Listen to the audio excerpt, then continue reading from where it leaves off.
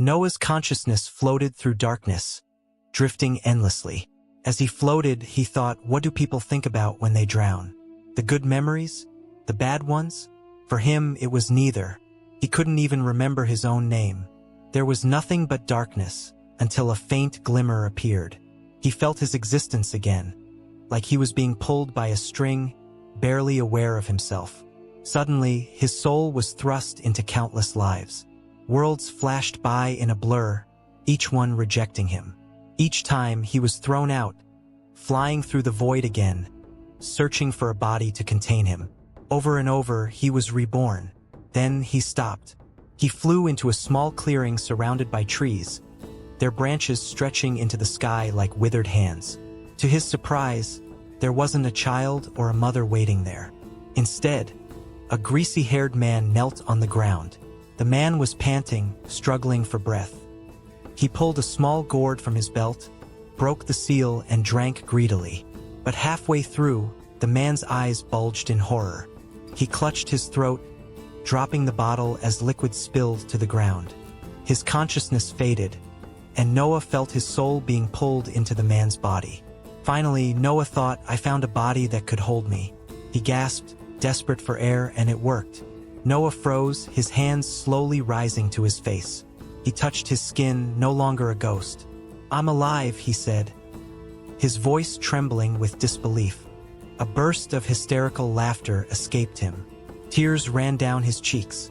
It had been so long since he'd had a body. Noah, that was my name, he muttered, fragments of memory returning. Earth, the stars, and a feeling of impatience all jumbled together in his mind. I thought I was supposed to lose all my memories when I was reborn, Noah said. Why do I feel like I've been waiting for something for so long? But what? Looking around, he realized he didn't know where he was. Where am I? Who am I? He paused, noticing a strange taste in his mouth. Did this guy just drink poison? He crawled over to the gourd the man had been drinking from and picked it up. There was a small piece of parchment tied to it. To Noah's surprise, he could read the strange writing on it perfectly. Thanks for everything, Magus Vermil. I hope this healing potion helps you out. Noah frowned, judging by the man's expression before he died. It seemed the potion had done more harm than good. I'll worry about that later, Noah muttered. Around him, the corpses of strange, furry creatures lay scattered. They looked like monkeys, but they had large fangs and long claws. These things didn't make the wound in Vermil's chest, Noah muttered, inspecting the man's body. Whatever did this, I hope it's long gone. Suddenly, a shadow passed overhead. Drool dripped onto Noah's head.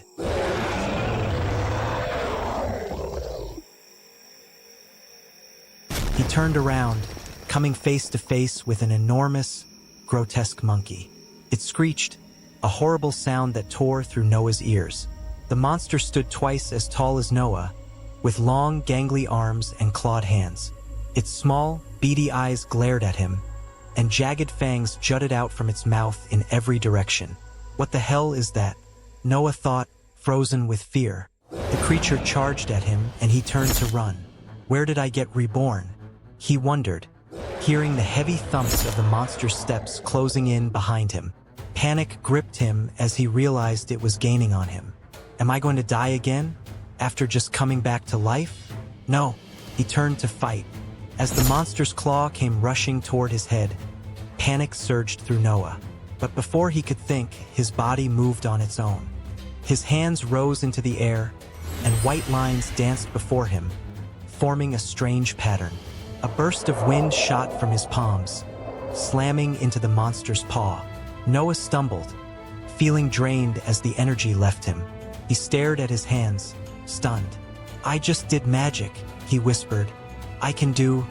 Before he could finish, the monster's other claw came down, slashing through his head. Pain exploded in his mind, and his soul was ripped from his body once more. His lifeless corpse crumpled to the ground.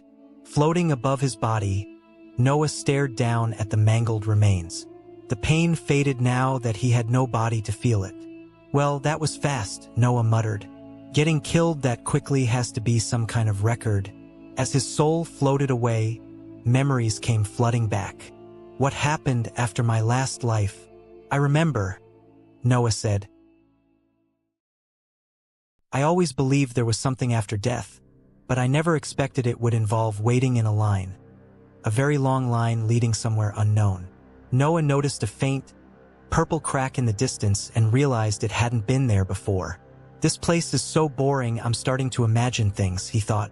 All he could do here was imagine and reflect on his life, not that it had been remarkable. He'd never married, never had kids, and never got the chance to grow old. His degree felt useless, but he loved teaching music. There were moments with his students that he didn't want to forget, but fate had its own plans. The same job I loved forced my colleagues to give me their sick days just so I wouldn't get fired, he thought bitterly. And in the end, it hadn't mattered. Years passed, hundreds, maybe thousands, and Noah lost track of time as he moved forward, one step whenever the line allowed. Eventually, he started climbing a set of stairs, continuing his journey upward until he finally reached the top. He now found himself before a beautiful woman.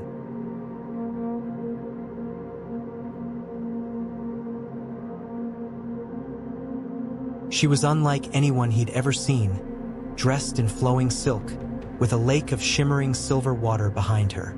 She wasn't human. He could tell that much instantly. The woman looked at him and spoke.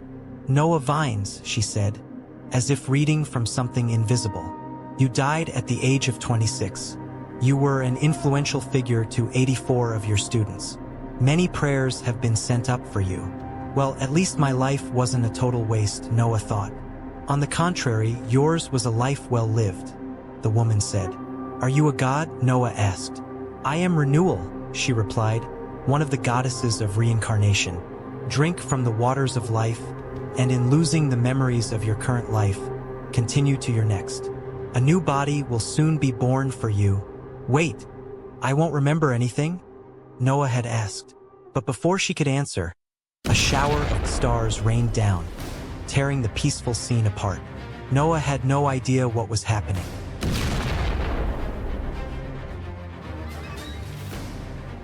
Out of nowhere, a muscular man appeared. "Renewal, my beautiful flower. I've missed you," the man said. He then started to dash towards her.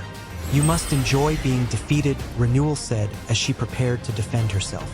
The man swung his weapon at Renewal, and upon impact, the ground shook as they clashed. The man managed to slice through Renewal's shield, cutting her arm, and her blood spilled into the water. Noah knew he had to escape. He threw himself forward, desperate to get away from the battle of gods raging nearby. "Is that all, Renewal?" the man taunted. "Try harder if you want me to take this seriously," Renewal replied. "For you? With pleasure," the man said, vanishing and reappearing in front of Renewal, swinging his weapon. Renewal managed to dodge and cut off the man's arm, which fell into the water. Watching from a distance, Noah realized he couldn't waste time worrying about losing his memories. He couldn't just stand by and do nothing. The muscular man growled in fury, his blood mixing with Renewal's as both spilled into the water. Seizing the moment, Noah ran while the gods prepared to clash again. With a determined look, he muttered that he was done with waiting. When the gods collided behind him, the force flung Noah into the water. As he sank, he accidentally swallowed some of the blood that had spread from the fight, Renewal's blood and the blood of her opponent. Back in the present, Noah's soul soared through the air. "Do I have to wait in that line again? Is it still there?" he wondered. But before he could think further, something yanked him down. A purple ribbon wrapped around his throat, pulling him back into the world. His eyes flew open as he gasped for breath, clutching his chest with his heart racing. He was alive again. "What the hell is going on?" Noah muttered, looking around in confusion. Noah found himself trapped in an endless cycle of death. He had died dozens, possibly hundreds of times, and each death blurred into the next.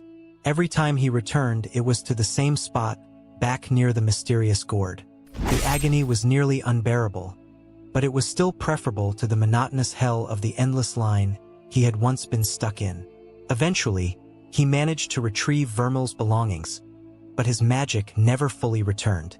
He could still sense it deep within him, lurking in the foggy corners of his mind, but it remained just out of reach. Despite this, with each death came valuable experience.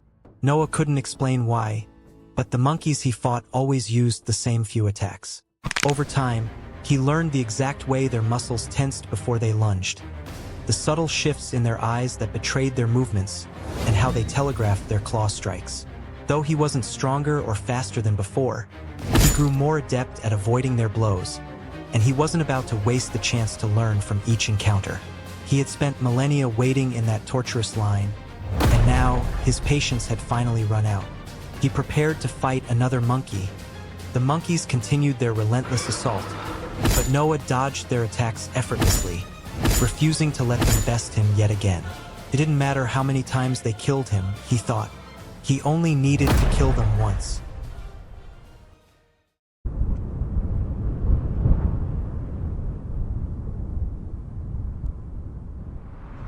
Noah noticed a group of men flying through the air on swords. Seizing the opportunity, he called out for help, hoping they would hear him. Spotting him, one of the men expressed shock at his condition, asking what had happened. Noah couldn't afford to tell the truth. He didn't know what Vermil had been doing here or even who he was. He quickly made up a story, claiming that a monkey had struck him on the head, leaving his memories scrambled. He introduced himself as Vermil, unsure if the lie would hold up. The men looked at each other, then got ready to attack.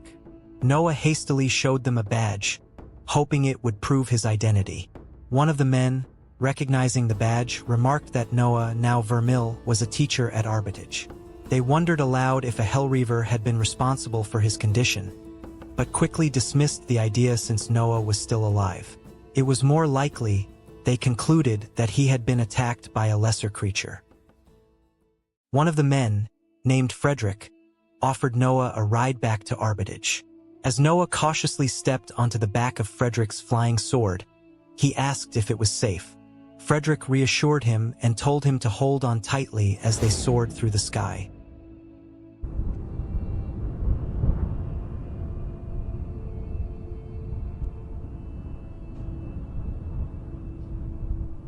As they flew, Noah's thoughts raced. If Vermil had been a professor at Arbitage, then people there would surely know who he was. Whoever had tried to kill Vermil might even be among them. He realized he had to be careful, as he wasn't any safer now than he had been in the forest. But before long, they arrived at Arbitage City, home to one of the greatest runic academies on the continent. Frederick welcomed Noah back, calling him Professor as they landed. Despite the danger, Noah thought that this situation could work in his favor. A magical academy was the perfect place to blend in and perhaps even learn the magic he was missing. All he had to do was stick to his story about memory loss and avoid drawing too much attention to himself. Frederick reassured him that he was in good hands at the academy and that if anyone could help him, it would be the people here. Noah silently worried, though, that if they discovered he wasn't really Vermil, he might end up being experimented on for eternity. A man slowly approached them, his expression skeptical. He commented on hearing rumors about Vermil's return, adding that he thought Noah had simply been absent, perhaps deliberately. Noah immediately sensed something off in the man's tone, finding it almost condescending. Internally, he bristled at the insinuation but responded aloud with an excuse about memory loss, mentioning an injury to his head. The man looked at him more closely, noting his injured appearance and questioning whether Noah even remembered who he was. Feeling put on the spot, Noah took a guess, asking if the man was a doctor. This only earned him an exasperated sigh and a comment that made it clear his guess was far from the truth. The man introduced himself as Richard, explaining that he specialized in healing runes. Moving with practiced intent, Richard placed his hand on Noah's chest, ready to investigate the supposed injury. Noah's thoughts raced, fearing that Richard's magic might reveal his true identity. Just as Frederick seemed ready to say something, Richard cut him off, muttering that Noah was human. Richard added, with a note of suspicion, that he was merely probing Noah's condition and remarked on how oddly jumbled his mind seemed. Trying to keep his voice steady, Noah suggested that rest was probably all he needed to recover from the memory issues, even though inwardly he worried if Richard might somehow detect that the real Magus Vermil was long gone. Richard, however, seemed unconvinced, stating that only time would reveal if further recovery was possible, and remarked on the situation as tragic. Noah's suspicions about Richard deepened. He couldn't help but wonder if this man, with his disdainful attitude, might have been involved in poisoning Vermil. After thanking Frederick for escorting Noah, Richard assured him that his efforts would not go unrewarded. Frederick replied that any honorable man would have done the same and wished the Magus luck. Richard then informed Noah that he would notify the headmaster of his return and his current condition. Observing Noah's hesitance when asked if he remembered his room, Richard sighed, resigned to leading him there personally. Once they arrived at the room, Richard inquired about Noah's key. Noah only shrugged, unable to produce it. Muttering to himself, Richard activated a rune to override the lock. As the door opened, they saw the room in disarray, with papers scattered across the floor. Richard stated that he would arrange for someone to check on Noah soon and suggested he stay in the room until then. Noah thought to himself that Vermil certainly wasn't a clean freak as he noticed the mess around him. Richard had just left, slamming the door on his way out. Noah couldn't shake the feeling that Richard knew more than he let on. Looking around the cluttered room, Noah muttered, "What a mess." His attention was drawn to a key left on the table. Puzzled, he wondered why Vermil would leave it behind. He sat down, determined to make some sense of the clutter. "So I'm a teacher again. I can work with that," he mused, spotting a note apparently written for a student. The message read, "Meet me in my room an hour after class if you want that extension." Shocked, Noah slammed the note back down. The last bloke in this body was a creep. No wonder someone killed him, he muttered in disgust. Glancing over a schedule on the desk, he noted, "And he was a magic teacher? How am I supposed to teach magic if I can't even do it myself? This is a mess." Just then, a knock came at the door, and a man's voice called out, "Hello?" Noah turned as the man barged in, introducing himself as Braden. "Vermil? It's Braden. I heard you were back. What happened out there?" he asked.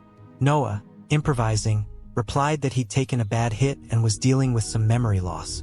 Braden scoffed, "Idiot. Can't say I didn't warn you. Just how bad is that memory loss?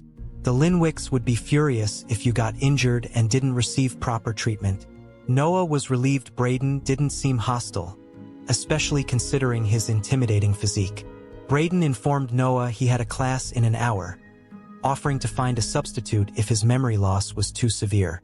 Noah started to accept the offer, but Braden interrupted, insisting they could also get someone to examine him more thoroughly. He mentioned he'd be leaving later that day and wouldn't be around for a few months, so he couldn't cover for him. Noah quickly thought, "The last thing I want is someone rummaging around in my mind." He assured Braden, No, that's all right. I can handle it, just a little memory loss." "Where's my class again?" Braden eyed him with exasperation. "Gods, has it been that long since you actually taught? Building a room 2. Don't be late. And remember, if your students flunk out, it'll reflect badly on the Linwicks. I trust you still remember what that means." With that, he slammed the door behind him. "Right, thanks. I wouldn't miss it for the world," Noah replied.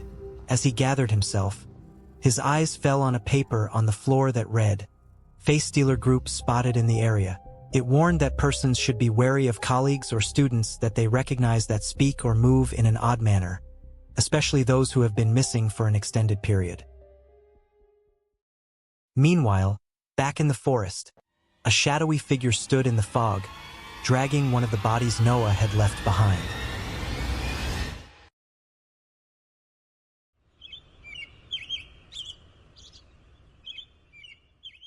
Noah was sprinting through the campus, cursing under his breath.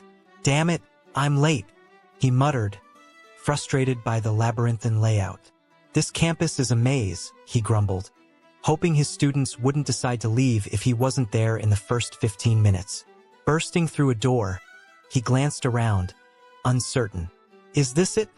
He wondered aloud, taking in the neglected classroom. Looks like no one's taught here for ages. And why is my classroom so far out here? He caught his breath, huffing repeatedly, realizing he hadn't seen a single student or teacher on his way over. I wonder if there's anything useful in here, he said, scanning the room. A light tapping of footsteps pulled him from his thoughts. Someone's coming, he whispered, as a girl walked in, holding a blue orb and looking surprised. What are you doing here? She asked. I believe I'm here to teach class, he replied, hoping he sounded convincing. Just then, another student entered, glancing curiously at the girl. Who are you talking to, Isabel? He asked, only to freeze in shock at the sight of Noah. Whoa, I've never seen him show up for class. Noah stared back, incredulous. These are my students? He thought, surprised at how close they were to his own age. The boy nudged Isabel, smirking. Do you even think he knows class started 40 minutes ago? Isabel scoffed. He probably thought he'd have the room to himself. Trying to keep his composure, Noah thought, just gotta play it cool, not give myself away. I can win over a couple of students, he said confidently, determined to make the best of the situation. With a forced smile, Noah told them they were going to have an amazing class. Isabel was immediately suspicious, asking him what he was trying to pull. Noah denied any hidden agenda, insisting that he was just there to teach. Isabel and the boy, Todd, exchanged glances, commenting that Noah seemed different from how he usually acted. Noah explained his odd behavior, telling them he had taken a blow to the head and was suffering from minor memory loss. But he still had a class to teach, and he instructed them to sit down, as it seems that the rest of the class wasn't coming. He noted inwardly, with a mischievous grin, that he would be getting answers to all his questions from these students. Todd told Noah that there was no rest of the class. It was just him and Isabel. They were the only two students stuck with Noah. Undeterred, Noah told them that two students were better than none and asked them to take their seats. The two students were skeptical. Todd pointed out that they were the same rank as Noah, and Isabel scoffed at the idea that Noah was going to try and teach them. Todd remarked that Noah only had the job because of his connection to the Linwick family, a powerful name that Noah had heard mentioned several times before. Isabel tried to strike a deal, suggesting that if Noah gave them a free pass on the exam, they'd stay out of his way. Todd chimed in, hoping Noah would let things slide as they had been before. Noah, however, was firm. Despite being untalented, he suggested that perhaps he had some experience they lacked. Isabel arrogantly dismissed the idea, but Noah wasn't backing down. He had their attention for the rest of the class, and he intended to use it. The students tried to challenge him, bringing up some scandal involving a student he had seduced, but he cut them off, asserting his authority as their teacher. While he understood why they didn't respect him, considering Vermel's reputation, he demanded that they treat him with the respect due to a teacher. With that, he turned to the blackboard and announced that they would be talking about runes. As if to punctuate his statement, the class board broke down with a crash, much to Noah's surprise. Regaining his composure, Noah asked the students what runes were, but his students were unimpressed. Todd gave a basic, almost mocking definition of a rune, stating that it held energy and allowed someone to cast magic. Noah, however, wasn't satisfied. He pointed out that the definition Todd gave was the most worthless possible. He wasn't asking what a rune did. He wanted to know what it was. The students were taken aback by his response, unsure of what he meant. Noah seized the opportunity, feeling smug as he realized that neither of them truly understood the basics. He explained that to properly use a tool, one must understand it at its most fundamental level. Neither Todd nor Isabel could answer his question, admitting they didn't really know what a rune actually was. Noah praised their honesty, telling them that understanding begins with realizing what you don't know. He then asked them what magic could do, to which Isabel replied, anything. Noah challenged her, asking if magic really had no limits. Todd quickly chimed in, mentioning that you could only use one rune at a time and that it couldn't bring people back to life. Noah agreed, noting that magic had its limits, and emphasized the importance of understanding the building blocks of their craft. In his mind, Noah thought that magic could definitely bring people back to life. Todd looked at Noah in disbelief, struggling to comprehend. Nobody truly understood runes, yet Noah seemed to suggest otherwise. In response, Noah simply remarked that runes remained largely a mystery and a topic of continual study. He added that anyone claiming full knowledge was either lying or delusional, then turned to the board and began sketching a rune. The faint scratching sound filled the room as he drew, emphasizing that there was always more to learn. Todd and Isabel watched in shock. Todd, eyes wide, questioned if the rune was Noah's own, to which Noah replied that it was indeed a rune. Their astonishment grew as they realized he'd drawn it right before them, exclaiming in disbelief. Noah, realizing he may have overstepped, explained that it had been in his book, quietly acknowledging to himself that he shouldn't have revealed it so openly. Todd, still incredulous, asked if they were allowed to see it without any cost. Isabel muttered to herself, suggesting Noah might have indeed hit his head. Noah kept his composure, responding that a teacher's duty was to inform, though he knew he had to proceed carefully in questioning them. He then asked if they could identify the rune, prompting a response that it was a rank 1 lesser fire rune. The mention of ranks surprised Noah, who began writing on the board as he sought clarification on what made it a lesser rune. Todd eagerly explained that lesser runes couldn't hold as much magic, had poorer control than greater ones, and were overall weaker.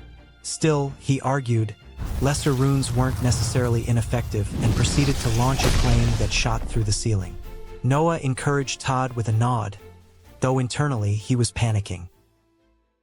Clearing his throat, he asked the class if anyone could now define a rune, but the students remained silent.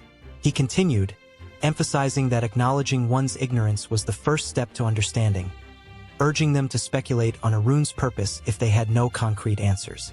Todd suggested that runes could be combined and used to imbue items, though he sounded unsure. When Noah pointed this out, Todd admitted he hadn't expected an interrogation. Noah assured him with a slight smile that he'd adjust to it, assigning them the task of thinking about a rune's composition for next class. Turning to Isabel, Noah inquired about her method of accessing her runes. She hesitantly explained that she imagined sinking into her soul, but wasn't sure if there was more to it. Noah encouraged her to explore this further, inviting her to focus on her runes and observe what occurred, promising to do the same. As Todd and Isabel closed their eyes, Noah joined them in trying to connect with his own runes. Internally, he reflected that finding magic within his soul shouldn't be difficult, despite lacking meditation experience. Suddenly, he sensed a shimmer and found himself surrounded by familiar runes, 5 wind runes and 2 ash ones. Recalling Todd's mention of combining runes, he likened it to harmonizing notes but remained acutely aware of his limited knowledge. Without warning, a sharp headache jolted him as a massive purple rune appeared behind him. Stunned, he whispered in shock at the sight of what seemed to be an 8th rune. The image stirred a distant memory, reminding him of the man who was fighting renewal. A few hours after class, Noah was in deep concentration. Focusing hard, he pictured the rune in his mind, visualizing the magic he wanted to summon. Slowly, he felt it activate. Excitement washed over him as he realized his runes were working again. His enthusiasm was quickly tempered when he wobbled, feeling drained. He reminded himself that all energy, even magic, had its limits. Still, the rush of progress thrilled him. There was so much left to learn, but at least he was on the right track.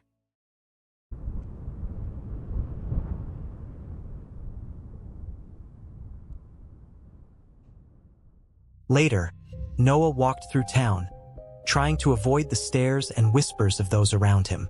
It was impossible to go anywhere without feeling eyes on him, but as long as he looked like he was in a hurry, he hoped no one would stop him for conversation. He noticed the wary glances people gave him and was relieved no one seemed ready to confront him, at least not yet. As he passed, students murmured behind his back, heightening his anxiety about Vermill's reputation.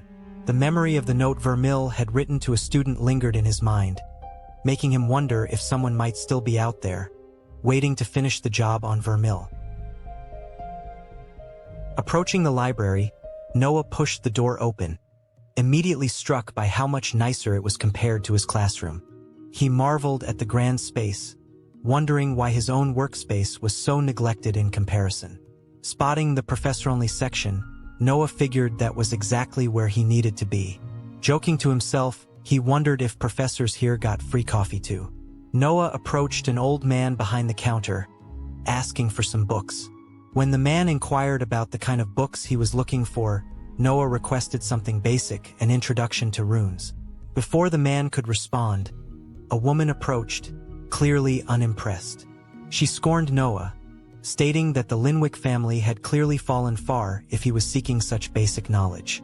Her contempt was evident as she questioned why Noah wasn't using his family's resources to find what he needed. Noah, quick on his feet, responded that using Linwick resources for something so mundane would be a waste. He pointed out that everything he needed was available in the library. This answer seemed to catch her off guard, but she wasn't entirely convinced. She mocked him, saying it was no surprise he was looking for beginner-level books. In her eyes, the fact that he was a professor at rank 1 was pathetic. The woman's fingers sparked with magic as she shot a spell at Noah, insinuating that his previous misdeeds, blowing girls' skirts up with his magic, weren't easily forgotten. The old man, alarmed, tried to stop her, but it was too late. Noah fell, realizing that Vermill had been a detested figure. No wonder everyone hated him. He struggled to think of a way to respond, but all he could muster was a brief apology, claiming he was trying to move on from old, poor habits. Moxie sneered at Noah, dismissing him with a taunt, saying no one would be foolish enough to believe him. She added that he probably fit right in with his family's reputation, casting him as a disgrace. Noah felt a sting but kept his focus. She clearly disliked him and seemed interested in these face-stealers. Reflecting on Vermill's personality, Noah mused that Vermill might have deserved her attitude. He even considered that she might have been the one who tried to kill him. Shifting the conversation, Noah whispered to the old man about the books. The scene switched to Vermill's room, where Noah sat at the table, pondering the workings of his runes. That massive rune still loomed in his mind, something he felt was far from ordinary. But he knew that drawing attention to it would be risky. He delved deeper, wondering why Vermill, who came from a moderately powerful family, possessed a bunch of low-quality lesser wind runes. For someone of his background, better runes would be expected. The thought led Noah to reconsider his own runes. 5 wind runes and 2 ash runes. Despite both being wind runes, they felt distinct, as though each were a separate vessel or power source. The more energy they contained, the stronger they became. Killing monsters had somehow filled these vessels with energy, an effect he'd noticed back in the forest. He realized that even nearly empty, the ash runes held more power than his nearly full wind runes. This understanding fueled his resolve. If he wanted to grow stronger, he'd need to replace his lesser runes, fill them with energy, and explore how to combine them. Feeling a surge of confidence, Noah decided to test his wind rune. He stacked up a bunch of papers, activating the rune. He managed to cut through the stack. Wind magic was starting to make sense to him. He even wondered if he could fly once he fully mastered it. However, when he tried to channel the ash rune, it remained unresponsive. Frustrated but undeterred, he decided to focus on what was working for now. An idea struck him. He could use wind magic to clean up the mess in his room.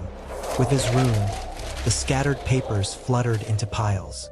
It wasn't perfect, but it was good enough. He could feel one of his wind runes draining as he used it, further solidifying his understanding of how rune energy worked. Exhausted from the day's events, Noah decided it was time to rest. After cleaning up, he headed for a warm, relaxing bath before bed. The comfort of the bath eased his mind as he contemplated the mysteries surrounding his runes and Vermill's life. Afterward, He rummaged through Vermil's closet, finding nothing but the same set of clothes. At least Vermil had been consistent in his fashion choices, Noah mused. As he brushed his teeth, there was a sudden knock at the door. Startled, Noah considered ignoring it, hoping the visitor would assume he was asleep. But the knocking persisted, growing louder and more urgent. Panic set in. What if it was Vermil's killer, coming back to finish the job? Noah's mind raced. Had he locked the door?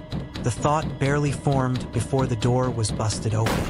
Terrified, Noah hid as the intruder slipped on the scattered papers and crashed to the floor. Noah cautiously crawled out of his hiding spot and checked the person's pulse, fearing the worst. To his horror, he didn't feel anything. Was the intruder dead? He began to panic, convinced that others would think he had killed the person. As he was grappling with what to do next, Moxie entered the room.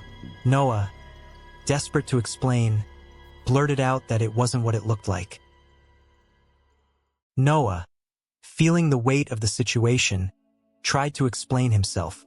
He knew Moxie didn't like him and he understood why, but he insisted that she had to believe him. He didn't do it. Moxie, however, was more focused on the body in front of them. She was impressed that Noah had killed it, which confused him. She referred to the girl as it, which took Noah by surprise. When he pressed for an explanation, Moxie seemed almost amused, asking if he was trying to be funny. Noah was bewildered by how calm she was, wondering why she was acting like this was just a normal situation. He asked for clarification, wanting to know who the person was. Moxie called him an idiot, opening a bottle of liquor before revealing that the it in question was a face stealer, shocking Noah. Noah, curious, asked Moxie what a face stealer was. Moxie replied sharply, accusing him of ignoring the warning that had been sent out. As he recalled a note he'd skimmed in a stack of papers, she questioned how he'd even known to kill it if he hadn't realized what it was. Noah sheepishly admitted that it had slipped and essentially killed itself. Moxie took a drink, calling him a lucky fool as she settled in comfortably. Noah thought to himself that she certainly made herself at home. Continuing, he asked if a face stealer meant it had taken over someone's body. Moxie confirmed, explaining that it probably belonged to an irrelevant person like a maid. Noah wondered aloud if the original person could have survived, to which Moxie clarified that the host had already been dead, reminding him that face stealers could only inhabit dead bodies. Noah internally noted the need to be cautious with any bodies he left behind. Moxie mentioned that it was strange for a face stealer to come after him in his room, as they were typically drawn to magic, and no one was reckless enough to use it indoor as they could damage the property. Noah winced internally, recalling that he'd been practicing magic earlier. Moxie then requested that he keep the whole ordeal private, as she couldn't bear the embarrassment of a face stealer slipping past her, only to be taken down by him. Smirking, Noah agreed, but not for free, which immediately offended her. He quickly clarified that he only wanted to ask questions, explaining that the blow to his head had left him with fuzzy memories. He genuinely needed help filling in the gaps in his memory. He realized too late that his phrasing had sounded incredibly creepy, especially given Vermil's notorious reputation. Moxie, still irritated but willing to help, gave him 10 minutes to ask his questions. Noah's first concern was about the monsters at the academy. He asked why there were monsters on the school grounds when it was supposed to be safe. Moxie explained that while it was safer at the academy, it wasn't entirely safe. Face stealers were a recent problem, but far from the worst threat they had faced. Monsters, much like humans, were drawn to runes and the energy they held. Noah, curious, asked if the energy they gained from killing monsters was what attracted them. Moxie confirmed that monsters also craved the power stored in runes, noting that the exchange of energy went both ways. She added that some monsters carried master runes, which were far more powerful. As Moxie threw a handful of seeds onto the body of the face stealer, vines sprouted and enveloped the corpse, absorbing it entirely. Noah watched in awe, taken aback by the sheer power of her magic. Moxie, unimpressed by Noah's ignorance, chastised him for asking such basic questions, ones that even a child would know the answers to. Noah explained that his memory was fuzzy due to the head injury, trying to downplay the gaps in his knowledge. Moxie mocked him further, teasing that even face stealers were smarter than him. Noah ignored the insult, pressing on with his next question.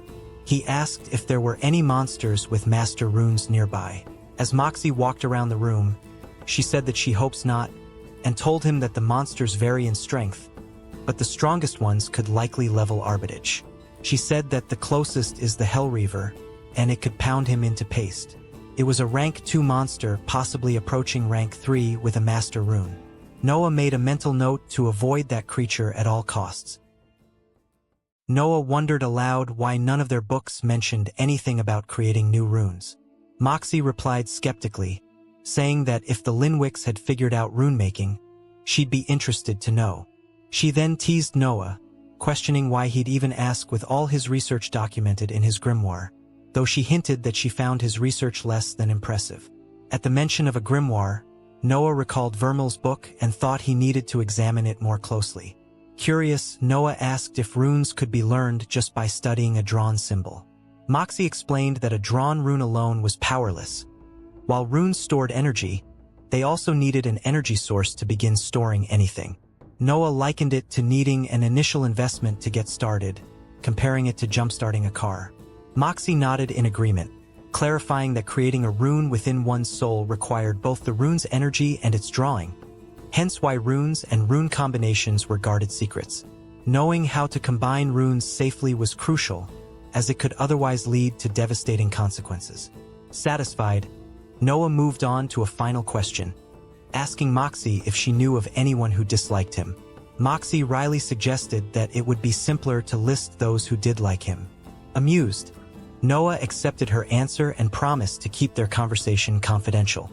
Moxie seemed surprised by his straightforwardness but accepted his promise, remarking that the debt was settled as they shook hands. She then teased that she thought he'd ask her advice about the upcoming class exams, but Noah assured her he would manage. As Moxie left, Noah mentally added the exams to his growing list of research tasks. She gave him a final warning, reminding him not to mention the face stealer incident and hinting at unpleasant consequences if he forgot. With a dramatic slam of the door, she advised him not to test her. The scene then shifted to Noah as he approached a towering building. Looking up, he muttered to himself, realizing that this was the place. He'd overheard professors discussing a magical public transit system, but it wasn't quite what he'd expected. Nonetheless, he resolved to press on, entering the building and climbing the stairs up to the 30th floor. After the long climb, he finally reached a room housing the transport cannon. An old man greeted Noah cheerfully, asking where he wanted to go. Surveying the cannon, Noah found it less than confidence-inspiring, yet he asked the man to send him to the Scorched Acres. The old man asked if he was heading out there for teaching, to which Noah replied vaguely. The man noted that it was good Noah had chosen the cannon this time, reminding him that he had tried to warn him about it last month. It guaranteed a 24-hour return. Noah admitted that ignoring that advice had cost him a concussion, and he wondered quietly about Vermil's motives for venturing there, as it had ultimately cost him his life. Noah then asked if the cannon was indeed safe. The old man confidently assured him it was and urged him into the cannon, mentioning that there was a bit of a line waiting, though it was usually quiet. Once inside, Noah hesitated, asking what he should do next. The man simply instructed him to squeeze. As the cannon powered up, Noah started to panic, shouting that he didn't think this was safe and begging to be let out. Amused, the old man reminded him that he usually enjoyed this part. As Noah braced himself, he mused that, even if the cannon did kill him, at least he'd come back. But maybe he should have left his gourd behind. With a triumphant shout of up, up, and away, the old man fired Noah out of the cannon.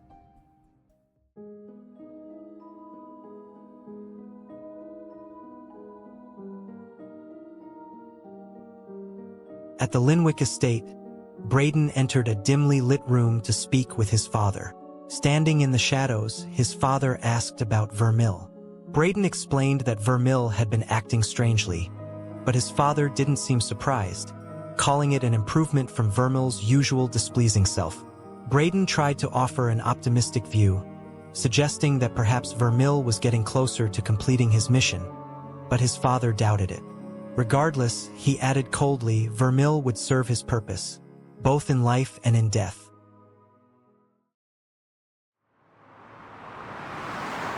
Meanwhile, Noah was soaring through the air, his body surrounded by blue energy, as he hurtled toward the scorched acres. Just before hitting the ground, the energy dissipated, and Noah dropped face-first into the dirt. Frustrated, he muttered that the cannon was far from perfectly safe. As he got up and started walking, Noah surveyed the burnt and dead landscape, commenting on how nothing had changed since his last visit. He reminded himself that he had nothing to fear. Pain was temporary, and the cannon would bring him back in 24 hours. With determination, he thought that by the time he was done, the monsters here would learn to fear him. He ventured deeper into the forest, feeling it was deserted enough to practice safely. Struggling to climb up a tree, Noah reached the top and was relieved that no one had witnessed his less-than-graceful ascent. Taking out Vermil's grimoire, he flipped through its pages, searching for something more interesting than wind magic. Vermil had amassed a vast collection of runes, nearly 100, but Noah wanted something unique. He dismissed the flame rune as too basic, the plant rune after recalling his disastrous attempt at caring for a succulent, and the shadow rune for being too edgy. Water, light, electricity, and metal all were rejected. He needed something that would allow him to apply his knowledge from Earth. Even though he didn't remember much about building nuclear weapons or complex chemicals, Noah was a music teacher and knew that certain things resonated with him. Finally, he found what he was looking for: a greater vibration rune, rank 1. Vermil had dismissed it as useless because it only shook things, but Noah saw potential.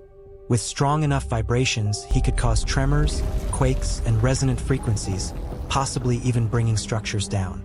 This was the angle he had been searching for. Noah decided to replace one of his wind runes with the vibration rune. Although the ash runes were his strongest, he still didn't know how to use them, so he wasn't ready to mess with them yet. Carefully, he dismantled one of his smaller wind runes, watching as it slowly faded away. Then came the challenging part: rebuilding it into something better. Concentrating hard, he manipulated the particles from the old rune, shaping them into the new vibration rune. Finally, he succeeded in forming the rune, though it barely had any energy. For now, he would still rely on his wind runes. But with this new rune, it was time to hunt some monkeys and get a little revenge. Noah soon spotted a monkey feeding on the body of another. He called out to attract its attention, and as the monkey turned toward him, Noah activated his wind rune, swiftly chopping the monkey's head off. Pleased with his success, he frowned when he realized that the energy gained from killing the monkey barely filled his runes. Joking darkly, Noah hoped the monkeys weren't endangered, as he planned to kill many more. Perched in a tree, Noah scanned the area for his next target. He spotted a group of monkeys and noticed that one of them resembled the type that had killed him before. This would be the real test. Leaving his gourd in the tree, Noah observed the monkeys for a moment. It almost seemed like they were communicating, which unsettled him. But after a brief pause, Noah reminded himself that they had killed him first, and his anger returned. He attacked with his wind rune, quickly decapitating one smaller monkey and slicing another in two. The bigger monkey, however, remained standing. Noah taunted the large monkey, asking if those had been its friends or just its next meal.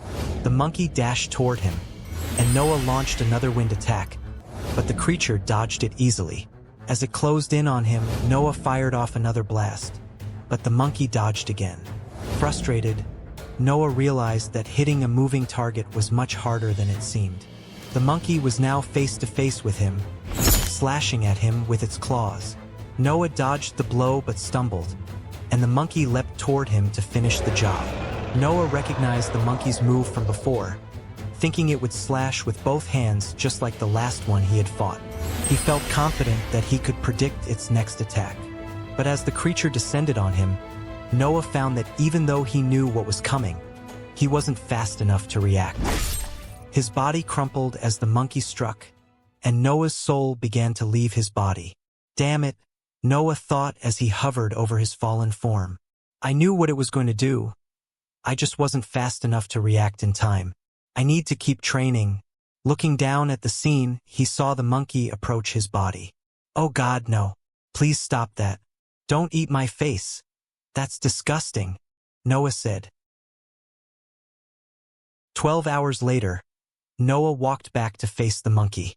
He was well aware that each death brought with it a splitting headache, which also prevented him from using magic.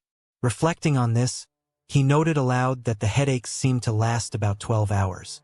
As he approached the monkey, he prepared himself to attack. The monkey shrieked in anger and leaped at him. Anticipating its moves, Noah thought about its usual attack patterns.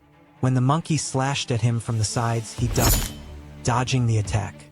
Then, as the monkey prepared for an overhead strike, Noah leaned to the side to avoid it with calm precision. Finally, as the monkey readied a horizontal attack, Noah struck first with his wind rune magic, decapitating it in one swift blow.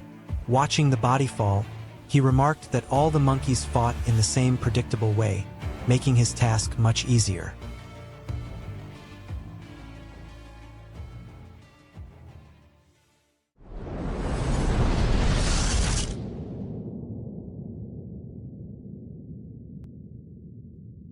Soon after, Noah returned to the transport cannon. The old man greeted him, starting to ask how the trip went, but was taken aback by Noah's battered appearance. Is this really the best way to travel? Noah asked, clearly worn out. The old man expressed concern, asking if he was okay, to which Noah reassured him that he was uninjured, though he had forgotten about the quick return.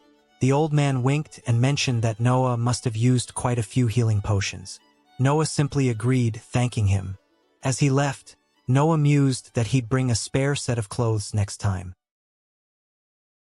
Noah sat in his classroom, waiting for his students, noting they were late as class had started several minutes ago.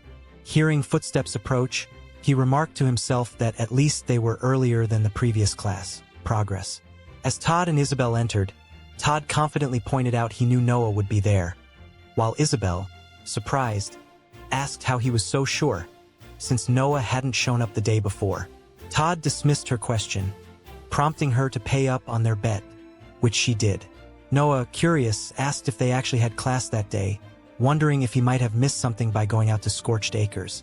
Isabel clarified that class was every other day and had been scheduled for the previous day, which he'd missed. Noah asked why they were there, and Todd explained that they usually used the classroom as a hangout spot since it was generally empty. Apologizing for interrupting their hangout, Noah suggested that since they were all present, they might as well make up for the previous day's class, adding that learning together was a good way to spend time. Todd and Isabel fell silent. Noah cleared his throat and asked how their homework had gone. Todd admitted that he couldn't figure it out and had stress-eaten instead, while Isabel said she had thought about it but still didn't understand. She asked Noah to give them the answer. Noah, to their surprise, told them that he didn't know the answer either. He explained that if it were easy, they'd have the answer by now. It was something they had to figure out for themselves. Frustrated, Isabel asked Noah why he made them think about the answer if he didn't know it himself. Noah replied that she had answered her own question. It was to make them think, and thinking was never a waste of time. Turning to the board, he introduced the main question for the day, focusing on the importance of good runes. He asked if it was true that they were limited to 7 per level, and Todd and Isabel nodded. He asked what happened when they advanced to the next rank. Todd explained that they would try to combine all 7 runes into a single, stronger one. If successful, they could handle absorbing or combining more complex runes, progressing from general ones like fire or wind to specialized ones like frozen mist. However, Isabel warned that if the combination failed, the runes could shatter, leaving a person crippled until the soul healed, a process that could take years. She added that this was why effective combinations were closely guarded, and the intent behind the combination was crucial for success. The more one understood, the greater the chances. Noah reflected that Vermel's family likely had an impressive rune collection, though he doubted reaching out to them would be wise. After about 30 minutes, Noah wrapped up, summarizing that runes were like buckets, with lesser runes being smaller than greater ones. When all 7 were filled, they could merge into a larger, more capable rune. Todd and Isabel agreed with the analogy. Noah asked if that was all there was to runes, but they remained silent.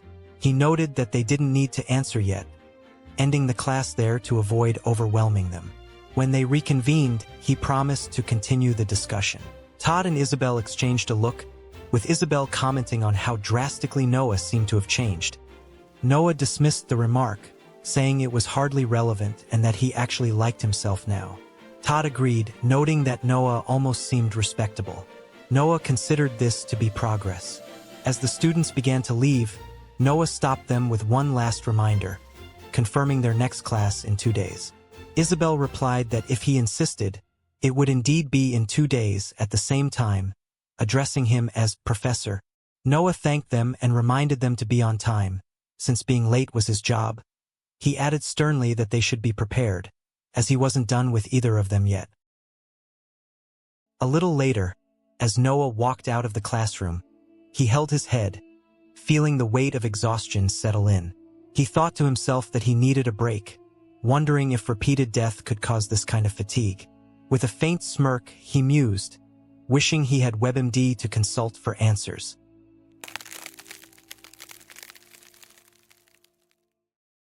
Two days later, Noah sat at his desk, staring off into space as he reflected on the last few hours of his day. He still had some time before today's class, but the headaches from using magic had become a persistent annoyance. He wondered if it was from the strain of magic itself or the paranoia creeping in from knowing Vermeil's killer was still out there. As these thoughts swirled in his head, he caught a glimpse of a shadowy figure in the window behind him. Startled, he turned quickly, but there was nothing there. He muttered to himself, questioning whether it had just been a trick of the light or the result of too many sleepless nights. Shaking off the eerie feeling, Noah refocused. No matter, he said to himself.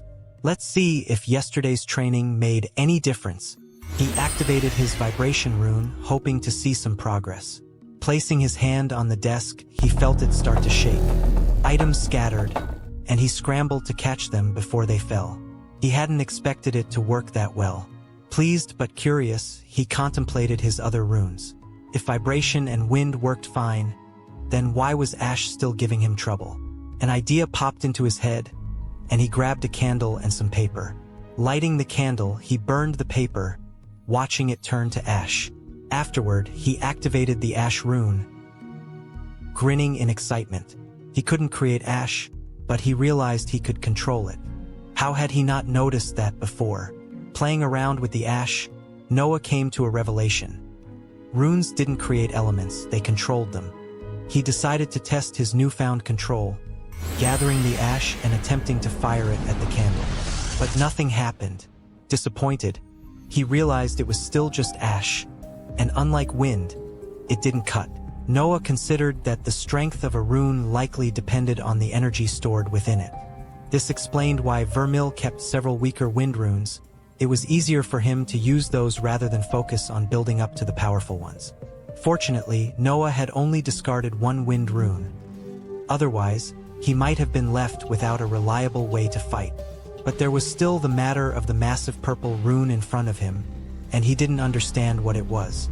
Unsure and hesitant, he thought it might be foolish to mess with it, given that he didn't even know how it worked. But the curiosity gnawed at him. Maybe just a touch. Floating closer, he reached out and touched the rune. A flash burst out, and suddenly, Noah saw the man who had been fighting with renewal earlier. The man approached a centipede-like creature, which lunged at him. With one powerful attack, the man split the creature in two. Runes poured from its body, and Noah was stunned as he watched the man pick up one of them. The rune was labeled Insectoid Armor. Noah's mind raced. If he could memorize the rune, could he replicate it? The man then shattered the rune. Noah realized he wasn't simply destroying it. He was splitting it apart. As the particles from the rune gathered once more, the man formed a new rune and presented it in his hand. Noah understood. The rune had revealed its function. Sunder, meaning to split. It had torn the monster into its components, but its power extended beyond that. It could also split runes. The realization thrilled Noah. Unlike typical rune combinations, which were like baking a cake where ingredients couldn't be unmixed, this power allowed him to uncombine and retrieve the original components intact. He could now test combinations infinitely, unafraid of locking them in place. Excitedly, Noah exclaimed, but then remembered the time. He was going to be late, deciding not to meddle with Sunder just yet. He dashed out of his room. He needed to be far stronger before he could handle such power safely. But if combinations were the key to a new form of magic, he'd just discovered a master key. He realized he had left his door open.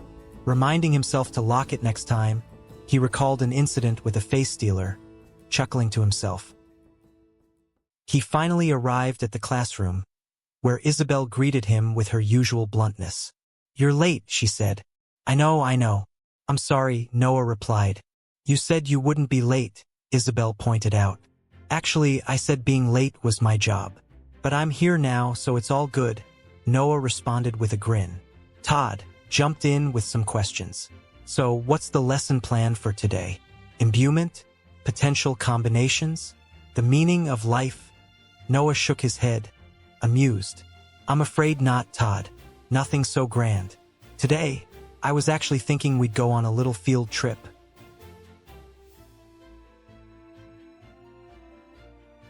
At the training grounds, Todd looked around in disbelief.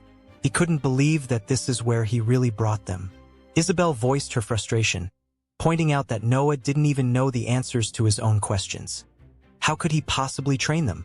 But Noah clarified with a smirk that he wouldn't be doing anything here. They would be sparring against each other. Todd rolled his eyes, convinced that Noah was once again dodging his responsibilities. Isabel, however, seized the opportunity to taunt Todd, suggesting that he was just scared he'd lose again. Angered, Todd shot back, reminding her that their last match had ended in a tie. Isabel responded coolly, saying that he should have no trouble tying her again. Noah watched their exchange with satisfaction, cheering them on with a grin. Yeah, that's the spirit. At the training grounds, Noah and his students prepared for sparring, each wearing a shield badge designed to create a protective barrier against magical attacks. These modified badges, however, only functioned within the training grounds. Todd, full of confidence, asked Isabel if she was ready to handle the intensity. She smirked, replying that the biggest threat he posed was burning their dinner again. Todd shot back that she looked like dinner, but Isabel dismissed his remark as lame, telling him to save his banter for when Vermil wasn't around. Annoyed, Todd urged her to get started already. As Noah watched from the sidelines, he observed the rings on Todd's fingers. They were generating fire. He realized Todd had cleverly found a way to bypass the limitations of his fire rune by using those rings. Meanwhile, Isabel activated her rune, and an energy sword began to form from her chest. Noah was both impressed and bewildered. Plasma? What kind of rune was that? And how were they both using magic without displaying their runes? It made Noah wonder if he could do the same. Todd charged at Isabel, his attacks wild but powerful. Isabel blocked his strike, pushing him away. Noah couldn't help but be concerned about how intense the fight was becoming. He hoped they wouldn't injure each other. Isabel taunted Todd, telling him he had strength but no precision. Todd, eager to prove himself, launched a barrage of fireballs. Isabel dodged most but narrowly avoided one. Todd, determined, fired another, forcing Isabel to block, causing her sword to fly out of her hand. Noah thought this was the end of the match. Isabel leaped at Todd, charging with fierce determination. Noah watched her in confusion, wondering why she was still attacking. As she came closer, Todd realized the threat and reacted, cursing under his breath. She seized the opportunity, declaring that he was wide open, and conjured another sword, which caught Noah by surprise. Todd managed to block Isabel's strike, though her attack slammed forcefully into his shield badge, making it gleam. He noticed the intense look in her eyes, something he had seen before, and the shield began to crack under the pressure. With frustration, he fell to the ground as the shield shattered. Standing over him, Isabel challenged Todd, questioning if he'd call this a tie too. Todd responded with irritation, admitting his dislike for her magic. He started to explain, hinting that her win was due to something else but trailed off, insisting he almost had her since she had dropped her sword. Isabel retorted that she dropped it on purpose, and Todd replied skeptically. They continued their back and forth, each challenging the other's claim, their frustration evident as they faced each other. Noah cleared his throat, breaking the tension, and they both turned on him, demanding to know what he wanted. Noah applauded them, expressing surprise, as he'd assumed from their comments about Vermil's teachings that they could barely cast magic. He realized his concerns about their readiness for the exam might have been unnecessary. As Todd hesitated, trying to ask about the exam, Isabel cut him off, getting straight to the point. She demanded to know if Noah was seriously going to make them take it. Noah questioned her response, asking how they intended to pass without taking the exam. Isabel's frustration spilled over as she reminded him of their previous agreement, pointing out that he had only started teaching them properly a week ago. She added that they had an agreement they were supposed to get a free pass if they brought Noah what he asked for. Noah, now realizing how corrupt Vermil had been, silently cursed him for making such a deal. He told them that plans had changed, and they would indeed have to take the exam. Todd and Isabel protested, panicking at the thought of being killed in the test. Noah asked them to remind him what the exam was. Todd looked incredulous. "You don't even know?" he asked. Isabel chimed in, explaining that they had to kill a slasher, a deadly and fast creature that would tear them apart if they weren't careful. Noah processed this, but instead of showing concern, he shrugged it off. He told them that if they fought the slasher the way they had sparred, they'd have no trouble. Slashers, while fast, were predictable in their movements. Isabel, disbelieving, snapped back that it was easy for Noah to say since he wasn't the one who had to do the fighting. Todd, equally skeptical, accused Noah of having likely cheated his way through the exam, just like they were trying to do now. In response, Noah revealed that he had killed many slashers on his own, causing the two students to pause, taken aback by the claim. Todd remained doubtful. Isabel chimed in, sarcastically suggesting that the only way Noah could have faced a slasher was if it had been restrained for him by his family. Internally, Noah lamented the loss of respect from his students but resolved not to let them down, even if it was Vermil who had originally failed them. Noah then announced that he had made up his mind. They would train for the next few weeks. If, by the time of the exam, they still lacked confidence, he would allow them to cheat without requiring any bribe. This decision surprised both students, especially when Isabel agreed to it, catching Todd off guard. When Todd questioned her, Isabel explained that they had little choice. If they ever hoped to become stronger or perhaps even to kill, then they had to stop relying on cheating. Noah, taken aback by Isabel's slip, wondered aloud if he had heard her correctly. Isabel, undeterred, gave him an ultimatum. He had until the exam to convince them. If he failed, they would walk away. She warned him not to get too pleased with himself, as she still considered him an awful professor. Noah, surprisingly, agreed with her sentiment. Several hours later, Noah was in the scorched acres, taking down a slasher with ease. He had killed 3 in a row, and he was getting used to using his magic without having to visibly activate his runes. He realized he just had to imagine the runes in his head, which was incredibly convenient. He reflected on how easy it had become to kill slashers. Once you learned their patterns, they couldn't surprise you anymore. He mused that maybe there was a drill sergeant monkey somewhere training them all to fight the same way. Suddenly, a rock slammed into Noah's head, sending him flying backward. His body hit the ground hard. From the shadows, a monkey emerged, looking toward Noah's fallen body with predatory intent. The creature approached, licking Noah's body before starting to eat him. Noah's hand, now in spirit form, rose from his body. His spirit was cracked, his form in agony as he floated up. He screamed in pain, wondering what was happening. His thoughts raced. I'm already dead, so why does it still hurt so much? In the morning, the sound of birds chirping outside Noah's window woke him as he tried to sleep. He quickly yanked the curtains shut, irritated by the light. His headache was unbearable, and he muttered to himself, wondering if dying so often was taking a toll on him. He thought about whether he had a limit and if the constant deaths were becoming too much to bear. Frustrated, Noah got up and shouted at the birds outside, but as the sunlight hit him, he turned away, complaining that it burned. We now switch scenes and see Noah in his bathroom. He reflected on his recent battles, realizing that despite having infinite chances to fight, the monkeys he faced were still stronger than him. He worried about Todd and Isabel, who weren't as lucky and wouldn't come back if they faced a dangerous monkey like the one that killed him. The weight of the situation was overwhelming. He washed his face and continued thinking about his struggles.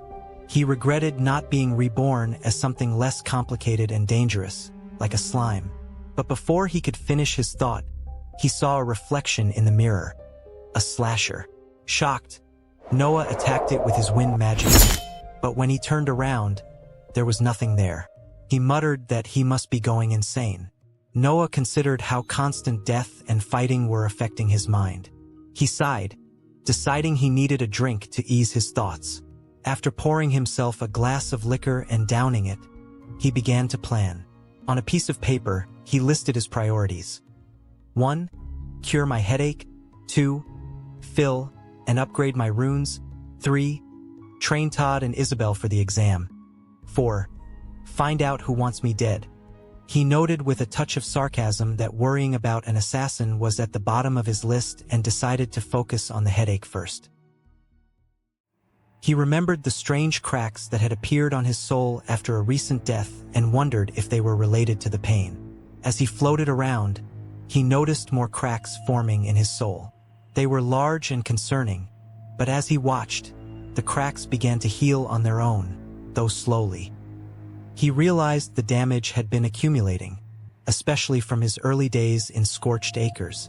It would take weeks to heal completely, but at least it was fixing itself. He realized that each death might be damaging his soul, and that the damage from his first few days in Scorched Acres could have been disastrous if he hadn't learned to manage his deaths better. In one of the holes, there was a mysterious eye that glared at Noah. After crossing off his first task, Noah noticed that his vibration rune felt stronger. He wasn't sure how much more it needed to be fully upgraded, but he appreciated the progress. He reflected that his current life was far better than the monotony of teaching back on Earth. The third task on the to-do list posed a greater challenge than expected. Todd and Isabel were given instructions to dedicate the next week to training and sparring, all in preparation for their journey to Scorched Acres. This afforded Noah a bit of time to plan and reflect. However, the Chuckers introduced complications, though complications might be an understatement. A more accurate term would be a rock. These creatures were relentless, and attempts to defeat them proved futile. 2 of the 4 times, they managed to kill Noah before they were even seen. Fortunately, encounters with Chuckers were limited to the deepest parts of Scorched Acres. This meant that training Todd and Isabel on the forest's outskirts would ensure their safety. Each death brought valuable lessons about battling the Chuckers, even as the persistent headaches grew worse. But despite it all, handling them seemed possible.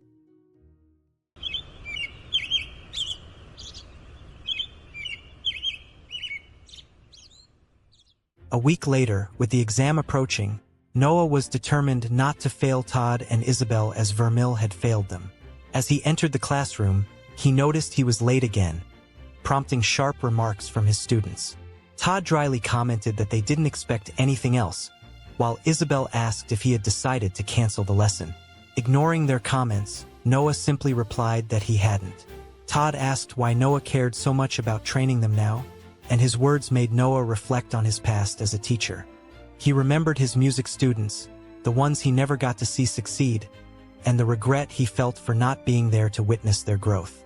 Determined not to let the same thing happen again, he vowed to help Todd and Isabel succeed. Todd wondered if Noah had heard him, while Isabel noticed Noah smiling.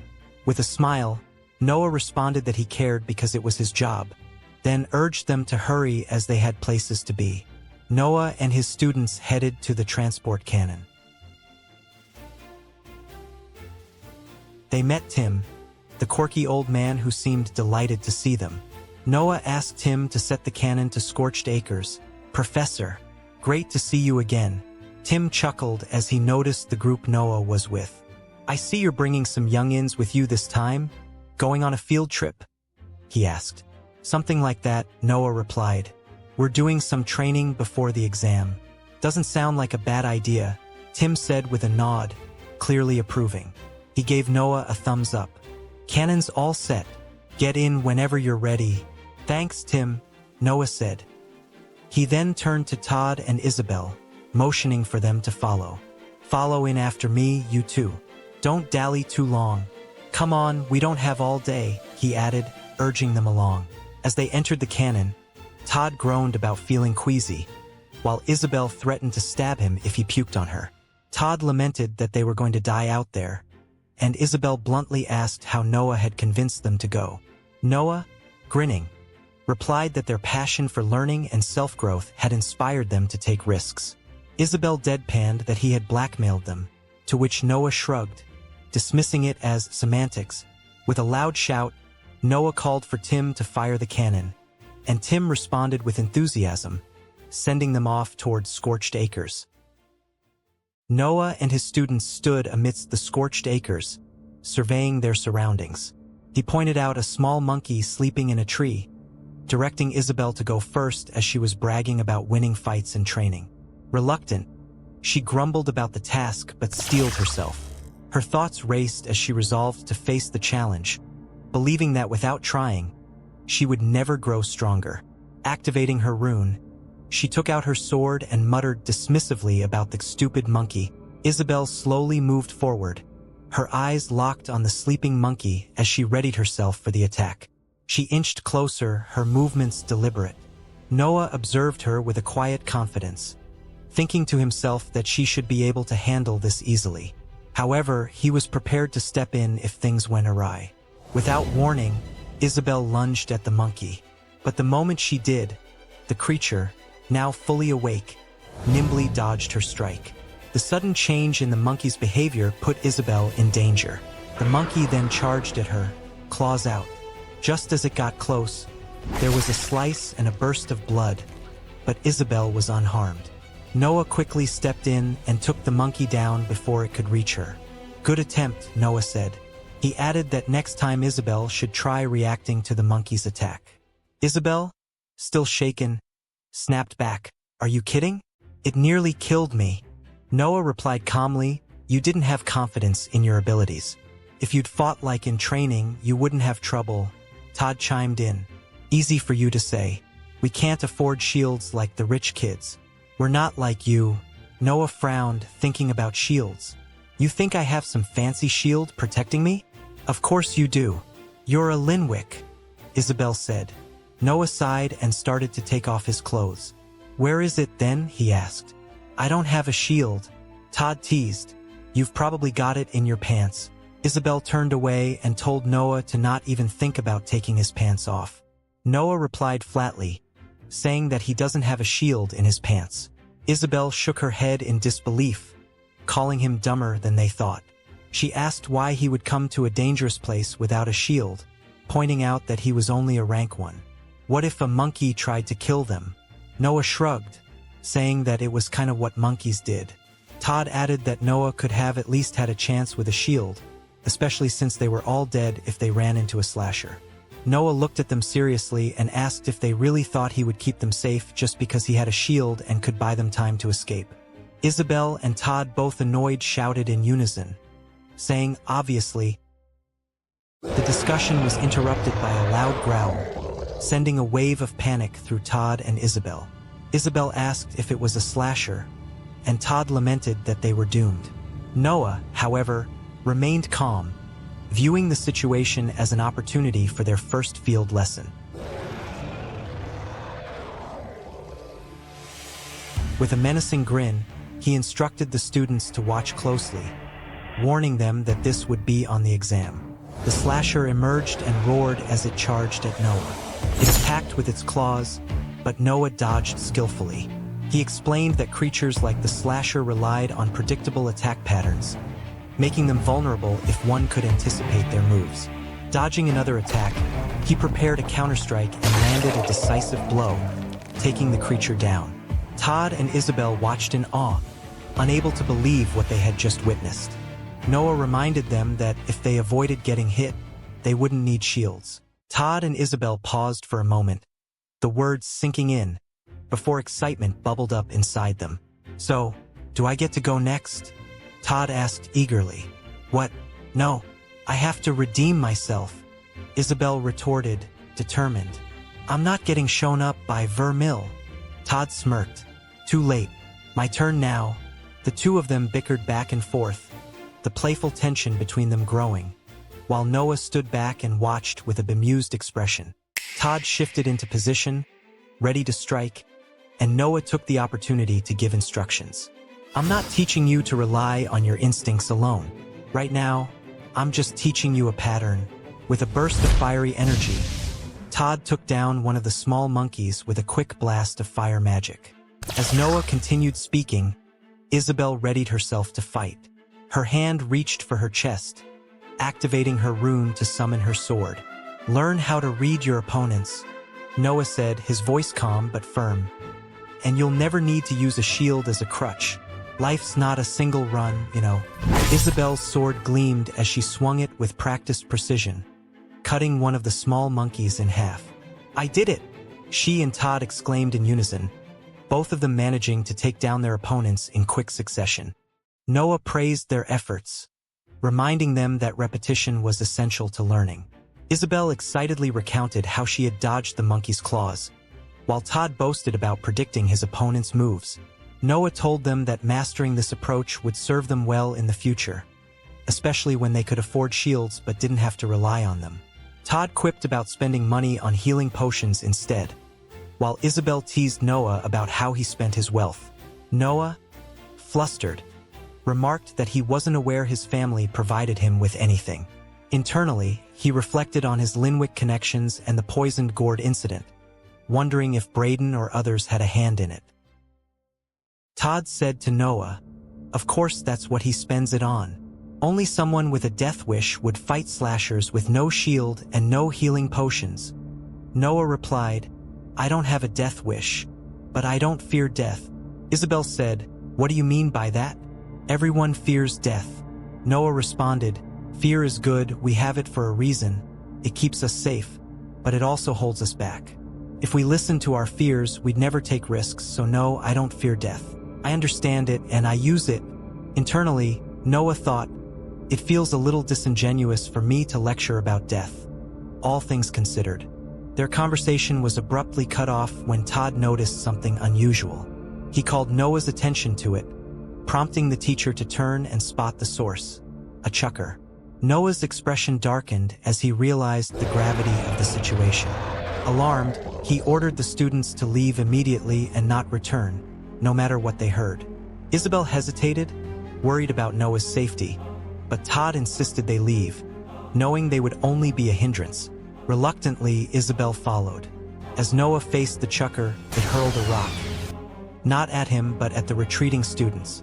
Realizing its target, Noah dashed forward with all his speed, throwing himself in front of the attack to shield them. The rock struck Noah instead, sending him to the ground. Isabel and Todd turned back, horrified, and screamed for their professor as they witnessed his selfless act. Isabel glanced back, worry etched on her face, as Noah was sent hurtling into a tree by the monkey's powerful attack. He kneeled on the ground, spitting up blood. Determined, Isabel shouted at Todd to let go of her, but he tried to hold her back, warning her not to interfere. Ignoring him, she called out to Noah and rushed toward him. Noah's sharp command to stop froze her in her tracks. Slowly rising to his feet, he reminded them both that he had told them to run. Todd grabbed Isabel's hand, urging her to come with him, and together, they ran. Noah turned his attention back to the chucker, his resolve hardening as he placed his gourd on the ground. His voice dripped with menace as he vowed to protect his students, no matter how many deaths it took.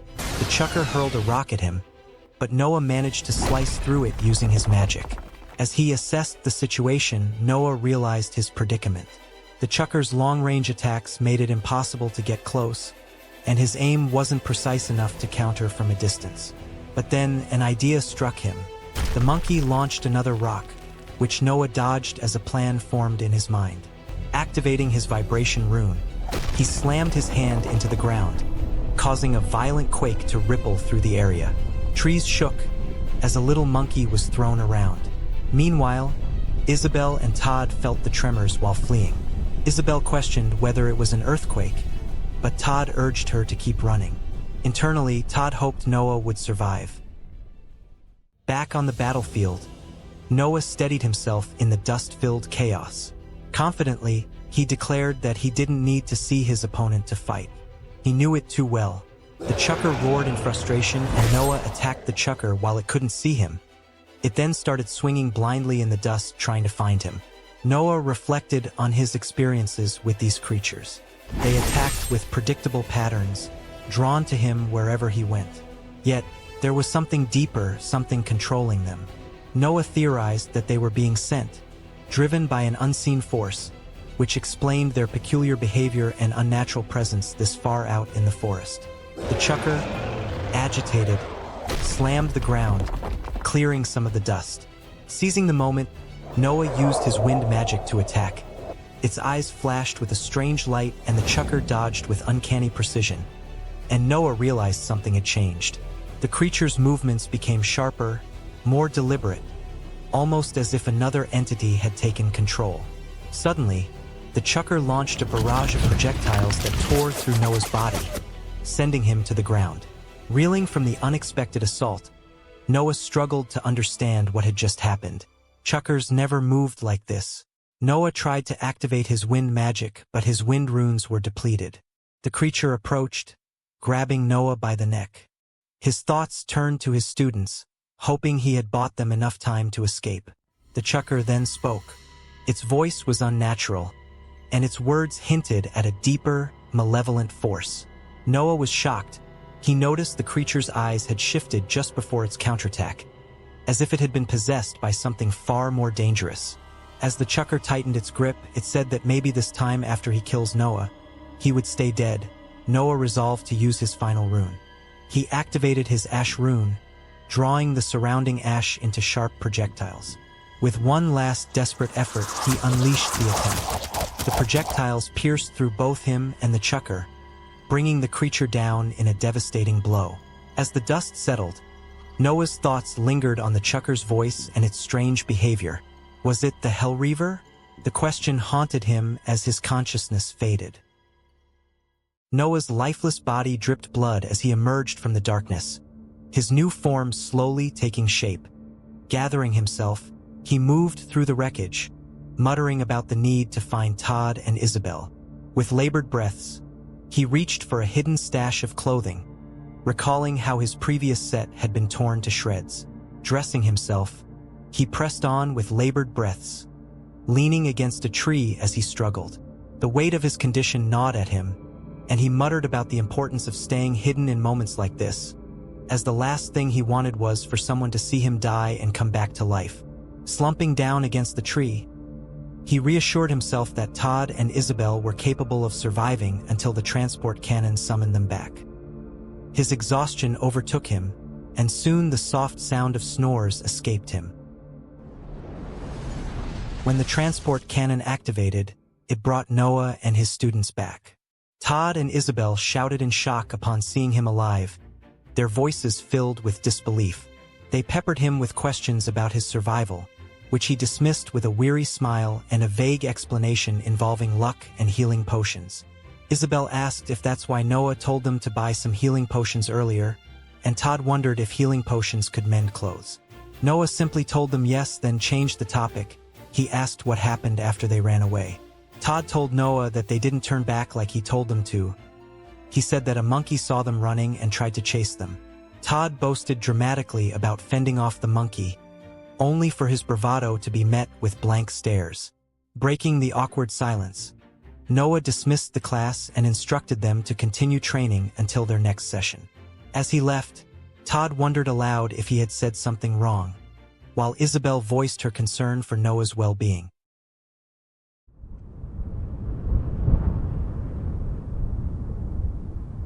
The scene shifted to a bustling town square bathed in sunlight. Noah dragged himself forward, exhaustion weighing heavily on him. His thoughts swirled with frustration over his worsening headaches and the burden of his unique condition. He acknowledged the growing danger of his inability to die, particularly if someone discovered his vulnerability after resurrection. His internal monologue deepened, reflecting on the hallucinations that plagued him with every death. The people around him seemed distorted, their forms resembling shadowy, featureless silhouettes. As Noah walked, the hallucinations grew more intense, with beastly figures emerging from the darkness, their glowing red eyes fixating on him. Suddenly, he stumbled into a group of slashers and small monkeys, their monstrous forms snarling at him. Overwhelmed, he collided with a massive figure that barked at him to watch where he was going. Instinctively, Noah threw a punch, sending the figure flying. The hallucination faded, revealing that Noah had struck a student instead. The force shattered the student's protective shield and sent them tumbling. The gathered crowd murmured in shock. Noah stood there, his thoughts swirling in panic. If it weren't for his shield, he might have killed the student. Guilt consumed him as he watched the boy fume, yelling in frustration, wondering how his shield had been broken with a single punch. The words escaped Noah in a panicked rush as he tried to explain, but he had no answer. He didn't know what had happened, or how it had happened. The student's anger grew, threatening to spiral out of control as he started to shout about what he would do to Noah. But before he could finish his sentence, there was a sudden thud, and an iron leg hit the ground with a heavy clank. An older man stepped forward, his presence immediately silencing the scene. His sharp gaze swept across the situation with an air of unspoken authority. The man spoke, his voice cutting through the tension. He had only been gone for an hour and already the shield had been broken, inside Arbitage no less. The crowd, sensing the shift, hushed as the man surveyed the scene. This was Professor Silvertide. His commanding demeanor left no room for defiance. The student stammered, trying to explain himself, his voice shaky as he recounted how Noah had struck him with no hesitation. How one moment Noah had been standing still, and the next, he had been trying to tear his throat out. Noah stiffened at the words, the weight of the situation suddenly sinking in. This was bad. He was in deep trouble now. If this went wrong, he could lose his job or, worse, end up in jail. He thought of Todd and Isabel. What would happen to them if he were gone? His mind spiraled into darker thoughts. He was finished. Meanwhile, the student's mind raced as well, terror rising. He was sure Silvertide was going to make an example out of him. He'd be running double shifts for weeks, he thought, trying to prepare for the punishment he was sure would come. But Silvertide cut through their panic with a cold, assessing gaze. He didn't seem focused on the student's accusations, instead looking intently at Noah. His voice was matter-of-fact when he spoke. This man, he said, was a soldier. The way Noah's eyes had hardened in the heat of the moment, the way he moved, he had seen combat. Noah was confused. He was no soldier. He quickly denied it, but Silvertide's gaze didn't waver. If he wasn't a soldier, then what was he? Certainly not a student, Silvertide pointed out, challenging him. Noah hesitated, unsure how to respond. After a beat, he answered, his voice lacking confidence. He was a teacher, Professor Vermil. Silvertide nodded curtly, as if confirming some unknown piece of the puzzle. He snapped his fingers and turned to the student, ordering him to apologize to Noah. The student did so without hesitation, awkwardly bowing as he offered Noah his briefcase, his words fumbling over the apology. Noah stood there in disbelief, unable to process the bizarre turn of events. This was the last thing he had expected. He felt a sharp pain throb in his head, then ran off mumbling an apology for the shield and a hasty excuse as he moved past the crowd, eager to leave. As he left, Silvertide's voice followed him, calling out that they hoped to see him again. Silvertide's words lingered in the air, but Noah didn't stop to respond. Silvertide, clearly thinking aloud, remarked that Noah was interesting and turned to Tyler, asking if he agreed. Tyler, still processing the events, wasn't as impressed. He muttered that interesting wasn't the word he'd use. Later, Noah isolated himself in a dimly lit room, sliding down against a wooden door. He clutched his head, consumed by thoughts of his deteriorating condition. Inside his soul, cracks and holes spread ominously, reflecting the damage within. As he floated in this fractured space, his thoughts turned desperate, searching for answers.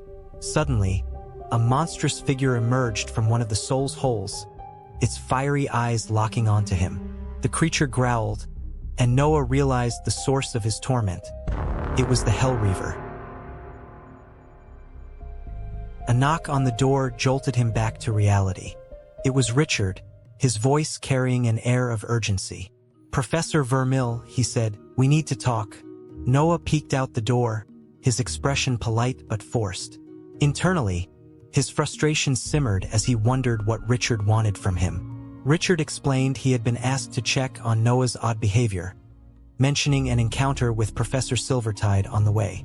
Noah acknowledged the mention with a strained smile, trying to mask his discomfort. Richard questioned whether Noah's psyche needed further evaluation, referencing the recent incident involving a student. Noah dismissed the concern lightly, insisting it was just a misunderstanding and that he was fine. Richard expressed his relief, emphasizing that he didn't want Noah's father's attention on him. The mention of his father caused Noah to freeze momentarily as confusion gripped him, but he forced a grin and tried to end the conversation. As Noah attempted to close the door, Richard stopped it with his foot and handed him a small pouch containing his wages from the previous month. Richard reminded him to pick them up himself in the future, making it clear he didn't appreciate being made an errand boy. He also muttered something cryptic about Noah's father, leaving Noah to wonder whether it was a warning or a threat. After Richard walked away, Noah looked at the pouch and started to wonder how much a particular item would cost. Several days later, Todd and Isabel sat in class. Todd nervously tapped his feet, while Isabel anxiously bit her fingernails. Todd's foot tapping continued until Isabel, looking worried, surprised him by asking if Noah was coming. She then wondered aloud if he was still recovering. At that moment, Noah soared through the air on a flying sword and landed on the roof of the class. He called down to Todd and Isabel, surprising them both. He told them to stand back because he was about to fly down. Todd, watching in confusion, wondered if Noah really said, "fly," while Isabel speculated that Noah must be feeling better after all. Noah steadied himself on the sword and shouted as he prepared for his descent. However, his landing was anything but graceful. The sword wobbled beneath him, and with a loud crash, he hit the ground hard. Isabel, worried, asked if he was okay. Todd pointed out that there had to be a better way to land. Noah grinned, claiming that he was still getting the hang of it but that the sword was a lot of fun. Todd, looking at the flying sword, couldn't help but comment on its appearance, saying it looked like the cheapest flying sword he'd ever seen. Todd and Isabel then handed Noah a bouquet of flowers and a card. They explained that the flowers and card were for him, thanking him for saving them. Noah was confused at first, but Isabel explained that the card was a token of appreciation. Todd mentioned that the card was his idea. Noah opened the card and read the messages inside. One note thanked him for saving their lives and believing in them, signed by Isabel. Another note from Todd praised him as a total badass. A wave of emotion washed over Noah as he held the card, memories of his past with his students surfacing. Touched by their words, he softly thanked them. Noah then revealed that he had something for them in return. He pulled out a small grimoire and explained that, since they had mentioned not having the resources of a noble house, he wanted to help them. Todd and Isabel stared at the grimoire in awe. Noah handed it to them, declaring that now they did have access to resources. Todd was stunned, unable to believe it, while Isabel questioned if this was some kind of joke. Noah assured them it wasn't and promised to do everything in his power to help them. Todd's face lit up with excitement, declaring that they were going to have greater runes. Isabel warned that Vermeil's family would likely kill him for sharing their secrets. Noah, however, shrugged it off, saying what they didn't know wouldn't hurt them. He then instructed them to replace one of their lesser runes with a greater one by the next class. As the students beamed with excitement, Isabel asked why Noah continually stuck his neck out for them. Noah, with a grin, asked how it was any different from a teacher giving a student a shield. Isabel pointed out that families usually paid for those. Noah shrugged again, dismissing it as mere semantics. As Noah turned to leave, he told them he had somewhere to be and instructed them to put the grimoire in his desk when they were done. He added that if anyone asked, they should say he'd forgotten it there. He promised to see them next class and wished them fun with their new runes. Todd and Isabel responded eagerly, thanking him once again. As Noah flew off on the sword, he shouted excitedly, but instead of flying through the hole in the roof, he crashed through a window, sending shards of glass flying. Todd, watching the chaos, muttered that Noah was certainly something. Isabel laughed, remarking that if his family didn't kill him, that sword probably would.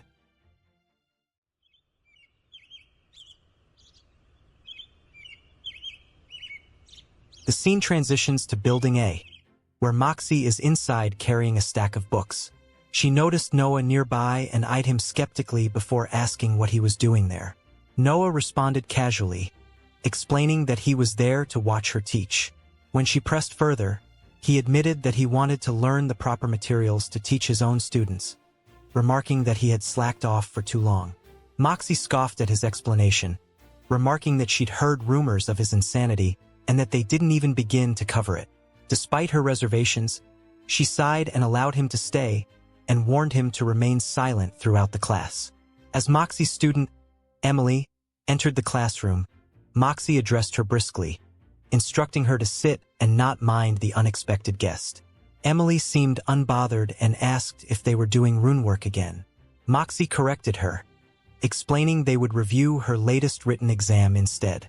She chastised Emily for her poor performance, emphasizing the importance of understanding noble duties. Emily dismissed the exam as boring stuff, but Moxie insisted it was vital, explaining that comprehending others' perspectives was essential for carrying herself as a noble. Emily responded nonchalantly, earning Moxie's sharp rebuke to do better. Moxie went on to outline Emily's failures in detail. On the first question, an essay about who could use runes, Emily wrote only a single sentence, an answer that was both inadequate and superficial. For the second question, about rune combinations, Emily left it entirely blank, casually dismissing the need to study since she could always ask her grandmother for help. Moxie was visibly frustrated, reminding Emily that relying on her grandmother wasn't an acceptable answer. The conversation turned tense when Moxie addressed the third question, which required naming the 4 great noble families. Emily listed King, Heron, and Torin but omitted the Linwicks entirely. Moxie chastised her for this oversight, pointing out that, as distasteful as the Linwicks might be, they were still one of the great families and needed to be acknowledged. Emily argued that the Linwicks were enemies of the Torins, but Moxie countered that understanding one's enemies was essential for a noble, emphasizing that a noble's duty extended beyond just mastering runes. Noah observed the exchange silently, taking mental notes.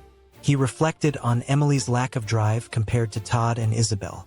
While those two displayed ambition and determination, Emily seemed apathetic despite the privileges she had been born into. This reaffirmed Noah's decision to grant Todd and Isabel access to the Linwicks runes, believing they had earned it through their hard work and potential. As the class concluded, Noah lingered, prompting Moxie to ask why he was still there. He thanked her for letting him sit in, calling it enlightening. Moxie raised an eyebrow, curious about his perspective. Noah explained that it was just interesting to see things from a different angle. She smirked, remarking that while she had called him insane earlier, perhaps the more accurate term was improved. As she walked away, Noah watched her with a faint smile, admitting to himself that he liked her. In the hallway, Noah bumped into 2 finely dressed figures. The collision startled him and he toppled over. One of them snapped at him to watch where he was going, while Noah quickly apologized, asking if they were all right. The taller figure sneered, dismissing him as an embarrassment and urging his companion, Edward, not to associate with him any further. Edward complied, casting a disdainful glance at Noah before walking away. Left behind in the hallway, Noah's thoughts churned. The word embarrassment struck a nerve, suggesting a personal connection between these individuals and Vermeil. Determined, Noah resolved to uncover Vermeil's family and connections before someone from that past could turn on him, perhaps with a knife to his back. In the scorched acres, Isabel braced herself as a slasher dashed toward her. She quickly ducked, narrowly avoiding its attack, and called out to Todd. He snapped his fingers to activate his rune and, at her signal, stepped onto her shoulder, launching himself into the air. Todd landed a powerful punch on the slasher's face, stunning the creature. Seizing the opportunity, Isabel swiftly sliced it in two, following up with a final strike that severed its head. Noah, floating on his sword nearby, observed their teamwork with approval. He remarked on their rapid progress, noting that soon they might not need to rely on each other to take down enemies. Reflecting internally, he acknowledged how long it had been since his last death. His soul had finally begun to heal, and the haunting visions were subsiding. With the help of his flying sword, he could now spot Chuckers from a distance, ensuring they posed no threat to his students. Whatever the Hellreaver was plotting, he silently vowed to protect them from it. Todd, energized by their victory, ran over to Noah with excitement, boasting about his precision and the power of his new Greater Fire rune. He thanked Noah for the gift, though Noah dismissed the gratitude, mindful of the potential consequences if anyone discovered he had given it to Todd. Suggesting they continue training while daylight lasted, Noah ensured his students were ready for more. Both Isabel and Todd agreed, their energy still high, and the trio set off, determined to face the next wave of slashers. Later, they arrived back at the transport cannon, where Tim greeted them warmly. He asked how their mission had gone, and Noah praised Todd and Isabel's performance, noting their exceptional efforts. Todd excitedly recounted his exploits, and Tim encouraged him to keep aiming higher, suggesting that one day he might return with the Hellreaver's head and claim its master rune. This comment caught Noah's attention. Internally, he mulled over what Moxie had mentioned about the Hellreaver's rune, wondering if it explained the creature's ability to control the other beasts in the scorched acres. It only strengthened his resolve to take it down. As they left the building, Noah commended his students on their progress, bidding them farewell until their next class. Todd cheerfully waved goodbye, but as they parted, he noticed Isabel seemed distant. Concerned, he reached out to her, but she brusquely pushed him away, insisting she was fine. Clearly upset, she excused herself to study and walked off, leaving Todd worried.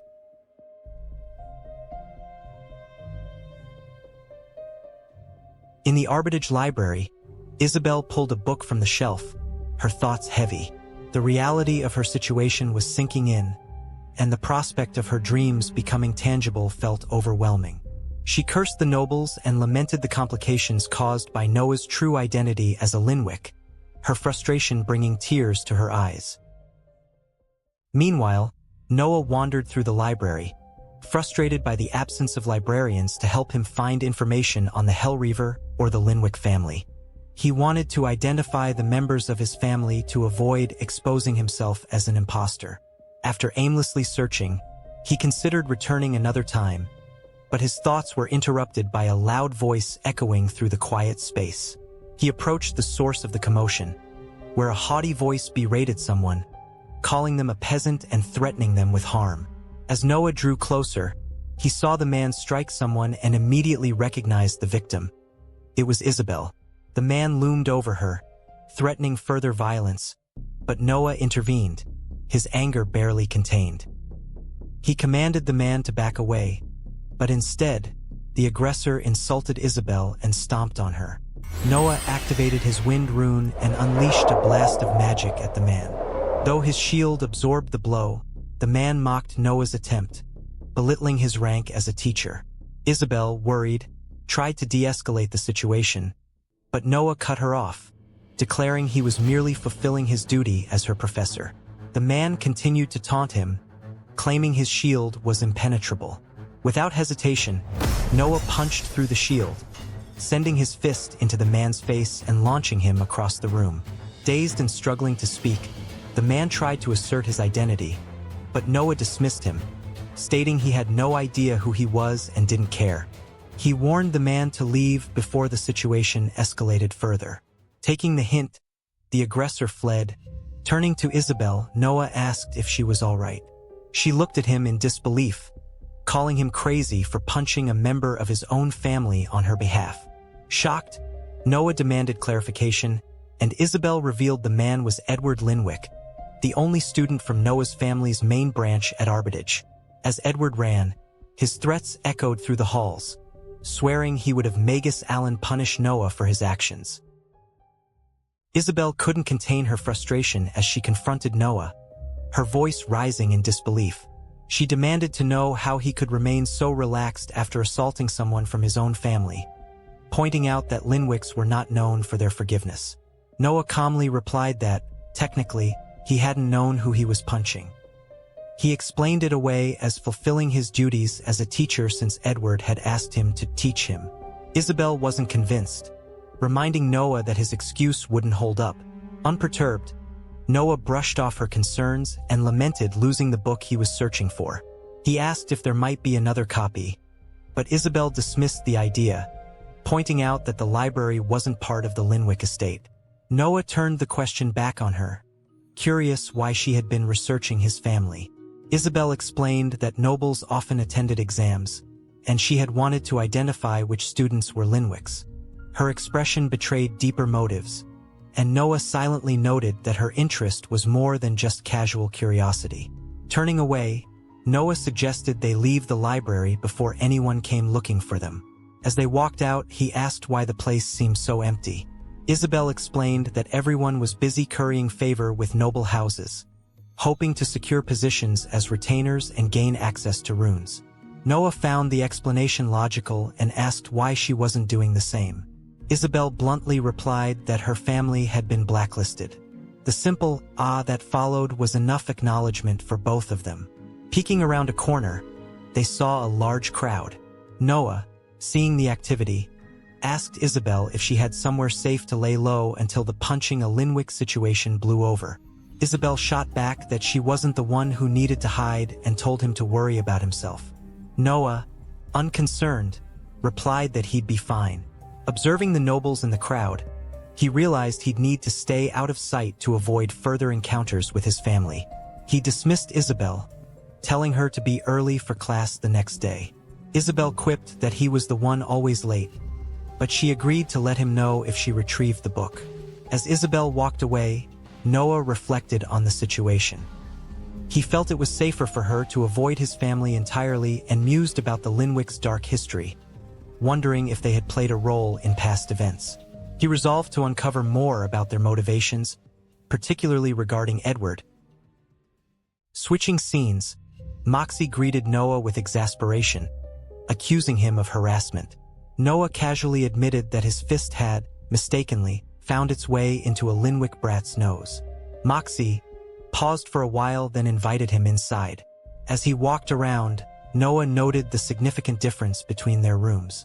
Moxie caught him observing her decorations and teased him about it. Noah joked that her room was just missing a large pile of paper on the ground to help protect against face stealers. Earning a smile from Moxie, she reminded him that they agreed not to mention that incident again, then pressed him for details about his current situation. Noah recounted the event, but his vague explanation only frustrated Moxie, who demanded more information, like the student's name. Noah told her that his name was Edward. After hearing the name, she asked if it wasn't the same Edward who was a part of the Linwick main branch. Noah shrugged as he didn't know. She questioned how Noah had managed to break through Edward's shield, which should have been around rank 2. Noah simply said that he did it with a punch, surprising Moxie. He then demonstrated a punch, and Moxie told him that she knows what a punch is. Moxie wasn't satisfied. She insisted Noah test his attack on her, confident she could handle it. Despite his hesitation, Noah complied, activating his wind rune and feinting an attack. Moxie dodged narrowly but was visibly impressed. She described the strange focus and unpredictability of his strike, though Noah dismissed it as nothing special. Shifting back to the matter at hand, Noah asked if he needed to prepare for retaliation. Moxie assured him his family wouldn't kill him but warned that Edward's teacher might challenge him for the humiliation. Noah was relieved, joking about his ability to handle such situations. Moxie, disappointed she couldn't participate, said that it would have been the highlight of her week. Noah asked what was stopping her from participating. She teased him, saying he was acting like a real teacher and not the pathetic worm she thought she knew. So she can't side against him as much as she would love to. When Noah jokingly asked if they were now friends, Moxie vehemently denied it and threatened violence if he mentioned it again. She promptly kicked him out of her room. In the final scene, a figure climbed the steps to the transport cannon. Tim greeted the visitor, only to freeze upon recognizing Magus Allen. The Magus demanded to know if Vermil frequented the area, and Tim hesitantly confirmed it. Satisfied, the Magus instructed Tim to inform him the next time Vermil left, chilling Tim with his parting words, saying that they will have a welcoming party prepared for Vermil. Tim nervously chewed on his pen, his anxiety visible as he mulled over his thoughts. The tension was abruptly broken when Todd's voice cut through, startling him. Todd, clearly impressed, spoke about Noah punching Edward and lamented missing the moment. Noah replied coolly, affirming that Edward had it coming, as he had quite literally asked for it. Tim's mind wandered to a more pressing concern. The memory of Magus Allen's instructions to inform him whenever Noah left weighed heavily on him. Noah's voice pulled Tim back to the moment as he requested the usual arrangements. Tim, already prepared, responded in a tone laced with forced enthusiasm, remarking on Noah's predictable habits. Noah chuckled and teased Tim about this being the highlight of his day, to which Tim sarcastically agreed, pretending it was a significant event. Though Noah thanked him, he couldn't shake the feeling that something was off. Internally, Tim noted that Noah still didn't fully grasp the situation and pressed the point about his predictability. Noah, however, began to suspect that Tim was trying to warn him. He thought carefully, realizing that altering his plans too abruptly might reveal Tim's subtle caution and put him at risk. Choosing discretion, Noah prepared to leave as Isabel called out to him. Apologizing for the delay, he reassured her that he was on his way. Before parting, Tim wished Noah well, cautioning him to stay safe and not overexert himself. Noah thanked him sincerely, promising to see him again in 24 hours.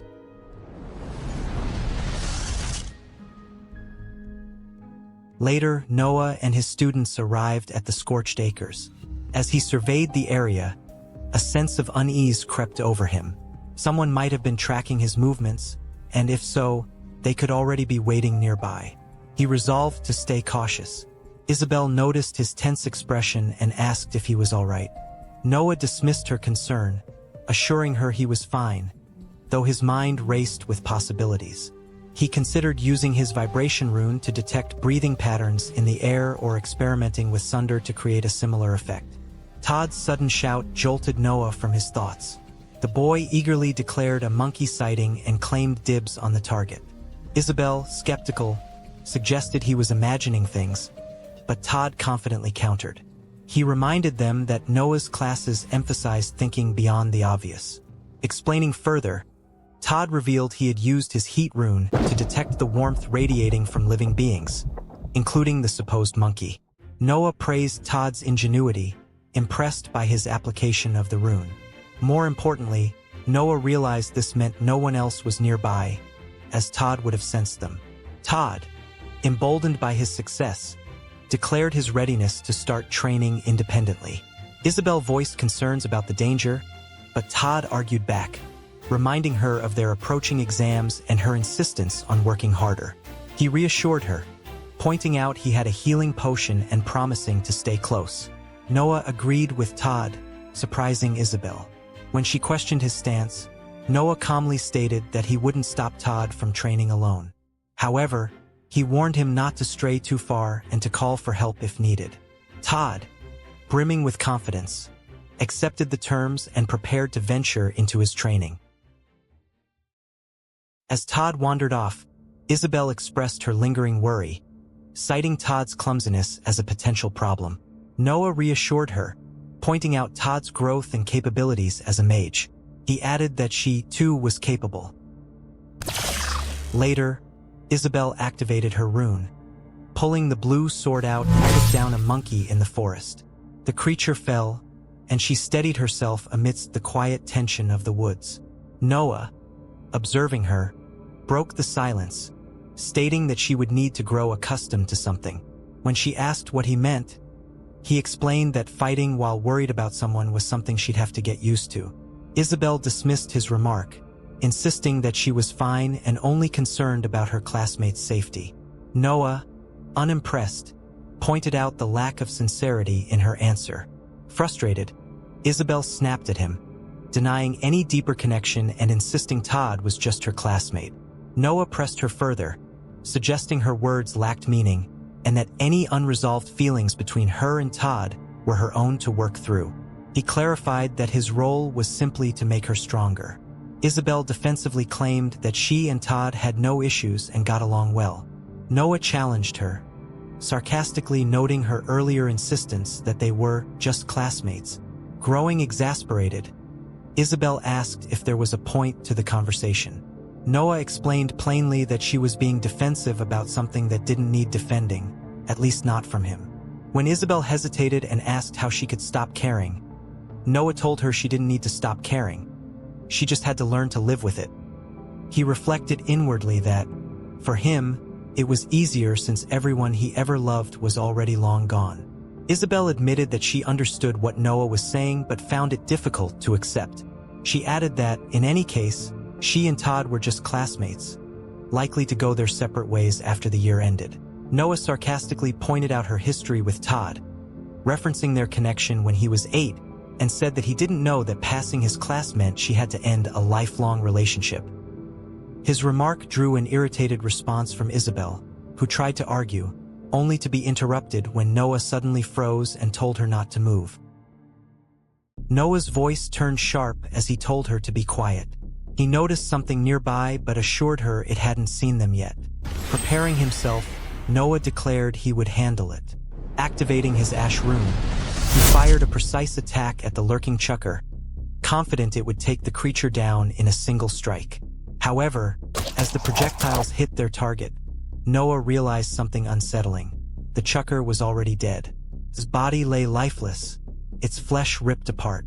Confused, Noah wondered what kind of predator would kill in such a brutal manner and leave the body behind. The answer was chilling: a predator that killed for sport. Alarmed, Noah grabbed Isabel and announced they were going back to find Todd. As they ran, Isabel's concern grew, and she asked if Todd was okay. Noah reassured her, reasoning that they would have heard something if Todd were in danger. Internally, though, his worry deepened. If Todd hadn't had time to react, the situation could be dire. Noah berated himself for letting Todd go off alone. When they reached Todd, relief washed over them as they saw him standing triumphantly amidst the chaos. Todd excitedly declared his success, boasting about killing a dozen monkeys. Noah let out a breath, relieved that Todd was unharmed, and pointed this out to Isabel. However, Isabel's gaze shifted, her expression turning tense. She pointed ahead and, with confusion in her voice, asked why there were two of him. Noah's eyes snapped to the figure she indicated. Standing there, a person identical to him looked equally shocked at the sight of Noah. Noah stared in disbelief at the figure before him, another version of himself. His mind raced through possibilities, wondering how such a thing could exist. If this happened every time he died, it didn't add up, as he had seen his own corpses before. Then the realization hit him like a thunderbolt. It wasn't him at all. It was a face stealer. Memories of the newspaper headline, "Face Stealers," flashed in his mind. "What the hell is going on, teacher man?" Todd asked, confused by the situation. Isabel, sensing danger, activated her rune and prepared for a fight. Noah knew he couldn't reveal the truth without exposing his secret about how the face stealer had taken his body. That left him with only one option. Clearing his throat, Noah awkwardly claimed it was all part of a special project he'd been working on. a unique rune combination that had allowed him to create a clone of himself. The face stealer, nervous but quick on its feet, gave a thumbs up to back up Noah's claim. Isabel, skeptical, questioned if cloning was even possible. Todd, on the other hand, was thrilled and asked if Noah could teach him how to do it. Noah deflected, insisting it was a secret. Whispering to the face stealer, Noah threatened it, warning that he'd vibrate its brain into pudding if it made any wrong move. When Isabel asked which of them was the real Vermil, both Noah and the face stealer answered simultaneously, "Me." Noah intensified his threat, and the face stealer pointed to him, confirming he was the original. Noah shrugged it off, blaming his clone's poor sense of humor. Isabel reluctantly accepted the explanation, though she admitted it was terrifying. Both students promised to keep the secret, and Noah excused himself, dragging the face stealer away for a private chat. Once alone, Noah turned on the face stealer, demanding to know why it was in his body. The face stealer was equally bewildered, claiming it was impossible for Noah to be alive when it had his body. Noah clarified it was one of them, referring to his unique situation. The face stealer, sensing danger, tried bargaining for its life, arguing that if Noah killed it, his students would grow suspicious. Noah dismissed the excuse, but the face stealer pointed out that maintaining secrecy about his abilities meant he couldn't afford to kill it. Noah still refused to let the creature roam free, fearing it would tarnish his reputation even further. In an unexpected twist, the face stealer revealed it didn't need to eat humans. Noah paused for a moment, his expression caught between confusion and disbelief. The face stealer declared that it didn't need to eat humans. Instead, it could survive on other types of meat. This revelation only deepened Noah's suspicions. He questioned why the face stealer still chose to hunt humans if it wasn't a necessity. Wouldn't steak or chicken be more convenient? The face stealer's response was unsettlingly simple. Humans tasted better. Noah's frustration bubbled to the surface. The notion of killing people purely for taste enraged him. The face stealer, undeterred, argued that human flesh was far superior to anything else, claiming Noah wouldn't understand unless he tried it himself. Noah shut down the argument with a sharp retort, making it clear that he intended to kill the creature regardless of its reasoning. Sensing its life was at stake, the face stealer attempted to bargain. It offered to give up eating humans if that was the price for survival. Noah remained skeptical, questioning how he could trust a creature like this. What would stop it from betraying him or fleeing the moment he turned his back? The face stealer tried to lighten the tension by joking about changing its form into a cow, dog, or bird, insisting that birds were cool, but Noah wasn't amused. He pointed out that even in another form it could still cause harm. The face stealer sighed in exasperation, lamenting its misfortune in encountering Noah, someone capable of returning to life, pleaded for reason, admitting it didn't want to face the great beyond. Noah responded bluntly, saying the afterlife wasn't as bad as the creature feared. Mostly a lot of waiting in his experience. But his patience was wearing thin, and he warned the face stealer that time was running out unless it could offer a compelling reason for him to spare it. The face stealer struggled to come up with a solution, stammering in desperation. Finally, Noah declared that its time was up. Surprisingly, he admitted that the face stealer seemed almost nice, which felt odd to say to a bloodthirsty cannibal. The face stealer, grasping for a lifeline, shouted that it would swear on its runes. Noah reacted swiftly, almost attacking it with a projectile, and mocked the idea of a simple promise being its best offer. But the face stealer explained that a rune oath was binding. If it broke the oath, its runes would shatter. Intrigued, Noah decided to test the concept. He swore an oath on his own runes, vowing to kill the face stealer if it didn't follow his exact instructions for the next minute. To his astonishment, chains wrapped around his runes, confirming the oath's validity. He marveled at the unexpected success and then demanded the face stealer swear its own oath, warning that he wouldn't offer a second chance. Reluctantly, the face stealer agreed. It swore not to hunt or eat humans, to work with Noah until they mutually agreed to end the oath, and to act in both of their interests during that time. In return, Noah would help it gather runes. After considering the terms, Noah found no glaring loopholes and accepted the deal, noting to himself that perhaps this could turn into a fruitful partnership. They sealed the agreement with a handshake, and the face dealer sighed in reluctant acceptance. Noah remarked that cooperation was better than death. Returning to his students, Noah was met with curious gazes. Todd was the first to speak, asking where Noah had been. Before he could finish, Isabel interrupted, asking about Noah's clone. Noah quickly fabricated a story, claiming he had sent the clone to investigate the mutilated Chucker corpse they had discovered earlier. Isabel shared her thoughts on the matter, suggesting the corpse had been killed by a human. Todd, however, wondered if it might have been another monkey. Noah deflected the discussion, urging them to prepare as their time in the forest was almost up. Isabel noticed his tone and asked why he sounded worried. Noah admitted that he suspected trouble awaited them upon their return, referencing an unresolved issue involving Edward.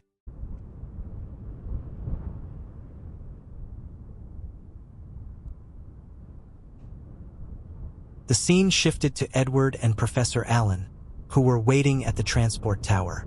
Edward was growing impatient, eager to see Noah and watch Allen make him beg for forgiveness. Allen, however, remained calm, assuring Edward that they would arrive soon.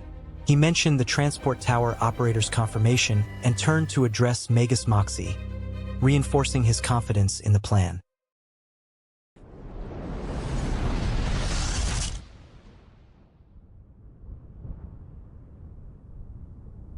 After returning from the scorched acres, Noah stepped outside only to find Magus Allen and Edward waiting for him. Allen wasted no time, accusing Noah of having an altercation with his apprentice.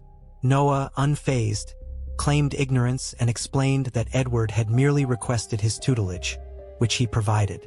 Edward, furious, shouted in protest, but Allen silenced him sharply before continuing his reprimand. For someone not even part of the main family branch, you've let your ego run wild, Allen said. Noah countered, explaining that Edward's behavior had left him no choice but to intervene when his student was assaulted. Allen dismissed the claim, asserting that it wasn't Noah's place to discipline Edward, regardless of the situation. Noah quipped that by stepping in, he had spared Allen the embarrassment of apologizing for his apprentice's actions. Edward, still indignant, demanded that Allen take action against Noah, calling him an embarrassment to the Linwick name. Allen, visibly annoyed, berated Edward for his lack of control and promised to deal with him later. Edward timidly muttered something about family rules, a phrase that caught Noah's attention. Allen explained that an affront to Edward's honor couldn't be ignored, but Noah cut to the chase, asking what they wanted. Edward immediately demanded a duel. Magus Allen dismissed the idea of a duel, declaring it inappropriate for the situation. Instead, he demanded that Noah bring his student, Isabel, forward, as the incident involved her, Edward, and Noah. Noah refused outright. When Allen pressed him, Noah firmly reiterated his refusal. Edward, frustrated, argued that Isabel was the reason he was punched, but Noah corrected him sharply, saying Edward was the cause of his own troubles. Allen, unimpressed with Noah's defiance, declared they would settle the matter during the exam. However, he clarified it wouldn't be a fight but a competition. The student who killed more slashers during the exam would be deemed the victor, and if Edward won, Isabel would have to apologize. Noah agreed but proposed a counteroffer. If Isabel won, Magus Allen would owe her a greater rune. Allen balked at the idea, deeming it too much for such a trivial argument. Edward, in his overconfidence, blurted out that 3 greater runes would be fair, but Allen silenced him angrily. After a long stare at Noah, Magus Allen conceded. He agreed to give 1 greater rune if Isabel emerged victorious. The 2 men shook hands, sealing the deal. As Allen and Edward walked away, Noah reflected with satisfaction, confident that Isabel would easily outmatch Edward. From the shadows, Moxie was smirking after she watched the exchange. Noticing her, Noah greeted her cautiously, asking if she was working with Allen and Edward. Moxie dismissed the idea, claiming she had only come to watch Noah get beaten up, which would have been the highlight of her week. Before leaving, she wished him luck at the exam, advising him not to get hurt. As she walked away, Noah muttered inwardly about his inability to understand her.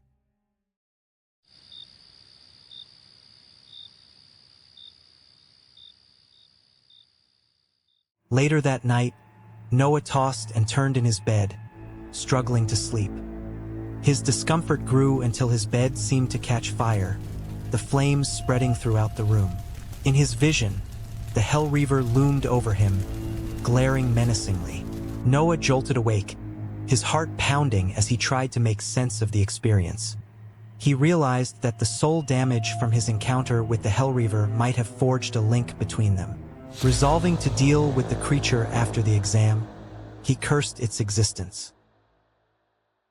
The next morning, Noah soared through the skies on his flying sword, reveling in the progress he was making.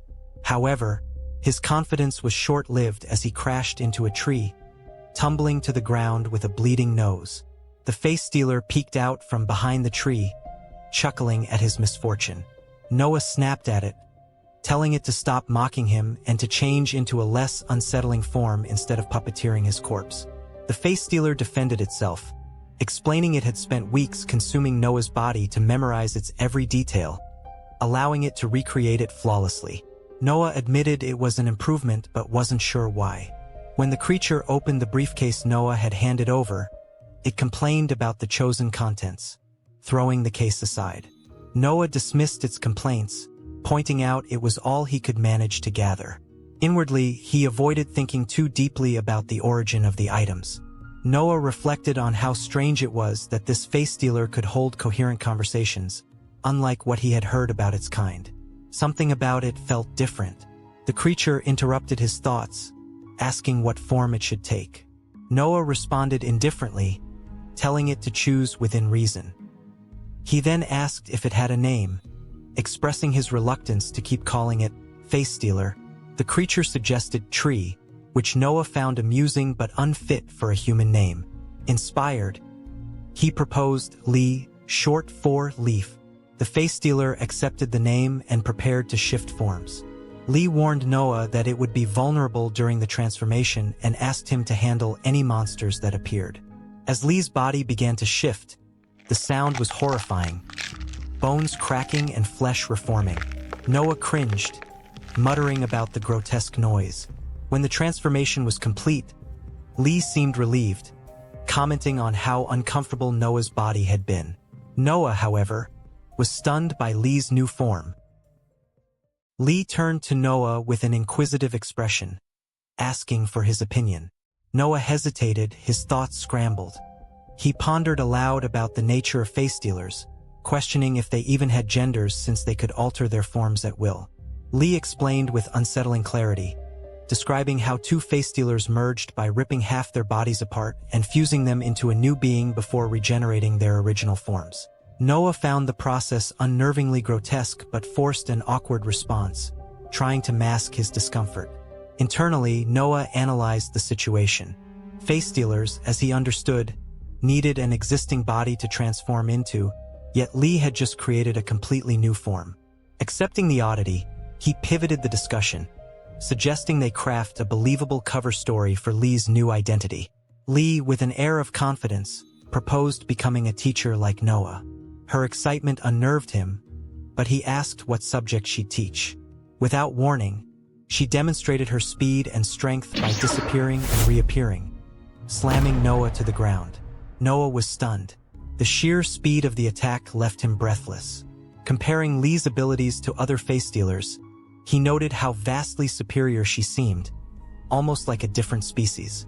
Lee declared her nature with confidence, emphasizing her speed and strength, traits that made her particularly adept at hunting mages. She casually pointed out Noah's peculiar resilience, remarking on how often he seemed to survive lethal attacks. Noah, unsettled by her observation, silently wondered how many of his deaths she had witnessed. Brushing aside his discomfort, he admitted that having a combat-focused assistant was a reasonable idea. Lee, with a menacing grin, suggested further demonstrations, gleefully reminding Noah that he couldn't die. Noah quickly shut down the idea, clarifying that while he didn't die permanently, it still wasn't something he wanted to test. He laid firm boundaries. No using him as a punching bag, no more demonstrations, and absolutely no mentioning his near immortality to others. Lee reluctantly agreed, though she couldn't resist joking about having planned additional demonstrations. Noah, wary of her enthusiasm, stated he trusted her abilities, but was far more concerned about her personality.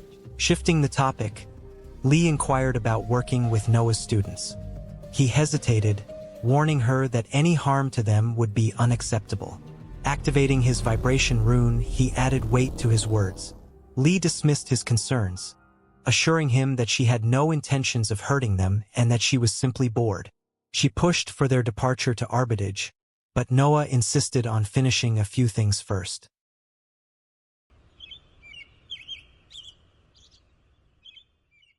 Over the following weeks leading up to the exam, Noah met with Lee several more times. Despite his initial mistrust, he began to recognize her genuine skill and surprising lack of hostility toward him or his students. He ultimately decided that, once the exam was over, she could start assisting Todd and Isabel in their training. In the forest, after finishing off a group of monkeys, Lee casually asked if she could eat anyone who messed with Isabel. Noah flatly refused. He continued reflecting on his preparations, noting how his runes were growing in power as he replaced another wind rune with a vibration rune. Yet, exhaustion plagued him. The Hell Reaver haunted his dreams, ripping him from sleep nightly. By day, it lingered at the edges of his vision, as though deriving amusement from his torment. His days blurred together in a haze of adrenaline and fatigue until, finally, the morning of the exam arrived. Anticipation filled Noah as he prepared for the day. He couldn't wait to see Isabel wipe the floor with Edward, and was particularly eager to witness the look on Magus Allen's face. His thoughts were interrupted by a knock on his door, startling him at such an early hour. He called out, asking who it was, and a voice replied with a remark about how few people ever bothered speaking to him. When Noah opened the door, he was surprised to find Moxie. Her expression was sharp as she immediately confronted him about the drastic changes in his behavior. She noted how he had suddenly gained strength, intelligence, and the respect of his students, all of which were uncharacteristic of the Vermil she had known. Though Noah tried to deflect, she cut him off, declaring that she had figured it out, he wasn't Vermil at all. Feigning shock, Noah laughed and asked who he could possibly be if not Vermil. Moxie brushed off his question, stating she didn't care about his identity but prepared to attack regardless. Noah barely had time to react before her magic sprouted a massive plant that pinned him to the wall. Struggling, he demanded to know what she was doing.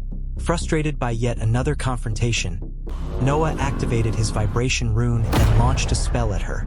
Moxie blocked his attack effortlessly, mocking his decisiveness and pointing out that Vermil would never have had the nerve to fight back. As they clashed, Moxie berated him further, explaining how she had been Vermil's mentor and could easily see through the facade. Noah, realizing she wouldn't back down, used a move he had learned from Lee, kicking her in the face and slamming her to the ground. The two stared each other down, Noah's rune glowing as Moxie pointed a sharp thorn at his head. Both paused, acknowledging a stalemate. Noah stated the obvious, calling their encounter a mutual loss. Moxie, unfazed, scoffed at the idea, confident that his magic couldn't break her shield. In response, Noah pointed toward his flying sword, sending it speeding toward her head. Moxie flinched, startled by the sudden attack. She stared at him, disbelief flickering across her face. Was he really about to stab her? Noah remained unimpressed by her reaction, questioning why she found a physical attack more shocking than magic. Moxie started to respond, then stopped herself with a sigh, brushing it off. She reiterated that she didn't care what had happened to Vermil, making it clear that wasn't her main concern. Noah found it ironic that she had chosen to attack him just to make a point. Moxie, irritated, told him bluntly that if she had been serious, their conversation wouldn't still be happening. She demanded that he get off her, but he refused. Even if her shield could block magic, he had seen shields break before. He wasn't letting her go until she explained herself. Moxie exhaled sharply, giving in. With a flick of her fingers, she used her magic to completely ensnare Noah in thick vines. She tilted her head slightly, asking if he was happy now. If she had truly wanted to kill him, he would already be dead. Noah stared at her blankly, unbothered by her attempt to prove a point. Killing intent or not, she had attacked him and he wanted answers. Satisfied that she had restrained him, Moxie hesitated before asking what she really wanted to know. Could he just confirm it? For her sanity? As she slowly loosened the vines, her voice held an edge of frustration. Noah feigned ignorance, questioning what exactly she was asking him to confirm. Moxie's patience finally snapped. She demanded that he stop pretending. They both knew the truth, he wasn't Vermil. Noah tilted his head, amusement flickering in his expression. If that were the case, he mused, then why did his name tag still say Vermil? Moxie groaned, exasperated by his refusal to be direct. Giving up on the topic, she decided there were more pressing matters to discuss. She reached into her coat and handed Noah a file. She had looked into his students after his meeting with Alan. Maybe she was being sentimental, but the way he had shown faith in them made her want to believe he could actually win the bet. Noah smirked at her phrasing, remarking on how generous it was for her to say almost instead of fully believing in him. Moxie waved off his comment, telling him not to get caught up in wording.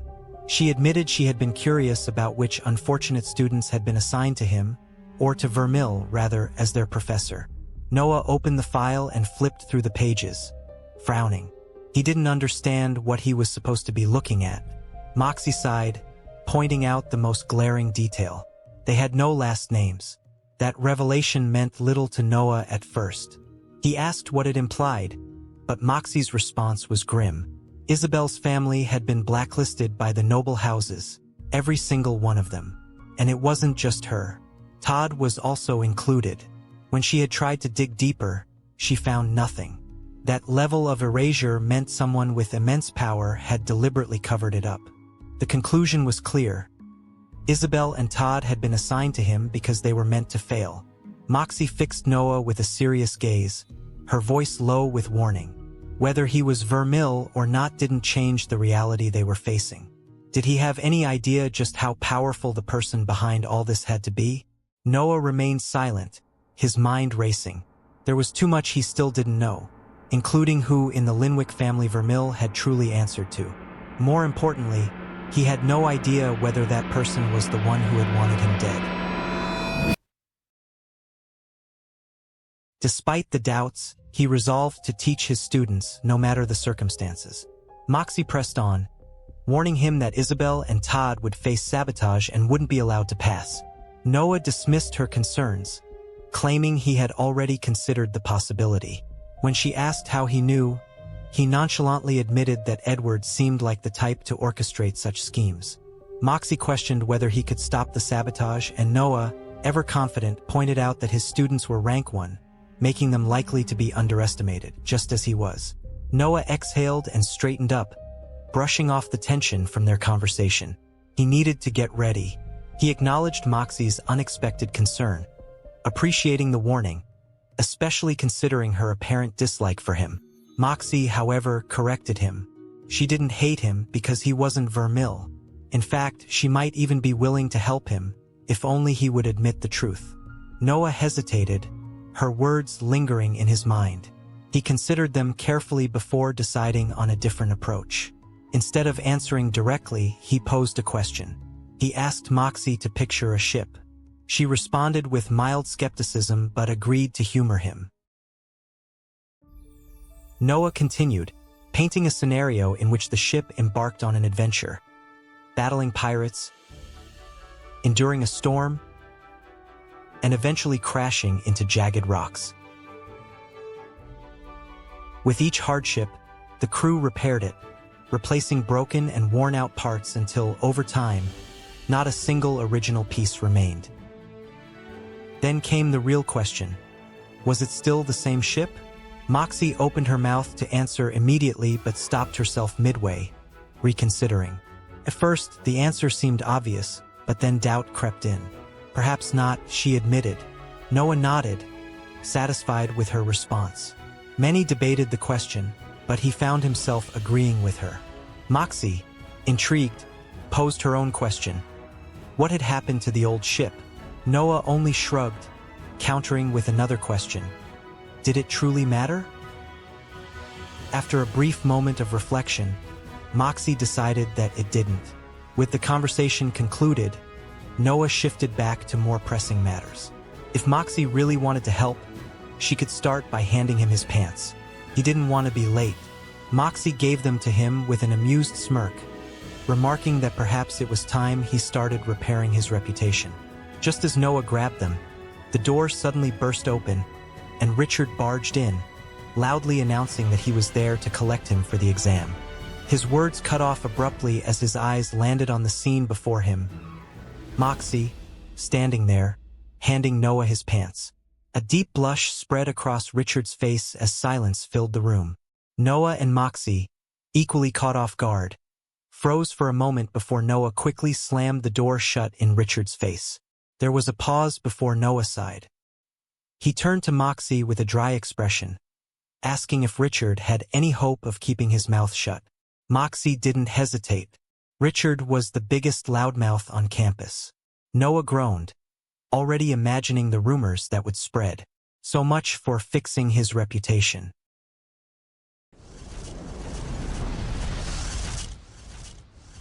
The scene shifts to the scorched acres, where the students had gathered for their exam. Magus Tenfort stood before them, his voice ringing out over the crowd as he introduced himself as their proctor for the day.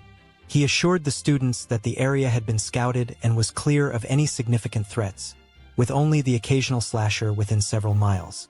However, if anything more dangerous managed to slip through, nearby professors would be responsible for delaying it until he arrived.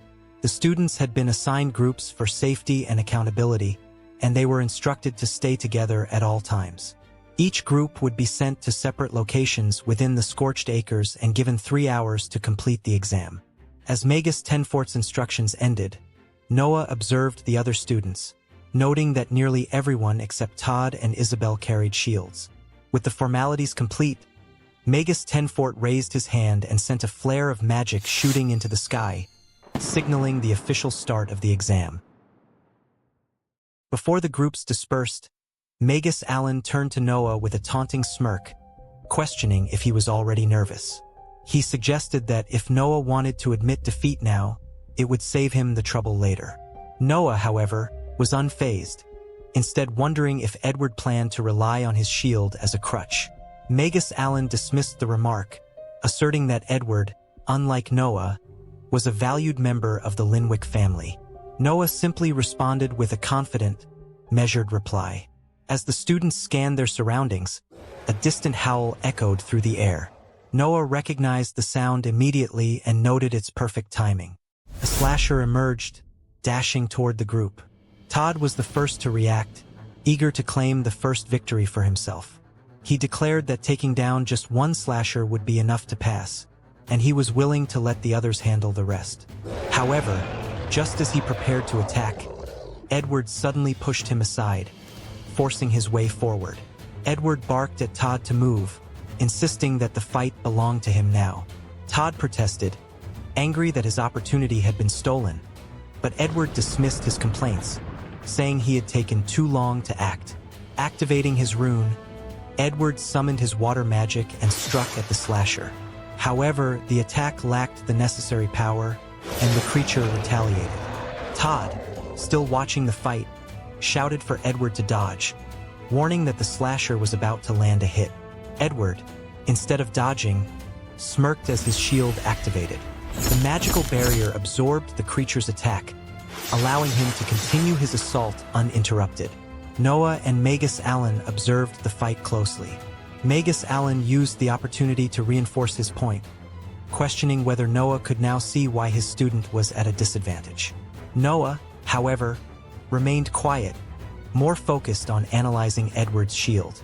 He noted that while it could block physical attacks, It required an intentional action to do so, much like Moxie's vines. In contrast, its defense against magic appeared to be automatic. This was useful information. Despite the strength of Edward's shield, Noah knew that it couldn't block attacks indefinitely.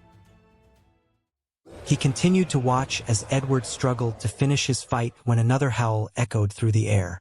Isabel's voice carried her concern. Another slasher had appeared. Noah immediately turned to Todd, reminding him that this one was his to handle, since Edward was still occupied. He made a playful remark about Edward's ineffective attacks, teasing that he was merely tickling his opponent to death. Edward, momentarily distracted, turned to protest, but Magus Allen quickly snapped at him to stay focused. Noah then urged Todd to make his fight more elegant, prompting Todd to step forward with confidence. The slasher roared at him, but he reacted swiftly, striking it in the face with a fireball. He recalled the lessons Noah had taught them, emphasizing that if one could predict an opponent's actions, victory was assured. With that knowledge, Todd delivered a final, devastating fire attack, and the slasher seemed to accept its fate before being completely incinerated. As Todd's opponent fell, Isabel erupted in cheers, praising his performance. Noah joined in, celebrating Todd's victory with enthusiasm. He even promised a pizza party if they continued their streak of success. Meanwhile, Magus Allen pointed out that Edward had also defeated his slasher, though he was now in a noticeably weakened state. Isabel, concerned, asked if Edward was all right. Edward, despite his exhaustion, struggled to speak, barely managing to acknowledge his victory. Magus Allen, seeing his condition, decided that they would stay in place until he had recovered. Noah, eager to keep things moving, suggested they find a slasher for Isabel next. However, Magus Allen objected, warning that if they went off on their own, they might be tempted to cheat. He insisted that he would not allow it. Noah, undeterred, suggested that Magus Allen simply accompany them. However, the Magus refused, stating that Edward needed rest. They would stay where they were until he was ready to continue. Edward weakly protested, insisting he could keep going, but Magus Allen cut him off, ordering him to rest. He declared that pressing on while exhausted was unwise, and internally, he justified his actions. This was a kindness, after all. As long as they remained under his supervision, he wouldn't have to take more drastic measures. Noah, irritated by the delay, sarcastically questioned how long Edward needed to catch his breath. Magus Allen, unwavering, replied that they would wait as long as necessary. Half an hour passed, and Edward was still recovering. Frustration simmered in Noah as he confronted Magus Allen, accusing him of deliberately delaying them. Noah pointed out that Isabel couldn't go off on her own, since her kills needed Allen's verification. Allen feigned innocence, sarcastically remarking on the situation while mocking Isabel and Todd as blacklisted students sharing the space of a noble like Edward. Noah bristled but held back his anger. Suddenly, a howl pierced the air, drawing their attention. Todd appeared, sprinting toward the group with a slasher chasing him. He announced he had brought one to them, earning Isabel's admiration. However, before anyone could act, Allen unleashed a spell, freezing the slasher completely. He justified his interference by claiming he couldn't allow danger near Edward while he rested. Todd, incensed, started to call Allen a cheater, but Noah interrupted, instructing him to find another slasher instead. Meanwhile, Isabel turned her attention to Edward, challenging his reliance on cheating despite his advantages. She pointed out the stark differences between their situations: his noble status, powerful shield, and a respected professor versus her blacklisted status and lack of resources. Her sharp words stung Edward, prompting him to declare himself ready to continue. Though Allen agreed reluctantly, his irritation was evident. Noah discreetly advised Isabel to let Edward wear himself out against the slasher and then claim the final blow. As Edward prepared to attack, Allen coached him to use wide attacks to hinder Isabel. Before they could enact their plan, Todd returned with another slasher. Shouting for them to act quickly, Todd inadvertently disrupted Allen's strategy. Isabel and Edward both prepared to attack the slasher, their focus locked on the creature. Edward, still seething, muttered that this was his retribution for being called pathetic. As he unleashed his water magic, the attack was not aimed at the slasher, but at Isabel instead. Noah's mind raced as he realized what was happening. Panic surged through him as he assessed the situation. He wouldn't reach her in time. There was nothing he could do. Just as the attack closed in on Isabel, Lee dashed forward with incredible speed, grabbing her and pulling her away from its path. In the same fluid motion, Lee struck the slasher down, hurling both Isabel and the creature in the same direction. Isabel, still processing what had just happened, tried to make sense of it. For a moment, she questioned it. What had that been? But she quickly shook off the thought, composed herself, and claimed the kill as hers. Noah's mind raced as the realization hit him. Edward had aimed for Isabel. His heart pounded in his chest. Lee had made it in time, but the very idea that Edward had attempted such a thing was infuriating. He owed Lee more than he had expected. Meanwhile, Edward scowled, frustrated by his own miscalculation. He needed to practice his aim. Noah's anger flared, his body tensing as he prepared to attack Edward. But before he could act, Magus Allen stepped between them, blocking him. Allen immediately dismissed the accusation, claiming it wasn't Edward's fault and that Noah's idiot student shouldn't have jumped in front of attacks. Noah wasn't convinced. His voice was sharp, unwavering. Edward had done it on purpose. Allen, however, remained composed, warning Noah to watch his words. Regardless of his rank, he was being intentionally inflammatory. Allen then demanded an apology. Noah scoffed at the idea, his fury not yet quelled. He asked if Allen really wanted to see an apology. Before Allen could respond with another condescending remark, Noah's fist connected with his face, sending the Magus flying. Feigning innocence, Noah casually remarked that there had been a mosquito, one big enough to land right on Allen's nose. He couldn't be blamed for dealing with such a nuisance, could he? With a smug grin, he then reminded Allen of their ongoing competition. The score was now 1 kill each, and it would be truly embarrassing if Edward failed to surpass Isabel. Meanwhile, Todd turned to Isabel, impressed by her agility. He asked how she had moved like that. Isabel, still catching her breath, admitted she didn't really know. She had just acted on instinct. Allen, recovering from the punch, ignored Noah's antics and turned to Edward. They still had work to do. He asked if Edward was ready to continue, to which Edward quickly affirmed. Noah, shifting his attention back to Isabel, congratulated her on passing. But now their focus needed to be on winning the bet. Isabel, determined, assured him she had no intention of losing. Todd, still oblivious to the earlier scuffle, noticed the blood on Magus Allen's face and asked what had happened. Noah simply replied, saying it was a big mosquito. Then he ushered them onward. The competition began. Isabel and Edward both started at 1 kill each. Isabel quickly gained the upper hand, taking down another slasher and pulling ahead with a score of 2-1. As she engaged another, Todd created a distraction that gave her the opening she needed, increasing her lead to 3-1. Edward, growing desperate, found a target and prepared to strike, but Todd swooped in at the last second and finished it off before he could land the blow.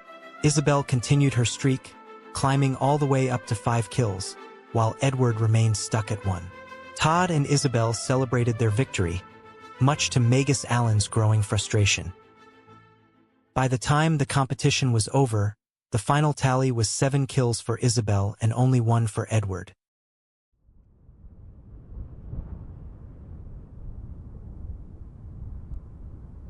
Upon returning from the scorched acres, Noah approached Magus Allen, a smug expression on his face. He reminded him of their deal. Edward, furious, accused them of cheating. Noah, feigning innocence, asked Edward to explain exactly how they had cheated. What tactics had they used that Allen himself hadn't? He acknowledged his reputation, admitting that Edward had every reason to doubt his character, but was shocked that he would believe his esteemed teacher would stoop to such a level. He then challenged Edward to point out exactly when Alan had debased himself to match Noah's supposed dishonor. Edward had no answer. Alan, clearly irritated, ordered Noah to wipe that smug grin off his face. He admitted that Edward was mistaken, but warned Noah that his small victory wouldn't carry forward. When it came time for their students to advance to the next rank, all of Noah's efforts would have been in vain. Despite his frustration, Alan upheld his end of the deal and handed over his grimoire. Noah, however, was not satisfied. He addressed Alan directly, demanding that he use his students' names. Alan sneered, dismissing them both as blacklisted trash. No rune would be enough to fix their worthless foundations or lack of talent. Isabel, unfazed, smiled and thanked him sarcastically for his kindness. Alan impatiently instructed them to tear out the page they wanted, unwilling to stand around while they learned from it. Isabel flipped through the grimoire, her eyes scanning the pages before she found what she was looking for. She carefully tore the page out. Alan snatched the grimoire away, issuing a final warning. This would be the last good rune they would ever receive. With that, he turned on his heel, calling Edward to follow. Edward hesitated for a moment before quickly obeying. As they left, Todd cheered in excitement, still riding the high of their victory. He couldn't believe it, they had actually won the bet. Isabel, still in disbelief, echoed his excitement. Noah, proud of both of them, congratulated them for their efforts. He promised a party in their next class to celebrate. Until then, they were dismissed. Before they left, Noah turned to Isabel, his curiosity piqued. He asked what rune she had chosen. As they eagerly looked down at the page, anticipation filled the air.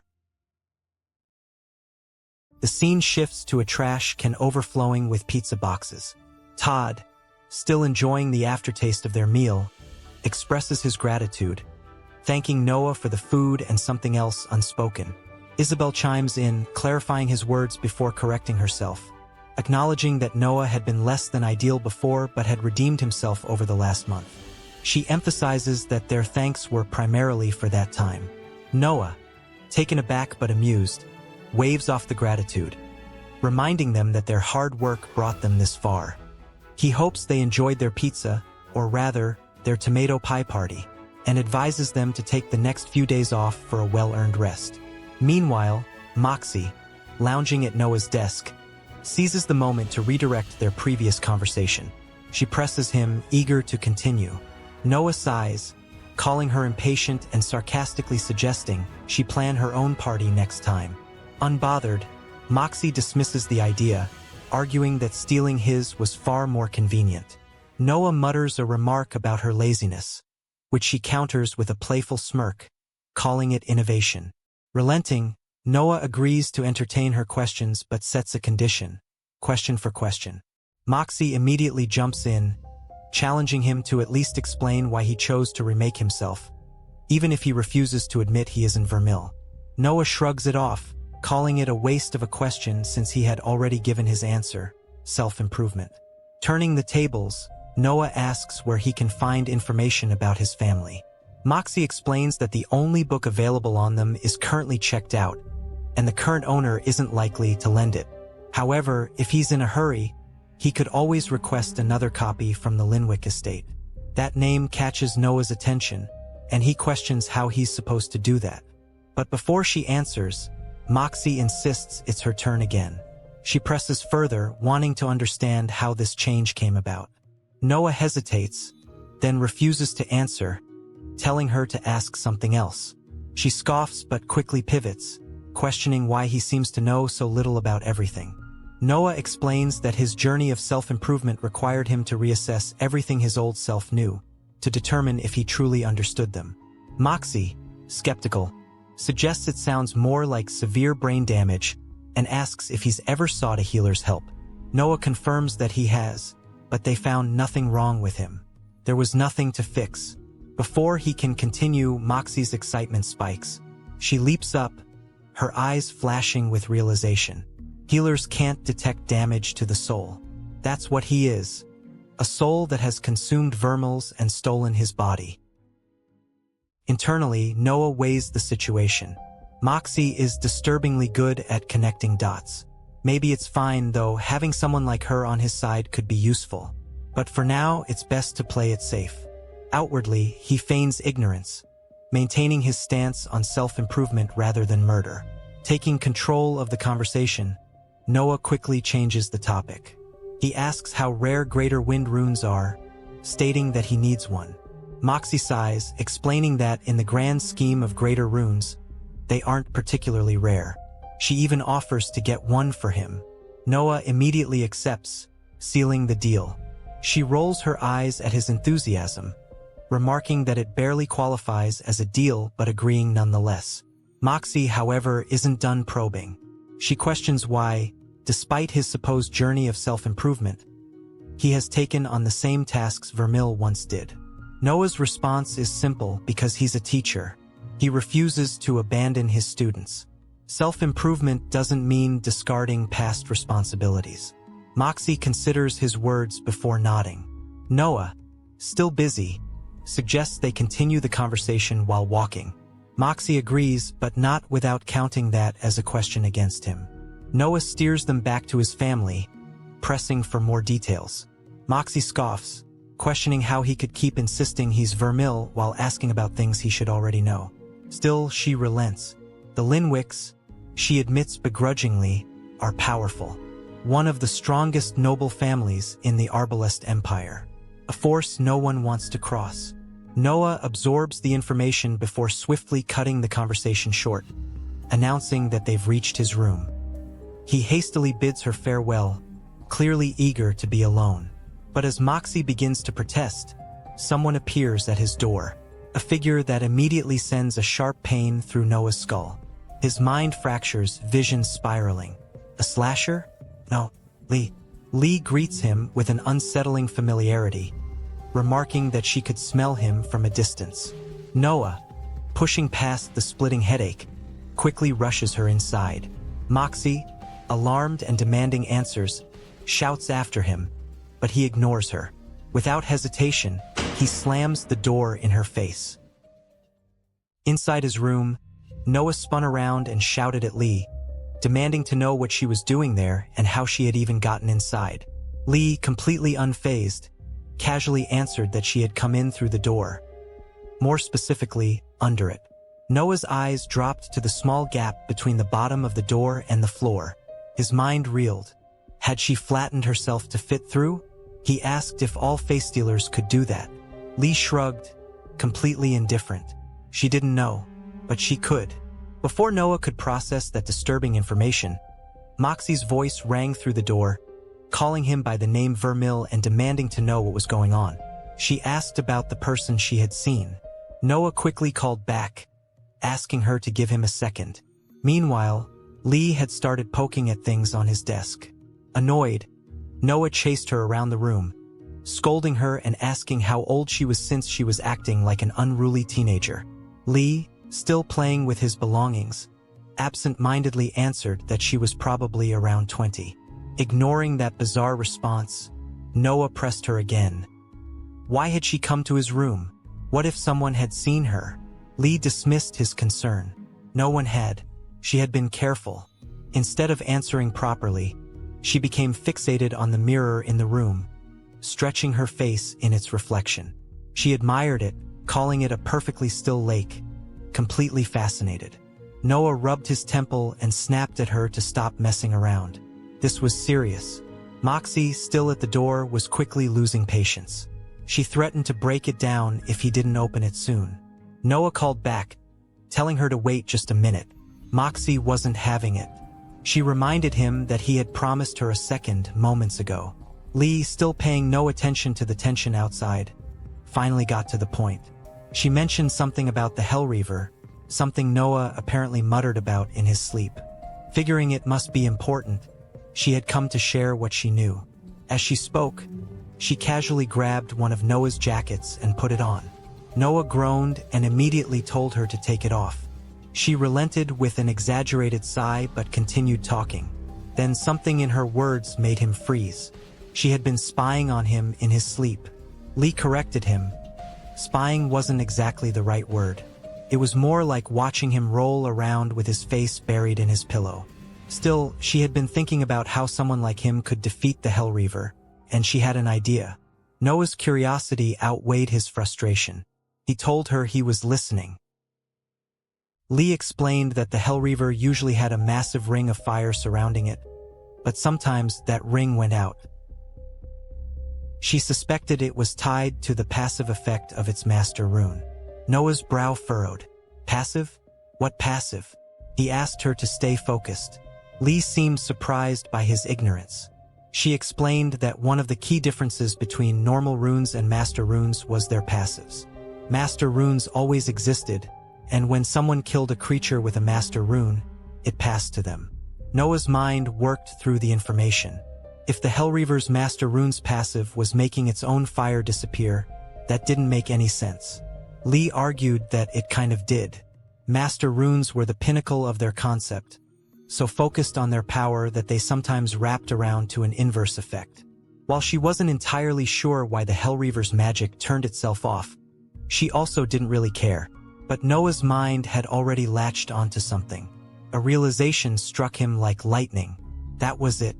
Lee noticed the shift in his expression and took a step back, unnerved. She asked what he was thinking and why he was making such a creepy face. Noah ignored her, his thoughts racing. Sunder. It meant to split apart. The opposite of sunder was to bind. That was why he kept coming back to life. He wasn't just surviving by luck. He was bound to the gourd that had killed Vermil. Before he could process his discovery further, Moxie's patience finally snapped. With a loud crash, she burst through the door, shouting in frustration. Noah, barely fazed, gestured toward Lee. He introduced her casually, as if nothing strange had just happened. Moxie, meet Lee. She's a face stealer. Lee grinned and extended a hand toward Moxie. With a drawn-out and cheerful tone, she greeted her with a playful, hello. Moxie's voice rang sharp and demanding as she turned to Vermil, demanding an explanation. Vermil remained calm, assuring her that everything was fine. Lee had sworn a rune oath to work with him. He emphasized that there would be no more eating people. Moxie's disbelief was immediate. A face stealer? And not just any agreement. He had somehow convinced a face stealer to take a rune oath. She pressed for answers, questioning how he had managed it, why he had done it, and ultimately calling him insane. Before Vermil could answer, Lee cut in, dismissing Moxie's concerns as none of her business. Vermil pushed back, insisting that it was absolutely Moxie's concern. He told Lee not to play coy with Moxie and reminded her that they needed her help. Then, turning back to Moxie, he questioned her skepticism. Why was she even asking why? It was just a rune oath, basically a promise that couldn't be broken, wasn't it? He asked. Moxie's expression darkened. A rune oath wasn't just a simple promise. It bound together the runes of both parties. If the face stealer died, Vermil's own runes would take damage. Vermil stared at her, stunned by the revelation. If the damage was severe enough, it could tear his soul apart. And, as Moxie pointed out, face stealers didn't tend to last long in human society. The realization hit him hard. That explained why people didn't go around swearing rune oaths recklessly. However, he reassured himself that his deaths shouldn't affect Lee, as the runes were tied to his soul rather than his body. Meanwhile, Lee let out a long sigh, lamenting the sheer boredom of it all. Sitting around without anything fun to do was making her restless. Moxie observed her carefully, noting how articulate she was compared to other face stealers she had studied. She was beginning to believe Vermil's claims. Vermil reaffirmed his stance. Lee was on their side. However, Moxie still didn't understand why he had gone through all this trouble. It seemed unnecessarily dangerous. Vermil admitted that, at first, it had been out of necessity. But now, he saw potential in her. She could help him. Moxie remained skeptical, pressing him to explain how. Vermil only smiled in response. 2 days later, Vermil stood before his class, addressing the gathered students. He thanked them for coming, acknowledging that it wasn't their usual spot, but he had something special planned for the day. Isabel shot him an exasperated look. complaining about the outfit he had made her wear and demanding to know if he intended to make them run laps. Vermeil smirked and told her she wasn't far off. Then, with a dramatic gesture, he introduced his assistant professor. Lee appeared in front of the students, making an entrance that was met with unimpressed expressions. Emily was the first to voice her doubt. She couldn't believe everyone was just accepting this without question. There was no way this was an actual professor. Isabel, however, dismissed her concerns. Given Vermeil's track record, she wasn't going to question anything. Todd simply smiled. Noah stepped in, acknowledging Emily's hesitation. His reputation wasn't exactly stellar, but he assured her that the next few minutes would change her mind. Turning to Moxie, he asked her to spar with Lee. Moxie was caught off guard. She immediately questioned why she was being chosen. Noah explained that, since she was shadowing his class, he needed to prove the validity of his claims in a way that would be convincing to Emily. A demonstration from him wouldn't hold the same weight.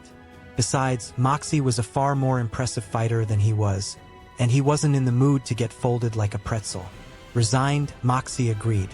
As she prepared herself for the spar, she warned Noah not to make her regret this.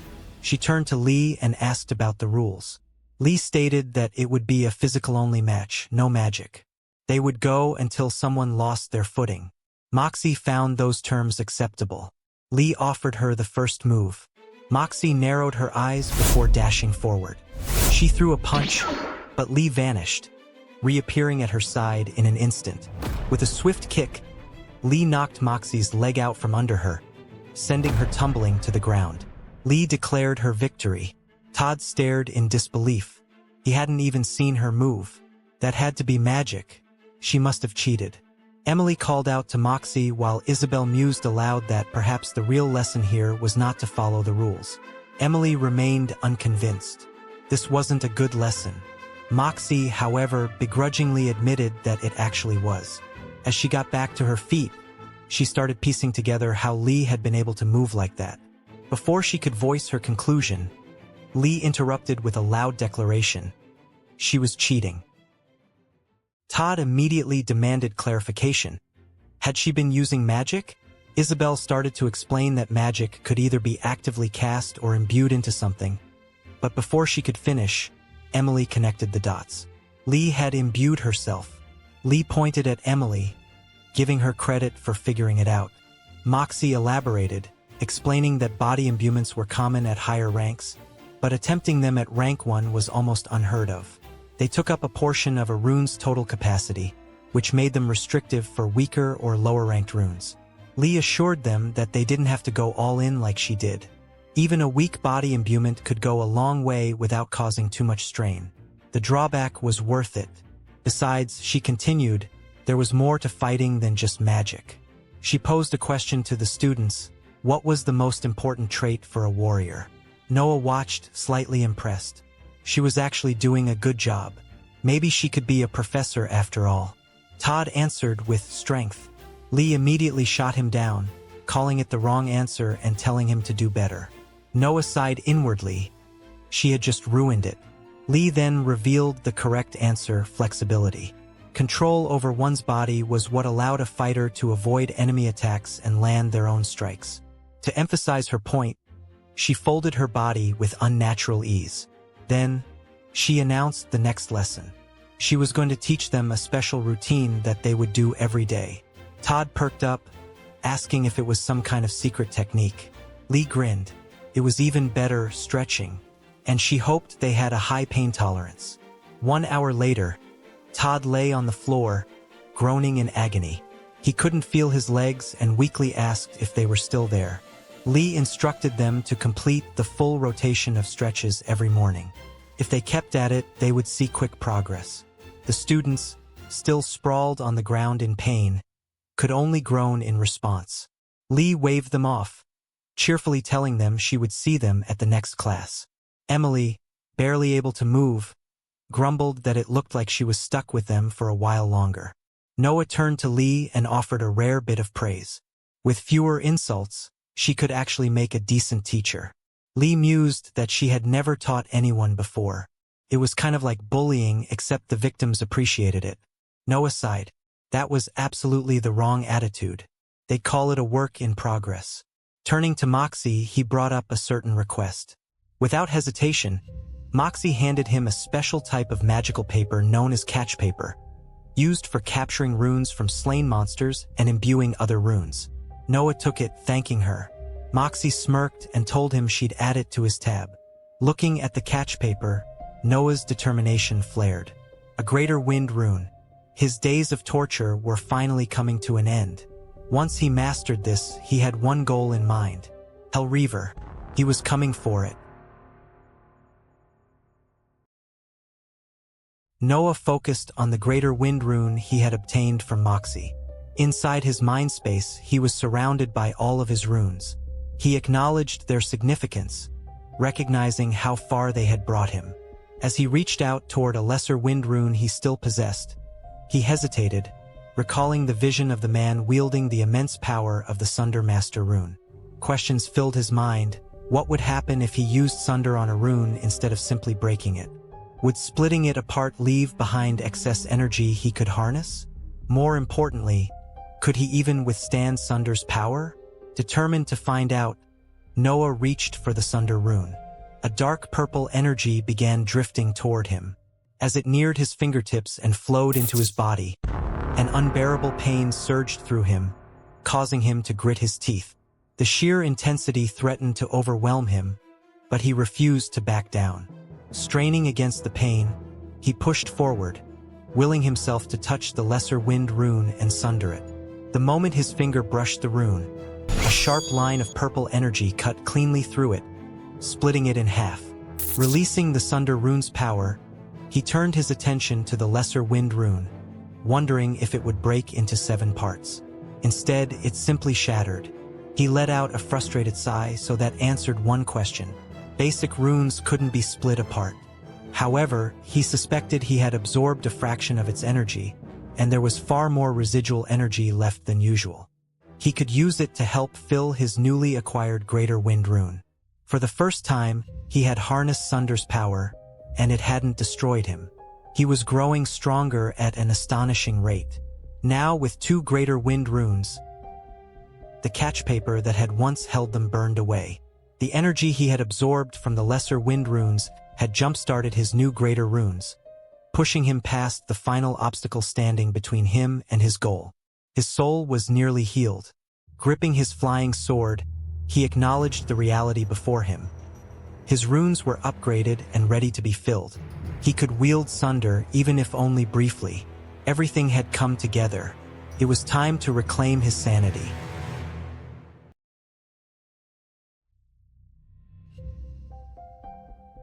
As Noah walked outside, he was aware of Lee watching him from a tree.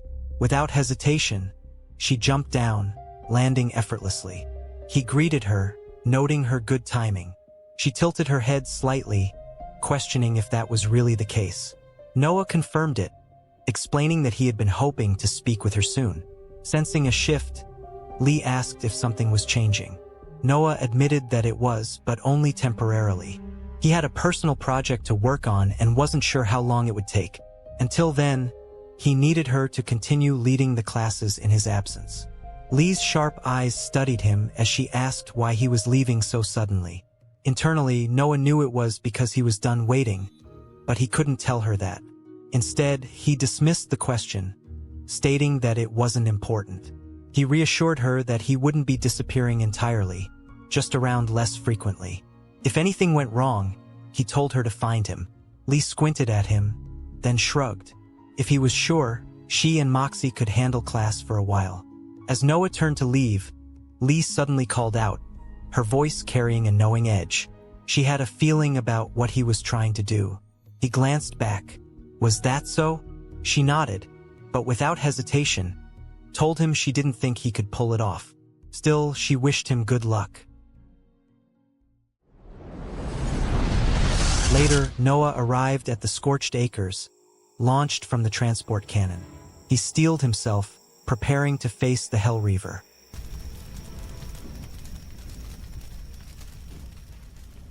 Slowly, he moved toward its location, leaving his flying sword behind as he began gathering the surrounding ash into a sharp projectile. Within the ring of fire, the Hellreaver remained unaware of his presence. In a sudden burst, the ash projectile shot through the wall of flames, heading straight for its target. The Hellreaver turned just in time, roaring as it smashed the attack before it could reach him. Noah stepped forward, meeting the creature's glare. He had been expected. It was time to put an end to all of this. The Hellreaver's response was cold and resolute.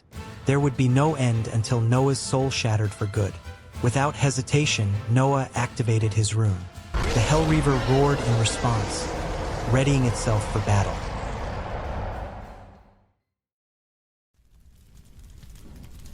As the battle with the Hellreaver began, Noah sprinted forward, and the Hellreaver wasted no time in attacking. It unleashed a massive burst of fire from its mouth, the flames surging toward Noah with devastating force. The impact sent him flying through the air, but he managed to regain his balance, landing firmly on his feet. The Hellreaver's voice echoed with superiority, taunting him about the vast difference in their power. But Noah stood his ground, acknowledging the disparity before delivering his own retort. The real difference, he declared, was that he only needed to kill the Hellreaver once. Without hesitation, the Hellreaver launched another fiery assault. This time, the attack struck Noah directly, consuming him in an instant. His body was completely disintegrated.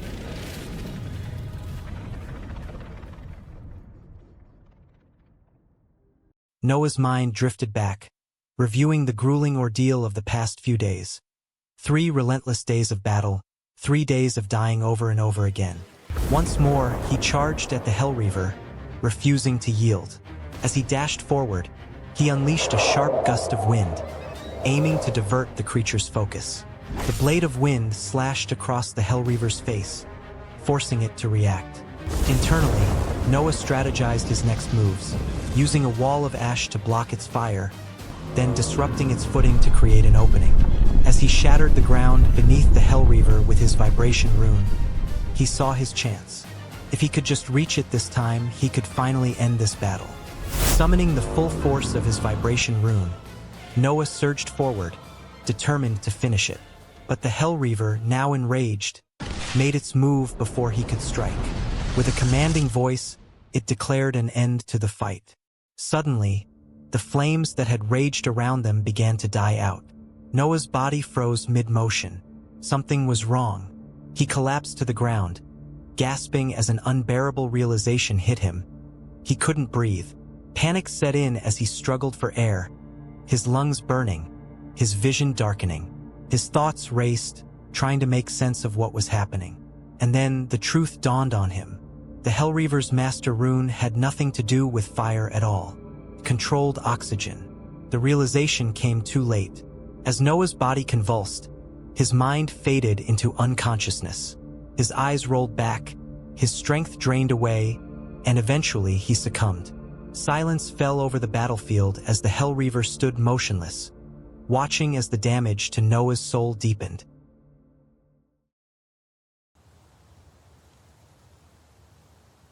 In another section of the scorched acres, Lee sat perched in a tree, watching the battlefield.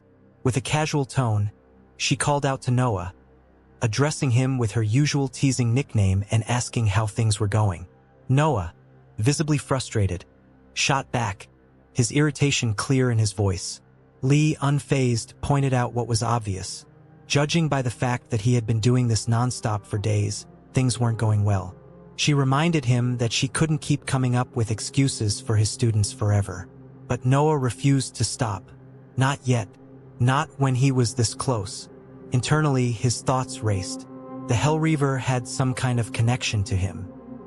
He had seen its eye in his soul, its presence lingering in his mind. Maybe it was because of all the times it and its creatures had killed him. He wasn't certain.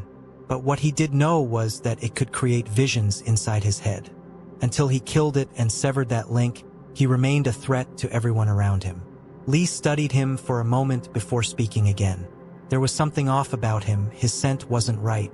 With a concerned edge to her voice, she asked just how many times he had died. Noah snapped back, insisting that he was fine. His frustration boiled over as he accused her of trying to make him say something, like admitting he should stop. Lee smirked, making it clear that stopping wasn't what she had in mind. Watching him die repeatedly was, after all, quite entertaining. But maybe, she suggested, he should at least slow down. She reached out, placing a hand on his shoulder in a rare gesture of comfort. Noah paused at that. Lee continued, her voice more serious now. She admitted that she didn't know exactly how his resurrection worked, but nothing was limitless, and she didn't want him to find out the hard way, especially not while their runes were bound together. Noah exhaled, acknowledging that he hadn't always made the smartest decisions, but he couldn't just sit around. He wouldn't. He was certain that he could get the Hellreaver this time. Lee wasn't convinced. It felt like the same thing he had been telling himself every time. But Noah was sure. He had learned all of its tricks. Fighting it was no different than fighting the smaller creatures under its command. Lee shook her head. It was completely different. She raised a final concern. What if the Hellreaver had another trick up its sleeve? Noah didn't hesitate. If that happened, he would die, then try again. The creature could only have so many tricks, and once he had learned them all, it would finally be his turn.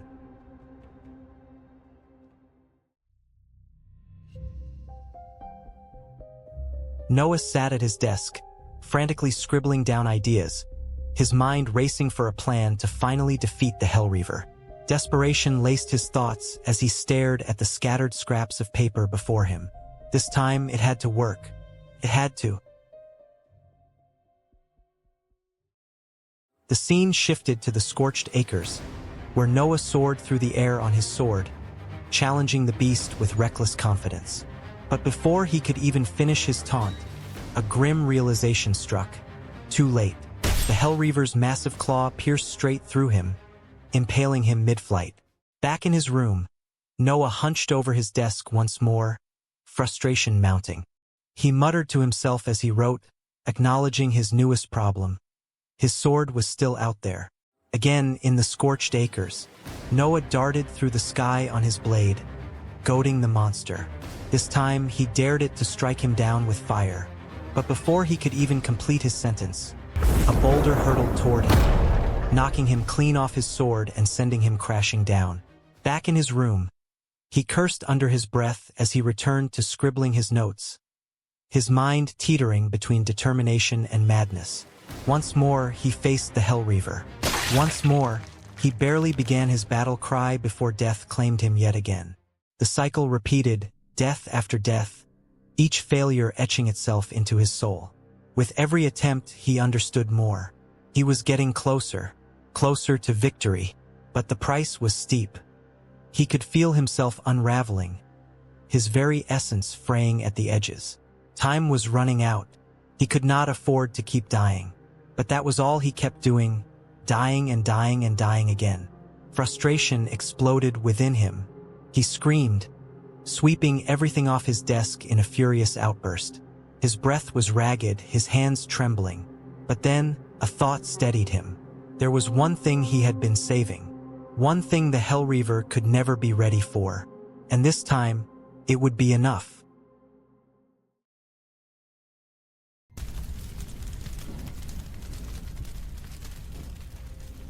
Noah approached the Hellreaver once again, his determination unwavering despite the countless times he had faced death. The Hellreaver groaned, its voice thick with amusement and curiosity. It marveled at Noah's persistence, questioning just how much of his soul remained intact. Noah dismissed its words with cold resolve, demanding its end. The Hellreaver roared in response, shaking the battlefield with its fury. Internally, Noah braced himself. This had to be the final fight. It had to be. With swift precision, he activated his Ash rune, launching an attack straight at the beast. The Hellreaver barely flinched, tearing through the assault like it was nothing. Noah gritted his teeth, feeling the weight of exhaustion pressing down on him. His soul was barely hanging on, but he had no choice but to endure. The Hellreaver stomped the ground with immense force, sending shockwaves through the battlefield. Noah reacted quickly, leaping backward just in time to avoid being crushed. Without hesitation, He clenched his hand, activating his wind rune to propel himself into the air. As he ascended, thoughts swirled in his mind. Ever since his arrival in the afterlife, he had clung to his humanity. It was the only thing he had left to call his own. But now, as his soul crumbled piece by piece, that very humanity felt like it was slipping away. Suspended in the air above the Hellreaver, Noah steadied his breath and focused. He reached deep within himself, drawing upon the power of his Sunder Master rune. The Hellreaver roared in defiance, locking eyes with him as he began his descent. It was afraid. Noah recognized the shift in its demeanor and pressed forward, hurtling down toward its massive head, his body pulsing with the raw energy of his rune. The moment his finger made contact with the Hellreaver's skull, the beast hesitated, its voice laced with something it had never felt before, fear. A violent explosion of purple energy erupted from the point of impact. A sharp, glowing line traced down the Hellreaver's body from its head to its feet. In an instant, the beast was cleaved clean in half, its two halves collapsing apart. Noah exhaled, victorious at last. He finally won. He shouted in triumph, hurling insults at the lifeless remains of his foe. But before he could savor his victory, the massive corpse crashed down on him, crushing him beneath its weight and killing him once again. As darkness enveloped him, he realized the battle had not been in vain. The energy released in that final blow was more than enough to push him to the next rank. Elsewhere, Lee had been watching the entire battle unfold. She could hardly believe what she had witnessed. He had actually done it. He had slain the Hellreaver. But before she could process it, an unexpected light began to radiate from the remains of the fallen beast. Panic seized her as the glow intensified, shooting skyward. A golden magic circle materialized in the air.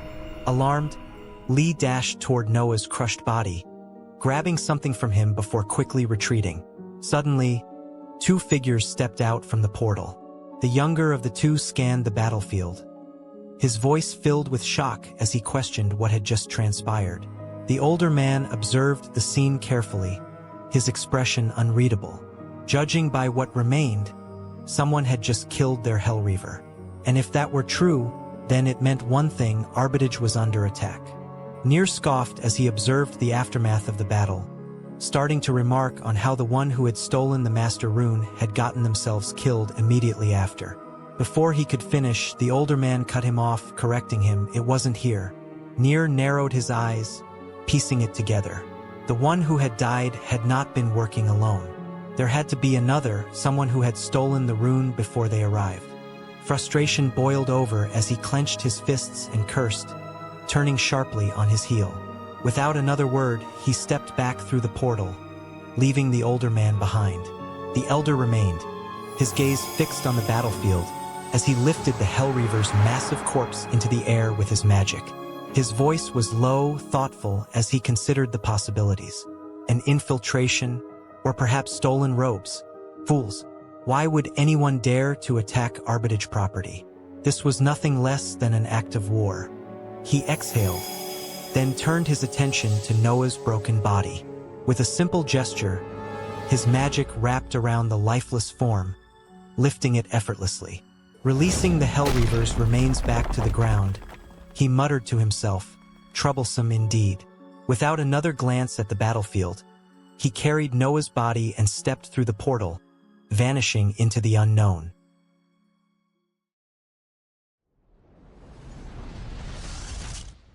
Noah was pulled back by the transport cannon, his mind racing as he sat inside. Lee had been right, he was an idiot. He berated himself for not considering that the Hellreaver might be defended. Killing it had seemed like the right move, but the school must have brought it here for a reason. His impatience had blinded him to the bigger picture. His thoughts were abruptly interrupted by a knock on the cannon's door.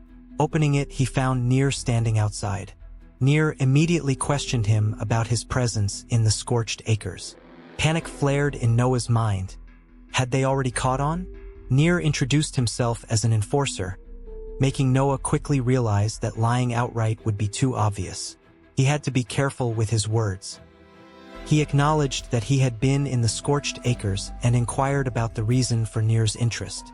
Nir revealed that an attack had been launched against Arbitage, and anyone who was in the area is now a suspect. When Noah asked for details, Nir dismissed his curiosity, but then suddenly grabbed his arm, noticing something unexpected. He demanded to know why no one had informed him that Noah was rank 1 and questioned whether he had stolen someone's clothes. Before Noah could respond, another voice cut in, Tim, who vouched for him. Tim explained that Noah was a regular customer, frequently visiting the scorched acres to train. He even mentioned that Noah was a professor and was well liked by his students. Nir sneered at the idea of a rank 1 professor and mockingly asked how he even managed to teach his students.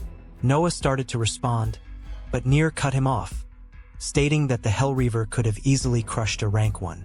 However, he didn't completely dismiss the possibility that Noah had helped someone else kill it. He warned Noah not to leave Arbitage grounds. Fleeing would be seen as an admission of guilt. He concluded by saying they would deal with him further once the investigator arrived. With no other choice, Noah nodded. Later, Noah jumped onto his bed in frustration. He cursed his own foolishness, only to hear Lee's voice respond. She playfully remarked that if he wanted someone to insult him, he could have just asked. Noah immediately asked if she had seen what had happened. Lee sarcastically asked whether he meant the part where he got crushed or the part where he triggered a massive alarm. Noah groaned, realizing how dire his situation was. They were going to find his corpse. Lee, however, revealed that they already had. It had been burned beyond recognition. Noah panicked at the realization that his name tag had been on the body, but Lee casually produced it, showing that she had retrieved it.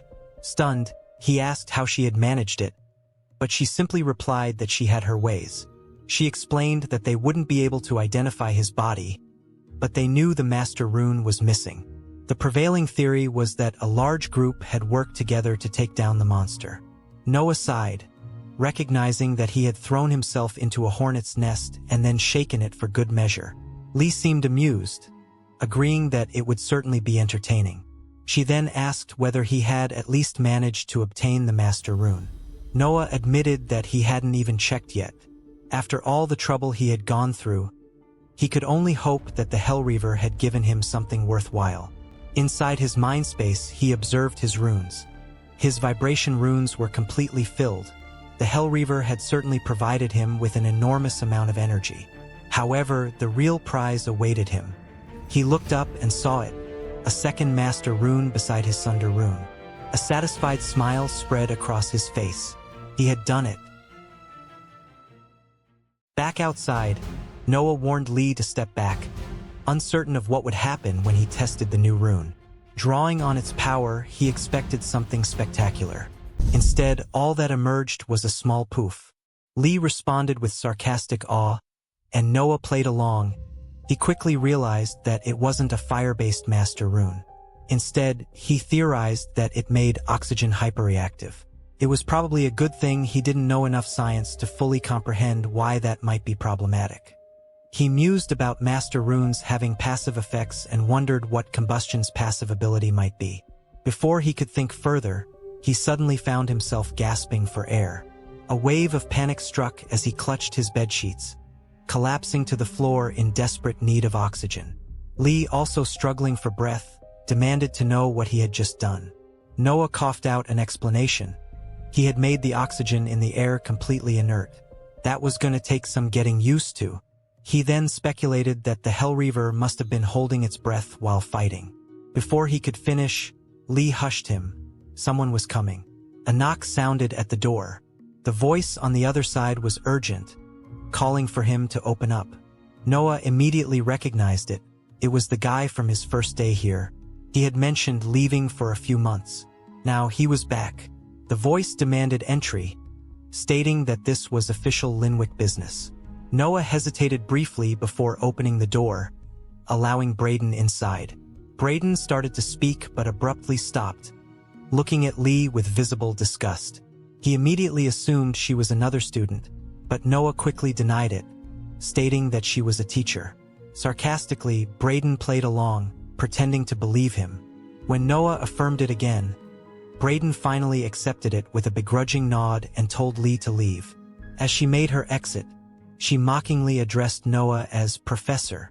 Braden smirked in response before the door slammed shut behind her. Now alone with Noah, Braden activated his magic, engulfing the entire room in its power. He explained that it wasn't like anyone would bother spying on Noah, but their father was paranoid. Noah acknowledged it and asked what this official business was about. Braden remarked on how cautious Noah was, more than usual. Then he finally dropped the bombshell. The family was starting to ask questions. Noah had a job to do, so why, Braden demanded, wasn't he dead yet? Noah struggled to process Braden's words, his mind racing. Braden stood before him, waiting expectantly before finally speaking again, reminding Noah that he was there to help. Noah scoffed at the notion, questioning whether Braden was really there to help or simply ensuring his demise. He tried to dismiss him, claiming he had been working, but Braden was quick to criticize, saying Noah had been focusing on the wrong thing. Braden pressed further, stating that their father wanted to know the reason for the delay. They had a schedule to keep, and Noah had claimed he could handle this. Now, Braden needed reassurance that he still could. Noah's thoughts spiraled. Just who was Vermil? He couldn't afford to get caught up in this now. Outwardly, he feigned ignorance, insisting he had no idea what Braden was talking about and pointedly gesturing toward the door. Braden was growing frustrated, exasperated by Noah's vague responses. He accused Noah of being too dedicated to their cause, to the point of creepiness, and demanded to know why he couldn't just trust him. Internally, Noah reasoned that if he continued speaking in cryptic phrases, it might be enough to keep up the charade. He needed to buy himself time. Braden, however, wasn't letting up. He demanded to know if everything was progressing as planned, emphasizing that their father would not tolerate unexplained delays. He even mentioned the runes Noah had requested, his tone growing more impatient. Noah decided to tell Braden exactly what he wanted to hear. He assured him that everything was going great. Braden visibly relaxed, admitting that he had been worried when he heard Noah was still alive. He explained that the Hellreaver's death made sense, which was why he had returned. But when he learned that Noah was still walking around and even suspected of involvement, he had nearly blown his cover. Noah remained composed, giving a simple acknowledgement in response. Braden prepared to leave, reminding Noah that he didn't want to arouse suspicion. As he deactivated his magic and opened the door, he casually suggested they grab drinks tomorrow, only to stop mid-sentence. Standing right outside Noah's door was Moxie. The two locked eyes, instantly recognizing each other as enemies. Tension thickened as they both prepared to fight. Before they could clash, Noah rushed out, demanding to know what was happening. Braden pointed at Moxie, accusing her of being a Tauren and claiming she was there to interfere. Moxie shot back, asking what exactly she was supposed to be interfering with. Noah studied Braden closely, realizing that if he had been assigned any task related to Vermil, he would have blown his cover within minutes.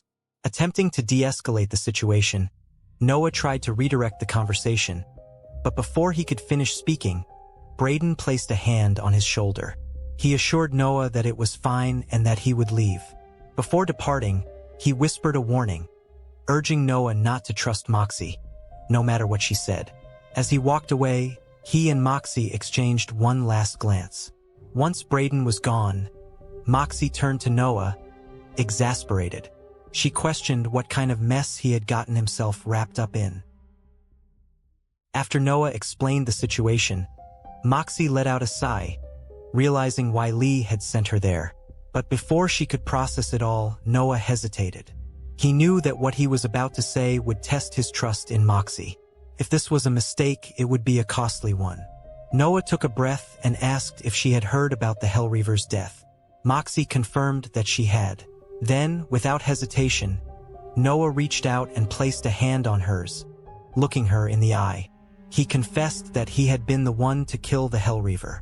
Moxie was stunned, struggling to process the revelation.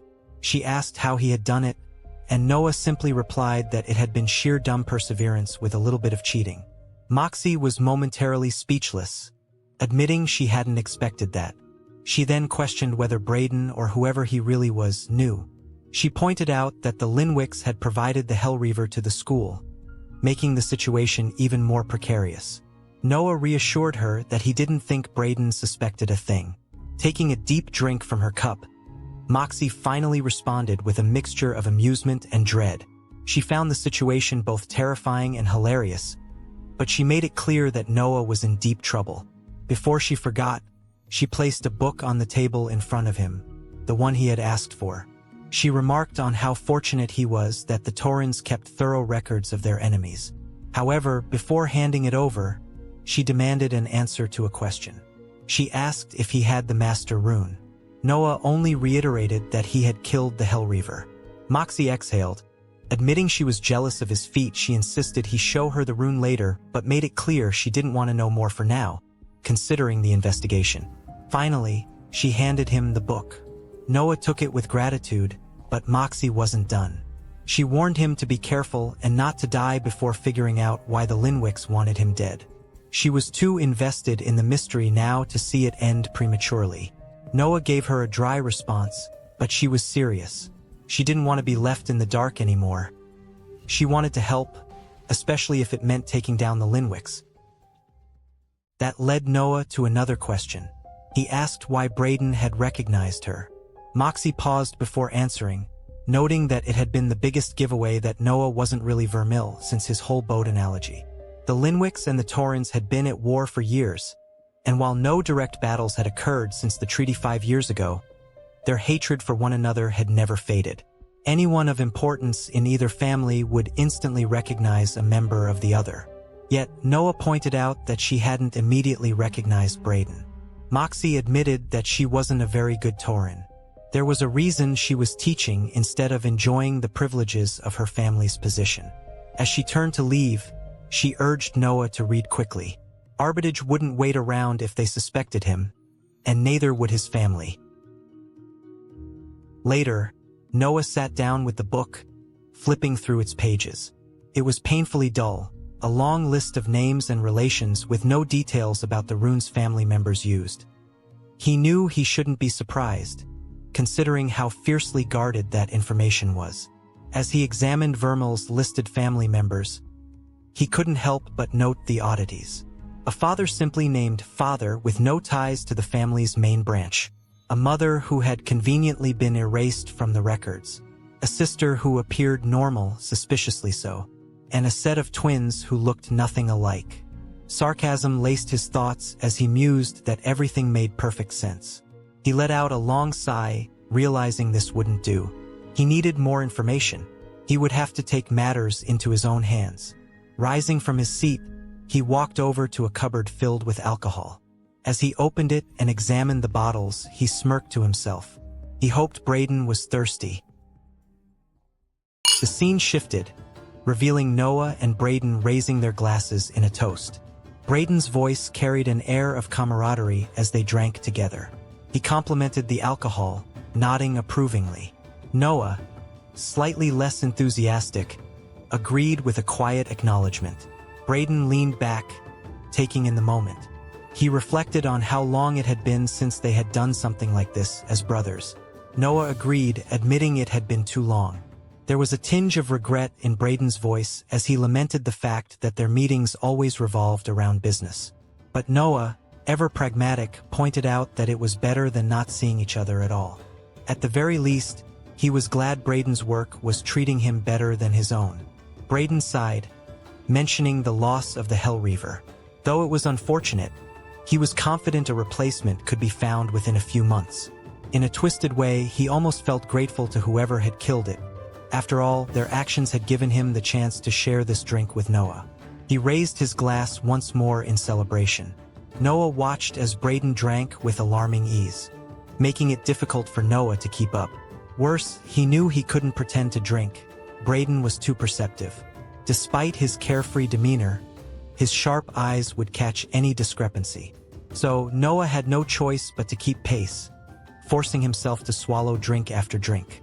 Braden, unfazed by the growing intoxication, reassured Noah that there was no need to worry.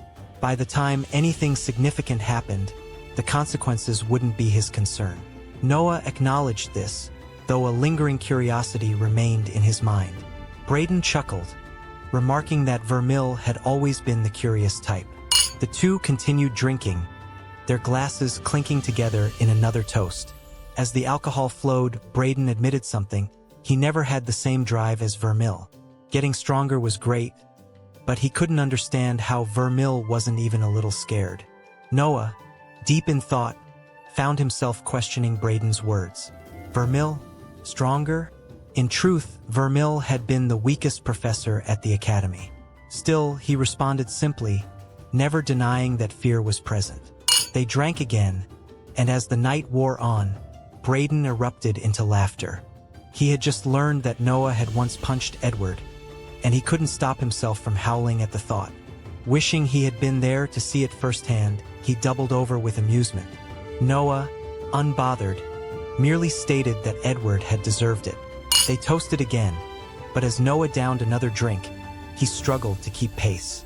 His mind raced: how much could Braden drink? He still wasn't drunk enough, and Noah knew he had to keep going. As time passed, Braden became more playful, now toying with his magic. He juggled 3 glowing magical orbs in the air, watching them dance between his fingers. A mischievous grin spread across his face as he wondered aloud if he could add a 4th. Noah, caught up in the moment, urged him on excitedly, encouraging him to go for it.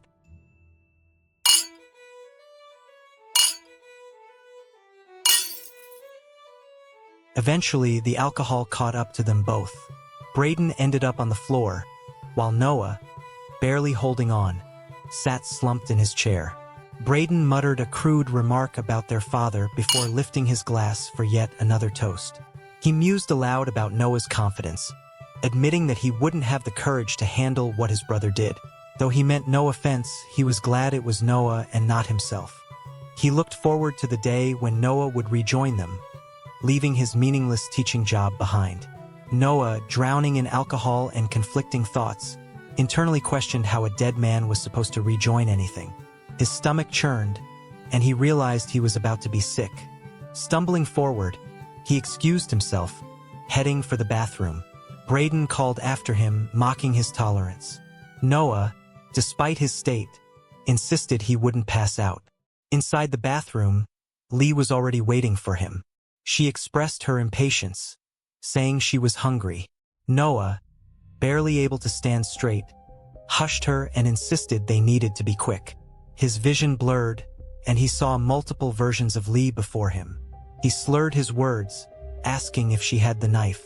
She held it up, confirming she was ready. Noah, still dazed, tried to recall whose idea this had been. Lee reminded him that it was his own plan. Accepting that, he mumbled that they should proceed before he sobered up enough to reconsider. She assured him she would be there, waiting for his return. Without hesitation, Noah stabbed himself with the knife, ending his own life. Moments later, he emerged from the bathroom, revived but disoriented. The fog in his mind lingered from the brief experience of death, but at least the alcohol was gone. Now he could think clearly again.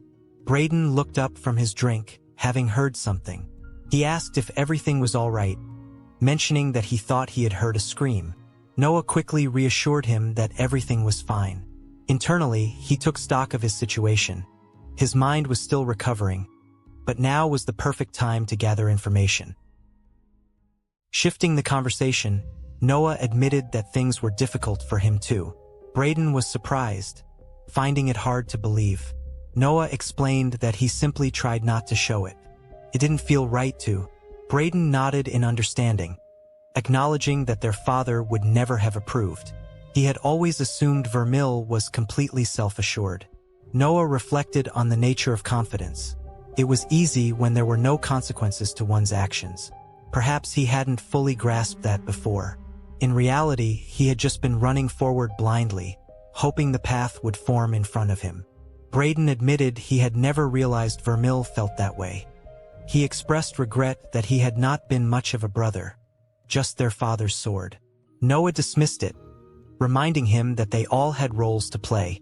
Braden scoffed at that, pointing out that Vermil was the only one who ever broke his role just to treat him kindly.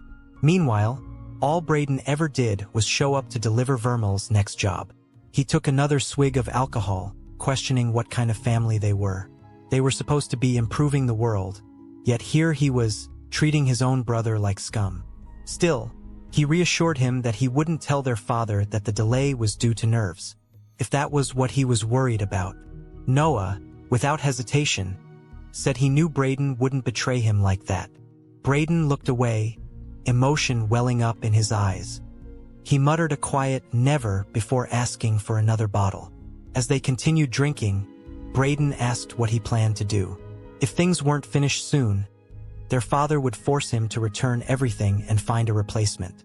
Noah questioned whether anyone else could even do what he had been assigned to do. Braden smirked, reminding him that he got the job because no one else was crazy enough to take it. Despite everything, Braden admitted that knowing Vermil had struggles of his own made him admire him even more. Noah took that in before subtly shifting the topic. He asked if their father would care much about the delays. Braden hesitated before answering.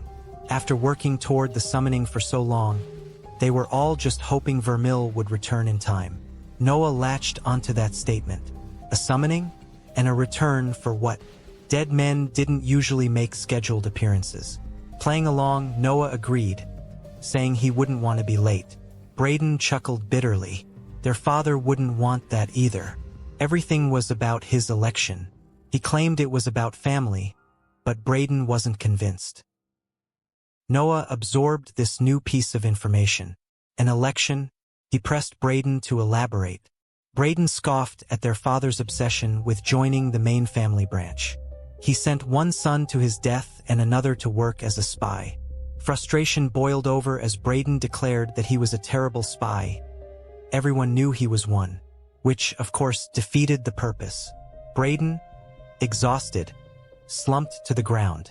Noah, watching his brother, couldn't bring himself to place any blame. Their father was only trying to improve life for both of them, or at least he hoped that was the case. Getting into the main branch was clearly important, and despite Braden's anger over Vermil's role, he still respected their father enough to care. Braden, still sprawled on the floor, admitted his fears. No one had ever pulled off something like this successfully before. If something went wrong, Vermil could end up dead for real instead of just going into hiding. Noah froze at the word. Hiding? The thought trailed in his mind until realization struck him hard. Of course, he had misunderstood everything. Vermil was never actually supposed to die, he was supposed to fake his death. But then Braden kept talking. What if the part after the summoning failed? What if something went wrong? Killing oneself wasn't as easy as people thought. Noah's head spun. Had Vermil been meant to die or not? He cursed himself for letting Braden drink this much. Now, he couldn't tell if Braden was just rambling nonsense or revealing crucial details. Braden suddenly shifted, shaking his head as if trying to convince himself. He told Noah that he was right. They should be more confident that everything would work out fine. Slowly, he pushed himself off the ground. Noah, still caught in the whirlwind of conflicting information, could only offer a vague response, agreeing hesitantly. Braden smirked, seeing through him. Even if Vermil was afraid, he was the one offering comfort. With a teasing lilt, he suggested that if Vermil treated other people like this more often, they might actually like him. Noah started to say something, but Braden cut him off. He pointed out the irony in their conversations. Both of them called his demeanor an act, but when he was like this almost all the time, was it really an act? He admitted that it had been a long time since he had seen this side of Vermil. Since they were kids, even. And, for once, it was nice. Noah sat in silence for a long moment before finally speaking. He apologized. Braden sighed, nodding slightly. He understood. It wasn't easy. Vermil had to keep people at a distance. He just wished it didn't have to be that way, but it did. With that, Braden stretched out on the floor, exhaustion finally overtaking him. His voice was quieter now, his words slipping into a drowsy mumble. Any connections Vermil had could be influenced by the demon. Then, just as easily as he had spoken, Braden yawned. asking if he minded him sleeping there. He was sure he didn't. With a tired exhale, he thanked him for the drinks before closing his eyes. Noah barely heard the last part. His mind had locked onto one thing: demon. His eyes widened in shock. Did Braden just say, demon? Noah's mind raced as he pieced together the implications of what he had learned.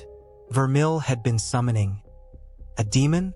Was the plan just to use it to influence the main house election? No, that couldn't be the only motive. There had to be more to it. If Braden was telling the truth, then Vermil had either been meant to fake his death or actually die during the summoning. Noah wasn't sure which Braden had meant.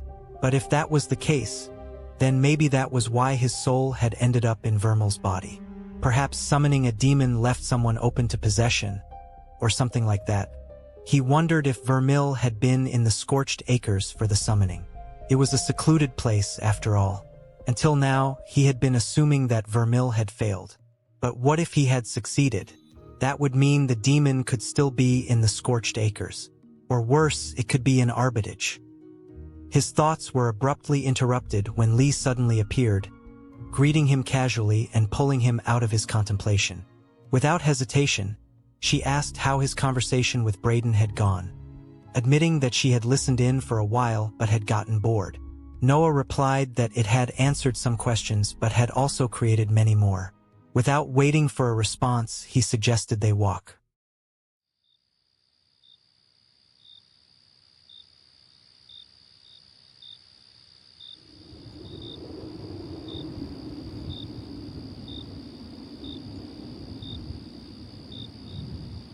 As they made their way toward the garden, Noah spoke again, this time making a statement. Lee wasn't a face stealer. Lee reacted with confusion at first. Noah pressed further, asking if he was wrong. She admitted he wasn't. Noah demanded to know why she had lied. Lee's response was simple. Why wouldn't she? She wasn't a face stealer. She was a demon. Noah froze at those words. The revelation didn't make sense to him. Why pretend to be a face stealer? Why not just tell the truth? He was about to say it out loud when he caught himself. Internally, he realized something. He wouldn't have known the difference. And, more importantly, he wouldn't have cared. Still, he pressed on, pointing out that Lee had already known the answers to half the questions he had asked Braden. She admitted that she did. Frustrated, Noah asked why keep it from him? Lee's expression darkened as she responded, her voice heavy with something deeper than mere deception. She asked if he had any idea what it was like. Sitting around in the damned plains for years on end, fighting to survive with no one to talk to, no friends, no enemies, just hunger. Noah didn't answer out loud, but internally he understood more than she might have expected. He had a better idea than he let on. Memories of his time in the afterlife flickered through his mind. Lee's voice carried a raw intensity as she spoke. She had finally gotten the chance to exist in the human world, to survive without having to rip that chance from someone else. Of course, she had taken it. And of course, she had lied about it. She continued, her tone bitter. The Inquisitors were known for what they did to demons. Even in the damned plains, stories of their actions reached the lost souls trapped there. Now, she supposed she would find out firsthand. Noah turned to face her, his expression unreadable as he asked if she really thought he would try to get rid of her. Lee scoffed, dismissing the idea. He wasn't Vermil. She had played along, but she had noticed the way he questioned Braden about things Vermil had already done. She had watched him do them. Internally, Noah acknowledged it as yet another secret exposed.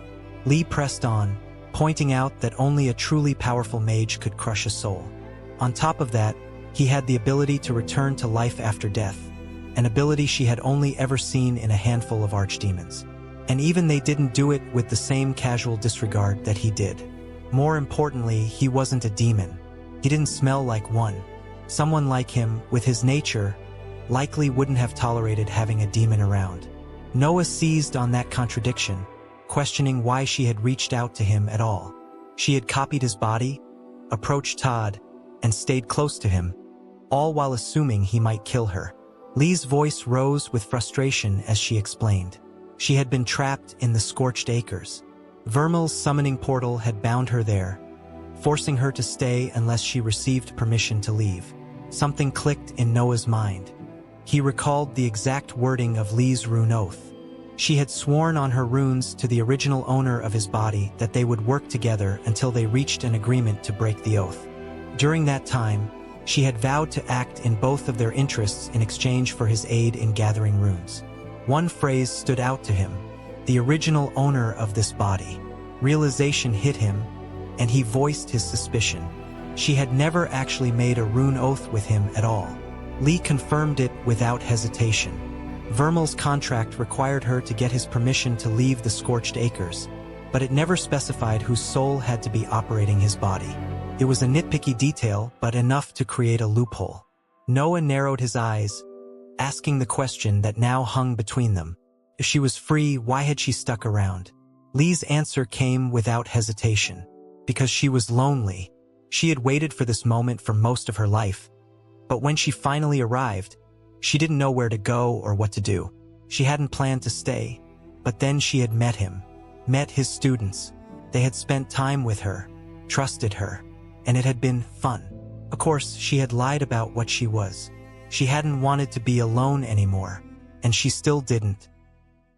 Noah considered the implications of what Lee had just revealed. If she had never truly been bound by the oath, that meant she was free to act on her own. He asked her to confirm it. She wasn't bound by the oath at all, was she? Lee admitted that she wasn't. She had deliberately specified Vermeil's original body in order to avoid being forced to fulfill the oath. She started to ask him something, but Noah cut her off before she could finish. There was no need. She had given him no reason not to trust her. Lee seemed surprised. He was really going to trust a demon? Noah countered immediately. She had been trusting a body-stealing idiot all this time. Lee acknowledged that with a simple agreement, but Noah had one more question. Why had Vermeil summoned her? What had he wanted her to do about the election? Lee corrected him. Vermeil hadn't been summoning her.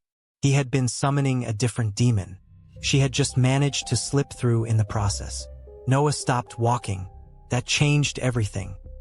His voice was sharp as he demanded to know what had happened with the other demon. Lee admitted she had no idea. She had run away as soon as she sensed it. It was far too powerful. Frustration spiked in Noah's voice as he processed what that meant. That meant there was another demon running around. Powerful one. One that Vermeil had specifically summoned to alter his family's social standing. Lee confirmed it casually. Noah groaned. This wasn't just a minor inconvenience. It was a massive problem. Lee, however, didn't seem too concerned. The demon was still stuck in the Scorched Acres, after all. Noah wasn't convinced. It had been a lot stronger than Lee, hadn't it? She admitted it was. And she had never actually seen it in the Scorched Acres? She hesitated before answering. No, she hadn't. And she had found a way out of Vermeil's contract? She had. Noah pressed the point. If she had managed to escape, then what was stopping the other demon from doing the same? Realization dawned on Lee's face. She finally saw the problem. Noah confirmed it grimly. Still, Lee tried to brush it off. The demon hadn't attacked yet. Maybe it was off killing and terrorizing people somewhere else. In that case, it wasn't their problem. Noah's sarcasm was thick as he responded. Lovely. Internally, he couldn't help but acknowledge how catastrophic Vermeil's summoning had been. He had failed to bind his intended target, had accidentally released another demon into the world, and had managed to crush his own soul in the process. That was a triple failure. Impressive, in a way. Lee's tone softened as she apologized. She should have told him earlier. Noah shook his head. He didn't blame her. It wouldn't have changed anything. And, if he were in her position, he would have done the same. Still, Lee insisted that the demon wasn't really their problem. They didn't have to deal with it.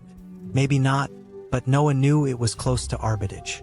That meant his students were in danger. If he reported it, no one would believe him. Or worse, they would question him about it. That might actually be more dangerous. After all, he was still a suspect in the Hellreaver incident. Lee pointed out that he had done the whole Hellreaver thing. Noah didn't argue. Suspects could be guilty. But, for now, the demon had to be set aside. He had a different idea. The scene shifted. Moxie stood at her door, her hair a mess, exhaustion written all over her face. Annoyance laced her voice as she questioned why someone was knocking at this hour. She reminded Noah that he was under active investigation and shouldn't be drawing attention to himself. Noah's voice responded, calm and measured. He acknowledged her concern, making it clear that he was fully aware of his situation. But that wasn't why he was here. His next words carried an unmistakable note of intent as he asked if she was interested in taking a little field trip.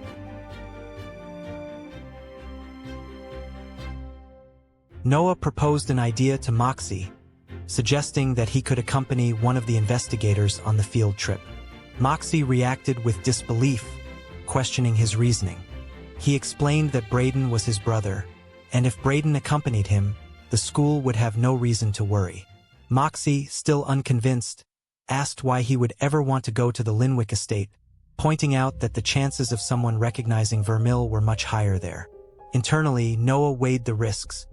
He considered what was more dangerous: staying at the school where a demon might be lurking, ready to slaughter everyone, or bringing Todd and Isabel to the Linwicks after allowing them to take runes from his book. Seeking more clarity, he followed up with another question, asking Moxie what would happen if someone managed to obtain runes from another noble house and learned them. Moxie immediately dismissed the idea, advising him to throw out any runes he found lying around, as they were most likely fakes. She explained that noble houses deliberately introduced counterfeits to create artificial scarcity and maintain high prices. While the fakes functioned well individually, combining them could have disastrous consequences. At best, the combination would fail. At worst, it could shatter one's soul. Still, Noah pressed further, asking her to assume the runes were real. Moxie admitted that if the runes were genuine, it would be difficult to trace anything back to their original owners. She explained that runes often had minor variations, and there was a possibility of unknowingly learning a rune that a family had kept secret. However, as long as one didn't go around flaunting them, there wouldn't be an issue. Satisfied with her response, Noah quickly moved on to his next concerns. He asked if anyone would believe him if he reported that an incredibly powerful demon was on school grounds. Moxie dismissed the idea immediately, saying there was no chance anyone would take him seriously. Curious, Noah then asked if she would be believed if she reported it instead. Moxie hesitated, questioning why he was asking such unsettling questions, as she casually lifted a mug using her plant magic. Without hesitation, Noah revealed the truth. There was a demon. Moxie reacted with shock, and he elaborated, explaining that the Linwicks had been attempting to summon one. As his expression darkened, he asked if that was a serious problem. Moxie confirmed that it was, in more ways than she could count. He then asked one final question. Which was more dangerous, the Linwicks or the demon? Moxie considered it carefully before responding. For most people, the demon would be the greater threat. But for him, without a doubt, the Linwicks posed the greatest danger. Noah acknowledged her response but pointed out that it was only true if he was Vermil. Moxie, growing frustrated, demanded more context about the demon and urged him to make sense for once. Noah, his expression turning ominous, clarified his stance. As far as the Linwicks were concerned, he wasn't Vermil. He was the demon. Noah told Moxie everything he had learned from Braden and laid out his plan. She reacted immediately, running off while muttering about preparations.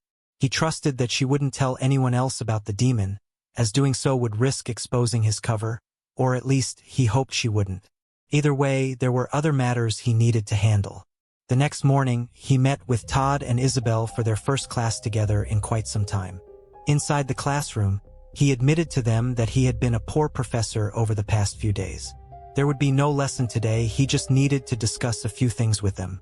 Todd, hearing this, immediately assumed he was in trouble. Instead, Noah told them that they deserved to know the truth, at least some of it. He explained what he could about the Hellreaver, the upcoming field trip, and the demon. To his surprise, they took the news better than expected. Todd, grinning with excitement, focused on one particular detail. Noah had managed to get an investigator drunk while that investigator was in the middle of solving a murder he himself had committed. Todd found that impressive, calling it badass and asking if Noah had always been this awesome. Isabel, though not as enthusiastic, acknowledged that while awesome might not be the right word, she couldn't exactly disagree. Curious, Isabel questioned why he had shared all of this without having them swear a rune oath. Todd, ever practical, speculated that maybe Noah expected them to die. If that happened, the backlash from a rune oath would take him down with them, which was an important consideration, especially with a demon roaming around. Noah dismissed that idea, explaining that he had been thinking a lot about rune oaths and their usefulness lately. Isabel pressed him further, asking why he hadn't made them swear one. Noah's answer was simple: because they were his students. Forcing them into an oath of secrecy would only implicate them further. They hadn't asked to be dragged into this situation. Isabel, considering his words, saw through his reasoning.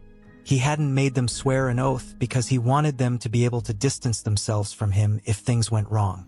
If someone found out, they could walk away without being bound by an oath. Noah confirmed it. If someone tried to force information out of them, he wanted them to tell the truth. Their lives weren't worth sacrificing over this. They weren't responsible for his failures. He was their teacher, and the burden was his alone. Before he could say anything else, Todd suddenly jumped up, declaring that he wasn't telling anyone anything. That wasn't how he operated. Isabel agreed without hesitation, making it clear that she had no intention of helping nobles. She was glad to see the Hellreaver gone. With that settled, Noah moved on to the next important topic. He told them to seriously consider whether or not they wanted to go on the trip. He couldn't guarantee their safety at the Linwick estate. Isabel reassured him that they understood the risks and were taking the situation seriously. They would meet the next morning by the transport cannon. Noah nodded. Tomorrow morning it was. 2 hours later, at the library, Noah and Lee sat together. Noah had been meaning to ask something and finally spoke up, questioning whether Lee was a rank 1. Lee shook her head and explained that she was rank 3, adding that rank 1s of her kind didn't last very long. They either got strong quickly or died. Noah acknowledged the answer before shifting the topic to what Lee had taught while he was out. Lee responded that she had gone over the basics of imbuement. She mentioned that Moxie and Emily already knew how to do it, but it was new for Todd and Isabel, or at least it should have been. Curious about what that meant, Noah pressed further. Lee explained that Todd had already known how to imbue things, something Noah hadn't expected. Surprised, he asked whether Todd had studied it on his own, but Lee quickly dismissed the idea, revealing that Todd had taken to it instantly. He was a natural. The revelation triggered a realization in Noah. He recalled that Todd had been imbuing his eyes to use his heat rune and asked Lee to confirm it. Lee nodded and explained that imbuing a body part with a rune enhanced its related function. In Todd's case, imbuing his eyes with heat made them more sensitive to thermal energy. They likely became extremely hot as well, but that was why intention was crucial. Noah found it interesting and wondered why Todd had been so naturally skilled at it. Lee admitted she had no idea, explaining that Todd had clammed up when she started asking questions. She didn't care enough to pry, so she let it go. Noah acknowledged the answer before his thoughts shifted. His attention turned to the books in front of him, particularly the rank 2 runes. He noted a pattern: sweeping shadow, molten flame, churning wind. The books only listed the rune names without showing the symbols themselves, but he realized that each rank seemed to have an extra descriptor. He mused about what a rank 5 rune might be called, joking to himself that it might end up as an absurdly long and convoluted name, one that could trip up an opponent just by making them say it. The thought made him smile. Lee noticed and asked why he was laughing, but Noah brushed it off, apologizing. His internal thoughts continued as he analyzed rune combinations. The more unique runes he combined, the harder it would be to find another match for the next rank. Simple names would likely be better in the long run. If intent mattered in imbuement, it probably mattered in rune combinations too. If he combined them as they were now, he speculated that they might form something like Flowing Ash or Shaking Ash. Sunder would let him test infinite combinations, but if he had to refill his runes every time, it would take forever. Unless he considered another possibility. What if he could imbue fully filled runes somewhere and store them for later use? His curiosity led him to turn back to Lee. Interrupting whatever she was focused on, he asked how much of a rune could be imbued. Lee, slightly annoyed, answered that it could be as much as one wanted, but only an idiot would imbue too much at once. She explained that a rune was like a lake. By imbuing, one created a river that pulled energy from the lake.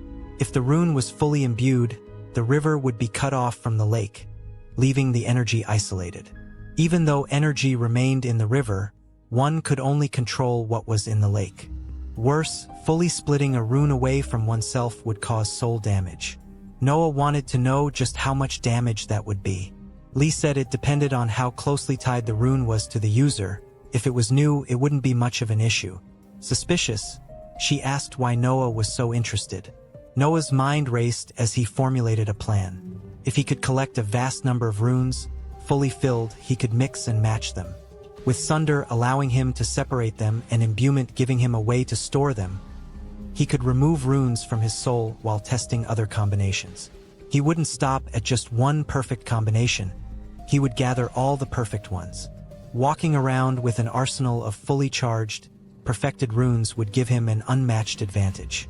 Lee snapped him out of his thoughts by pointing out that he was drooling. Embarrassed, Noah wiped his mouth and admitted he was just excited. Lee asked what he was excited about, and without hesitation, Noah stated that he needed more energy for his runes. It was time for him to reach rank 2.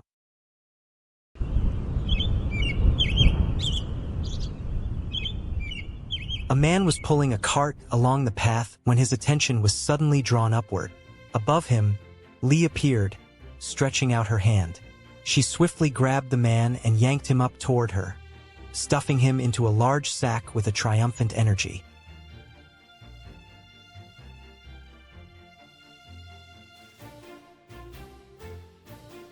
Elsewhere, Noah was sitting under a tree, clearly frustrated. He grumbled to himself, mentally calculating the imbalance of effort and reward. Gathering a few creatures for him to kill didn't seem worth the 10 gold it had cost, a full month's salary. He couldn't help but feel Lee was exploiting his impatience, especially knowing he couldn't leave the Arbitage grounds. He muttered bitterly about the brat. 10 minutes later, Lee came running toward him with a huge sack slung over her back. She greeted him cheerfully, but Noah could only grimace at the sight, thinking to himself that she looked like some twisted version of Santa Claus. Suspicious, Noah questioned her, pointing out that he had asked for monkeys, and now the sack she carried was visibly shifting with movement inside. Lee replied casually, revealing that the sack was full of monsters and urged him to stab them quickly. As she kicked the bag, Noah warned her that if there were humans inside, there would be consequences. Lee clarified that the creatures were face stealers. They had a distinct smell, making them easy to find, and she encouraged him again to get on with the stabbing before they could escape. Still unsure, Noah suspected she might have stuffed a random person into the sack and insisted on checking first. With caution, he drew his sword and cut the sack open. The moment his eyes met the contents, he was met with a grotesque, disfigured creature glaring up at him. Startled, he screamed and demanded to know why it looked like that as he immediately began slashing at the monsters inside. Lee explained nonchalantly that if face stealers were bounced around hard enough, they'd forget what they were supposed to look like. She admitted she hadn't been gentle. Noah noted how much energy the creatures had, still shocked by what he saw. Lee simply reminded him that she had warned him. Noah remarked that the monsters had more energy than the monkeys ever would have, though he almost felt bad at how little resistance they put up. Lee reminded him that he had paid for an express service, and that's exactly what he got. So he had no room to complain.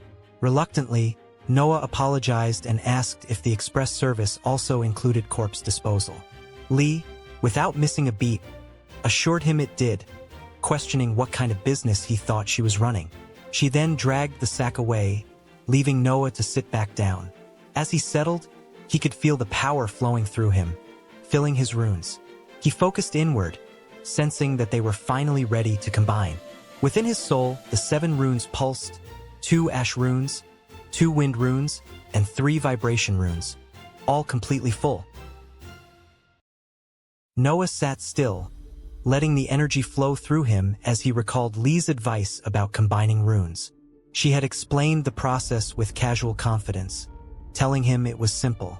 He just needed to relax and allow the energy from the merging runes to seep into his soul, focusing completely on the outcome he desired for the new rune.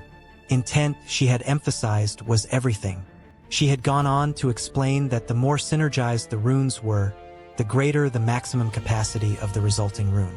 However, that also meant the new rune would appear less full in comparison, since its overall capacity surpassed that of its individual components. She mentioned that a combination forming at 50% was good, but in the rare event of a perfect synergy, it could be as low as 10% filled, with the leftover energy helping to expand the soul itself. As Noah began the process, he could feel it happening. The edges of the runes slowly drew closer, their pressure pushing against each other, and he sensed his soul beginning to tremble under the strain. He remembered more of Lee's insights then. She had explained how every time runes were combined, the soul expanded from the excess energy. Not all souls were alike. Some could house more runes than others, but the act of combining would always result in growth. Even with a small soul, one could still gain room for an additional set of rank 1 runes upon reaching rank 2. By rank 3, a soul should be able to hold 7 extra rank 2 runes. And for those with larger souls, the potential was even greater. The system could grow complicated quickly, which was why many chose not to build everything from scratch beyond rank 1 or 2. As the runes merged, a brilliant flash of light erupted in Noah's mind space. In that moment, his thoughts narrowed to a single, focused vision, sound and heat. That was the goal. He felt grateful for Lee's guidance. Without her, he'd have been stumbling through the entire process blindly. He considered the mechanics she had described, how the soul stretches like a balloon when runes are combined, and how the effect could remain even after using the Sunder rune to dismantle a rank 2 rune. But he also recognized the risk. If too many were removed at once, the soul might begin to deflate. It was yet another aspect of this world that he would need to understand more deeply. The runes continued to glow, drawing closer in his mind space, until they finally combined into one brilliant form. Noah stared ahead, awestruck, then softly murmured the words to himself. He had done it. Before him floated his first rank 2 rune, Pyroclastic Resonance. Overcome with joy, he celebrated the achievement, shouting with excitement. As he examined the rune closely, he could feel the immense strength radiating from it, the power of all 7 of his previous runes, fused into one. Yet it rested at only 50% capacity. That detail nagged at him. A 50% formation meant the combination wasn't perfect. Unlike his past rank 1 runes, this one felt unrefined, almost bumpy. Perhaps he had used too much ash in the mix. He realized he'd need to obtain another rank 1 greater wind rune to experiment further and refine the result. There was still plenty of room for improvement, a lot, in fact. But for now, this was a milestone worth celebrating. This new rune would be the perfect tool for testing and learning. Noah slipped out of his mind space and returned to the real world, finding himself face to face with Lee. She looked at him expectantly and asked if it had worked. He nodded, still feeling the lingering power coursing through him. He felt stronger, faster even. Lee confirmed his sensations, explaining that it was normal. Combining runes released a massive surge of energy, temporarily enhancing the body until the soul finished absorbing it all. Rising to his feet, Noah asked her to step back as he prepared to test his new creation. Drawing on the power of Pyroclastic Resonance, he began to whistle softly. The sound carried an eerie tone, dark and unsettling. Lee raised her eyebrows, clearly impressed and just a bit uneasy. She commented that it was the spookiest whistle she'd ever heard and hoped his magic leaned more toward the pyroclastic side than the resonant. Focusing further, Noah called on the Combustion Master rune. Nearby leaves ignited instantly, and he directed the fire, swirling it around his body with fluid precision. As he whistled again, the fire reacted, shooting into the sky and exploding in a radiant burst of flame and light. Lee watched the display with amusement and mild awe, admitting that it was actually a lot cooler than she expected. Meanwhile, in another part of Arbitage, Moxie stood in her room, deep in thought, her expression tense. The idea of a demon hiding within Arbitage weighed heavily on her mind. She couldn't even share the information without jeopardizing Vermeil's cover. None of this had been part of her plan. She had only wanted a quiet year focused on studying face stealers. But with Lee in the picture, everything had changed. Lee made everything she thought she understood about face stealers feel completely wrong. Then, a sudden realization struck her like lightning. Her grip on the mug loosened, and it fell from her hands, shattering as it hit the floor. Without a moment's hesitation, she stormed out of her room, fury and urgency driving her forward. Lee wasn't a face stealer. How had she not seen it sooner? Lee was the demon, and she had to warn him. Lee had to die.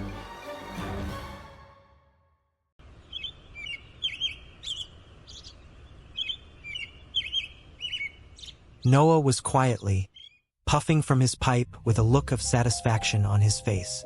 The item impressed him. It was both fantastic and surprisingly affordable, costing less than 10 gold for something imbued with magical properties. As long as he remained near it and gathered energy, the imbued pipe would keep the flashgrass herbs constantly regenerating. He noted the thick clouds of smoke and ash it produced but shrugged it off. With his rune, he could easily prevent the ash from reaching his lungs, sparing himself any consequences. The scene shifted as Noah strolled through the area, approaching a familiar mound of leaves. He recognized it immediately. Lee was still asleep inside, and he figured he probably ought to wake her. But before he could finish the thought, Moxie suddenly appeared in front of him, her face etched with panic. She called out to him, clearly frantic and out of breath. She'd been looking all over for him.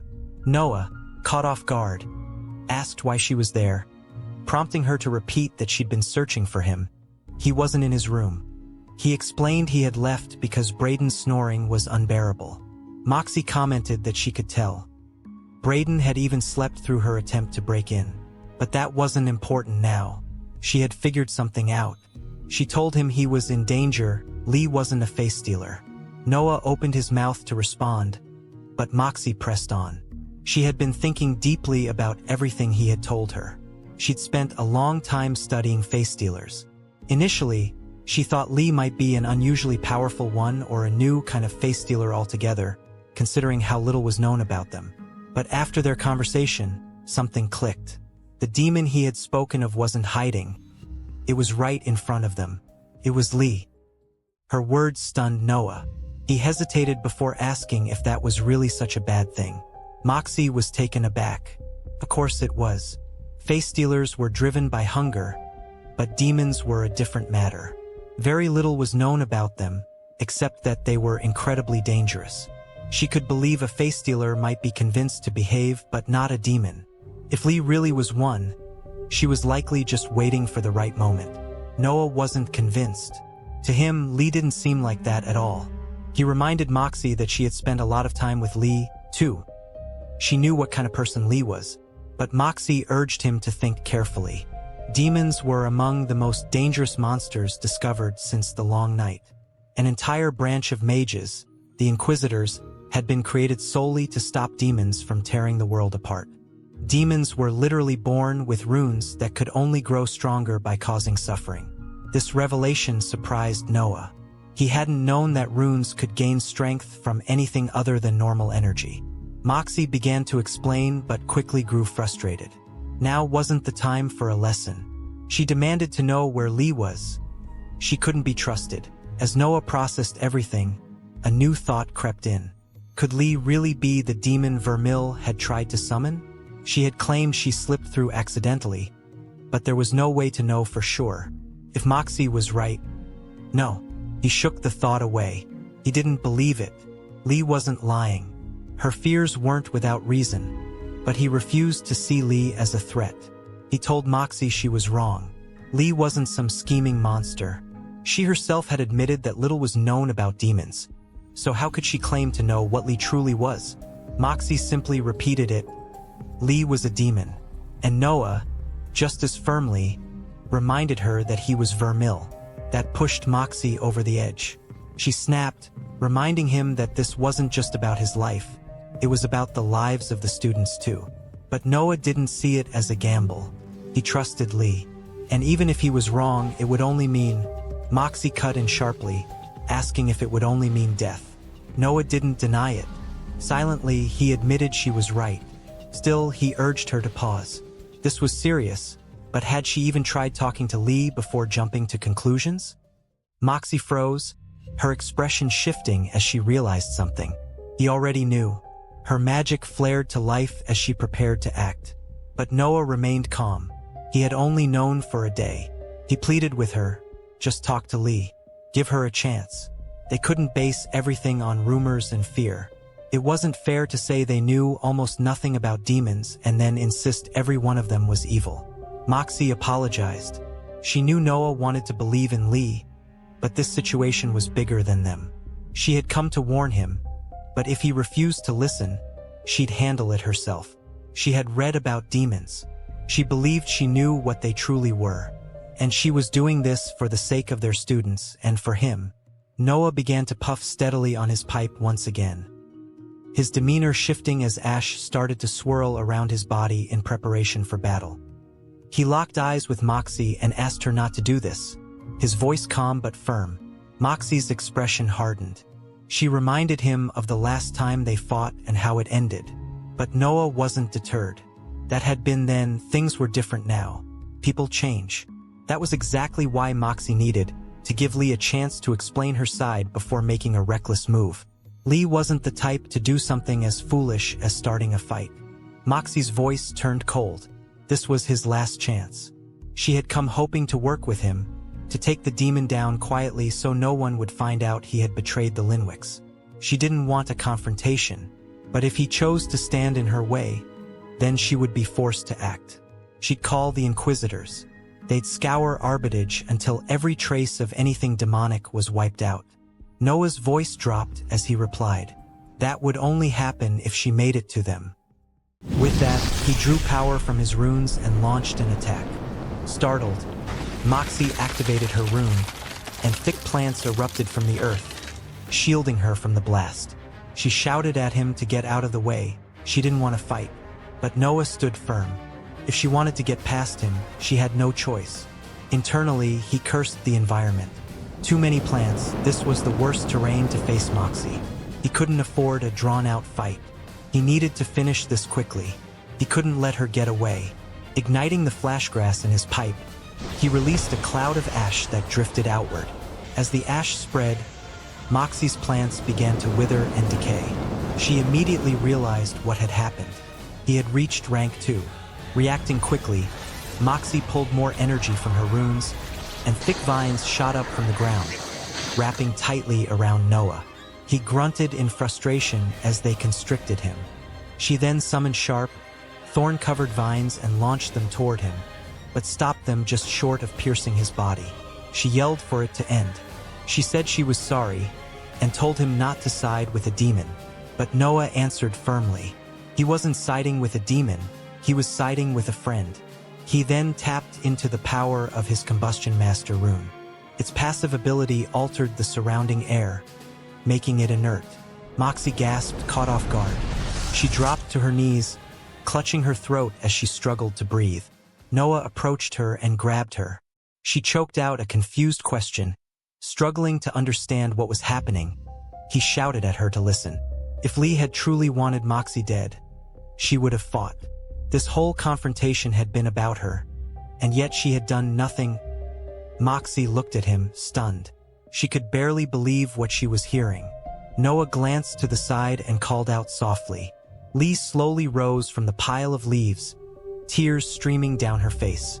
Noah turned back to Moxie. If Lee were the selfish, monstrous being Moxie believed her to be, wouldn't she have stepped in to help him during the fight?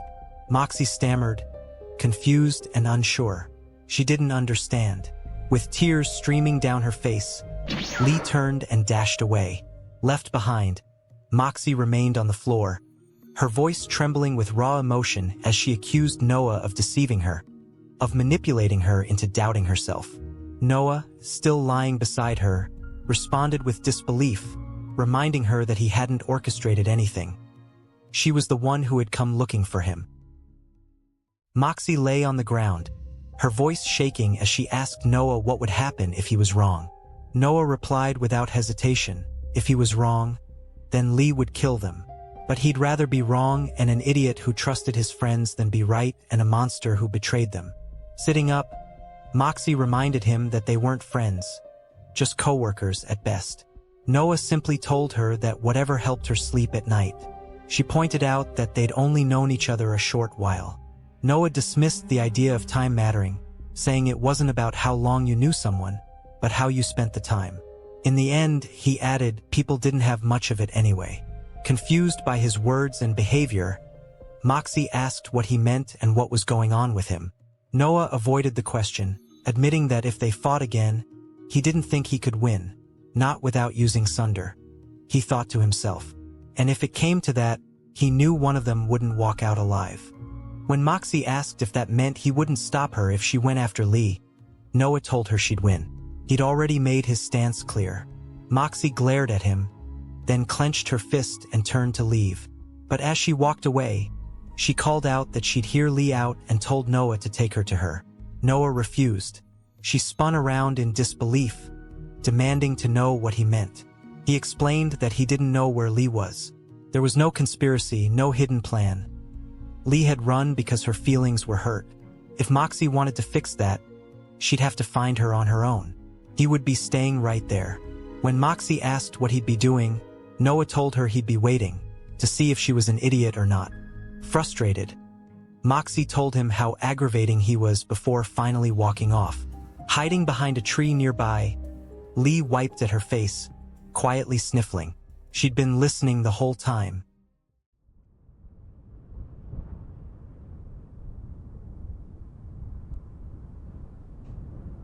As Moxie disappeared from sight, Lee stepped out and sat beside Noah, whispering that Moxie hated her. She said that was how people were supposed to respond to demons. Noah reassured her that Moxie was just scared. She was trying to protect her student and wasn't thinking clearly. But Lee wondered aloud if that even mattered. Moxie was still going to try to kill her.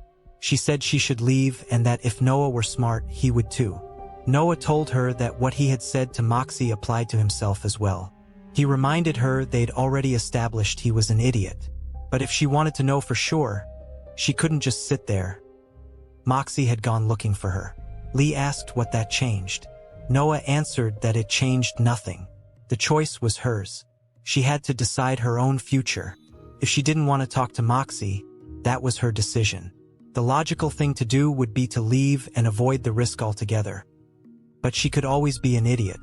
He admitted he liked that option better. Before he knew it, Lee was gone. The scene shifted, and Moxie now stood across a small river from Lee. The two faced each other in silence, both wearing awkward expressions. Slowly, with clear hesitation, Moxie stepped onto the bridge and crossed over to the other side.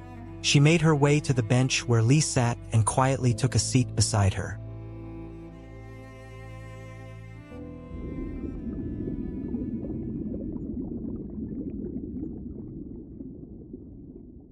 A tense silence hung in the air between them until Moxie finally broke it, her voice uncertain as she asked how she was supposed to know. Lee, confused, asked what she meant. If she meant knowing that Lee wasn't going to kill everyone. Moxie admitted that she did. Lee responded by asking how she was supposed to prove something like that, but Moxie didn't have an answer. Curious now, Lee asked how long it took to become friends with someone. Moxie was caught off guard by the question and said she didn't know. There wasn't a timer on it, it just happened. Lee then asked if Moxie would ever hurt her friends. But Moxie responded that she didn't have any. She couldn't afford to have friends yet. That answer puzzled Lee, who asked if friends had to be bought. Moxie clarified that they didn't, but friends were people you protected, and she wasn't strong enough to protect anyone. She wanted to know why Lee was asking all these questions. Lee explained that she was just curious. If there wasn't a set time required to call someone a friend, then Vermil was her friend. Isabel and Todd were her friends, and she had thought Moxie was one too. Moxie responded with doubt, questioning whether demons could even have friends.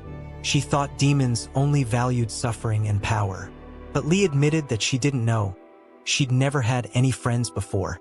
In the damned plains, no one cared about anyone else. But helping and teaching others had started to feel good to her. Moxie was torn. Internally, she struggled with what she was feeling. She couldn't let herself feel sympathy for a demon. She reminded herself of everything she had read about how manipulative demons were. She thought it must be a trick.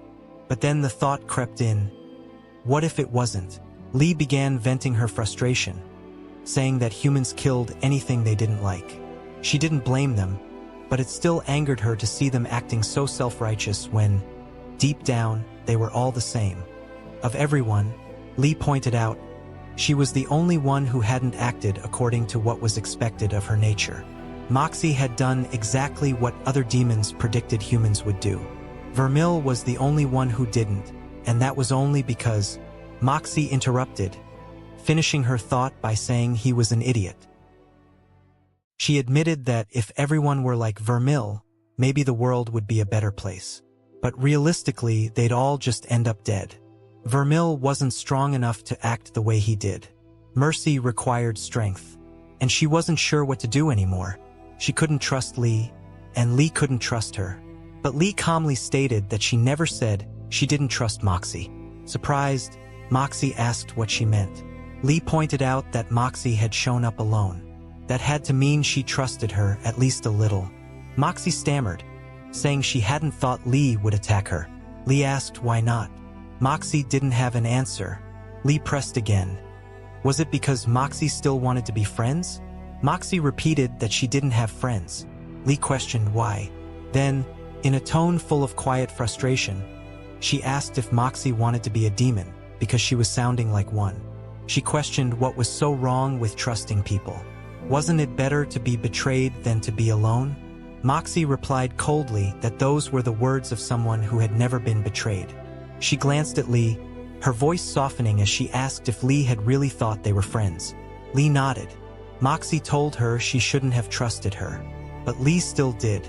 Moxie tried to protest, saying there was no way. But Lee cut her off and said she still wanted to be friends. When Moxie asked why, Lee smiled and said maybe she was a bit of an idiot too. Tears began to stream down Moxie's face. Inwardly, she struggled again. She didn't want to make this decision. What if she failed again? But then something shifted. For once, there was no one forcing her hand, no family pressuring her, no blade against her back.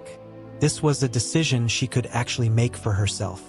She realized she didn't want to keep living the way she had been. She apologized to Lee and admitted she might have misjudged her. Lee asked if that meant they could be friends. Moxie turned the question back. Wasn't that what Lee had wanted? Lee admitted it was, but she hadn't expected Moxie to actually agree. With a hint of embarrassment, Moxie asked if that was it, if they were friends now. She blushed and said she'd never done this before. Lee said she hadn't either, but she thought it counted. As they walked back over the bridge together, Lee joked about heading back before Vermil started wondering if they were killing each other. Moxie agreed it was probably a good idea.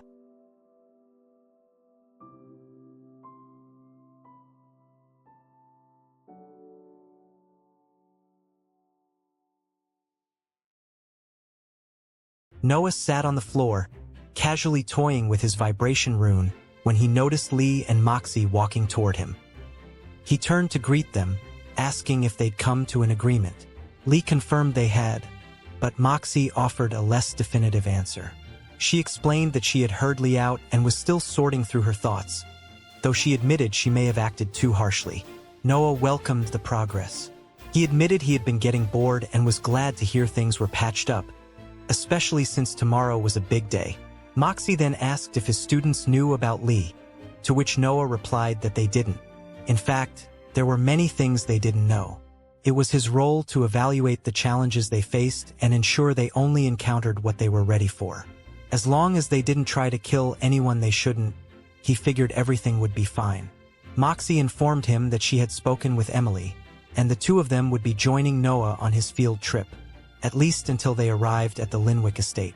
They wouldn't be going in, of course, for reasons that were too obvious to state. Their presence there wouldn't be well received. Noah understood and instructed them both to meet him by the transport cannon in the morning, mentioning he needed to speak with Braden before then. Lee waved him off and Noah waved back, reminding them not to be late as he walked away. Entering his room, Noah found Braden just waking up. Braden groggily asked if it was morning already. Noah corrected him. It wasn't morning. He had actually slept through the entire day. Shocked, Braden said he needed to get going, insisting that he had work to do. Though he admitted last night had been nice, he couldn't afford to slack off. Noah assured him that he understood but asked to speak with him about work before he left. When Braden asked if it was about the Hellreaver, Noah confirmed it was related. Braden pressed him, curious if Noah had discovered something. Noah hinted that it was more than just something, reminding Braden of his earlier question, whether everything was going according to plan. Braden recalled the moment, explaining that their father had been impatient and that time was precious. But Noah had assured him there was nothing to worry about. Noah reaffirmed that sentiment, saying there truly wasn't, because there was nothing left to do. He asked Braden for forgiveness, revealing that he had been very careful. Everything had to be properly aligned before he could share more. Braden, growing suspicious, pressed him again. Either he had completed his goal or he hadn't. Then, something clicked in Braden's mind, and he demanded to know what Noah was saying. Noah asked Braden what he thought, reminding him that few people knew him better. Braden asked if Noah had been celebrating more than just his arrival.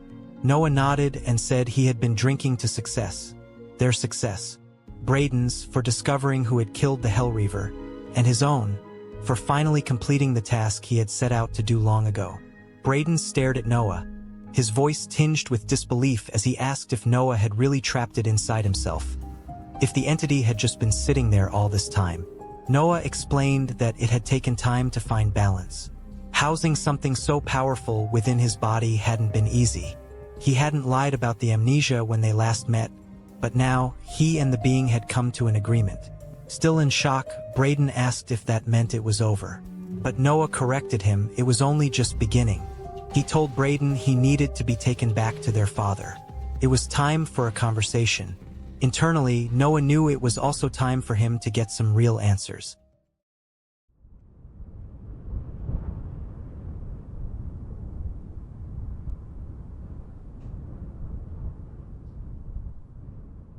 The next morning, the students had gathered.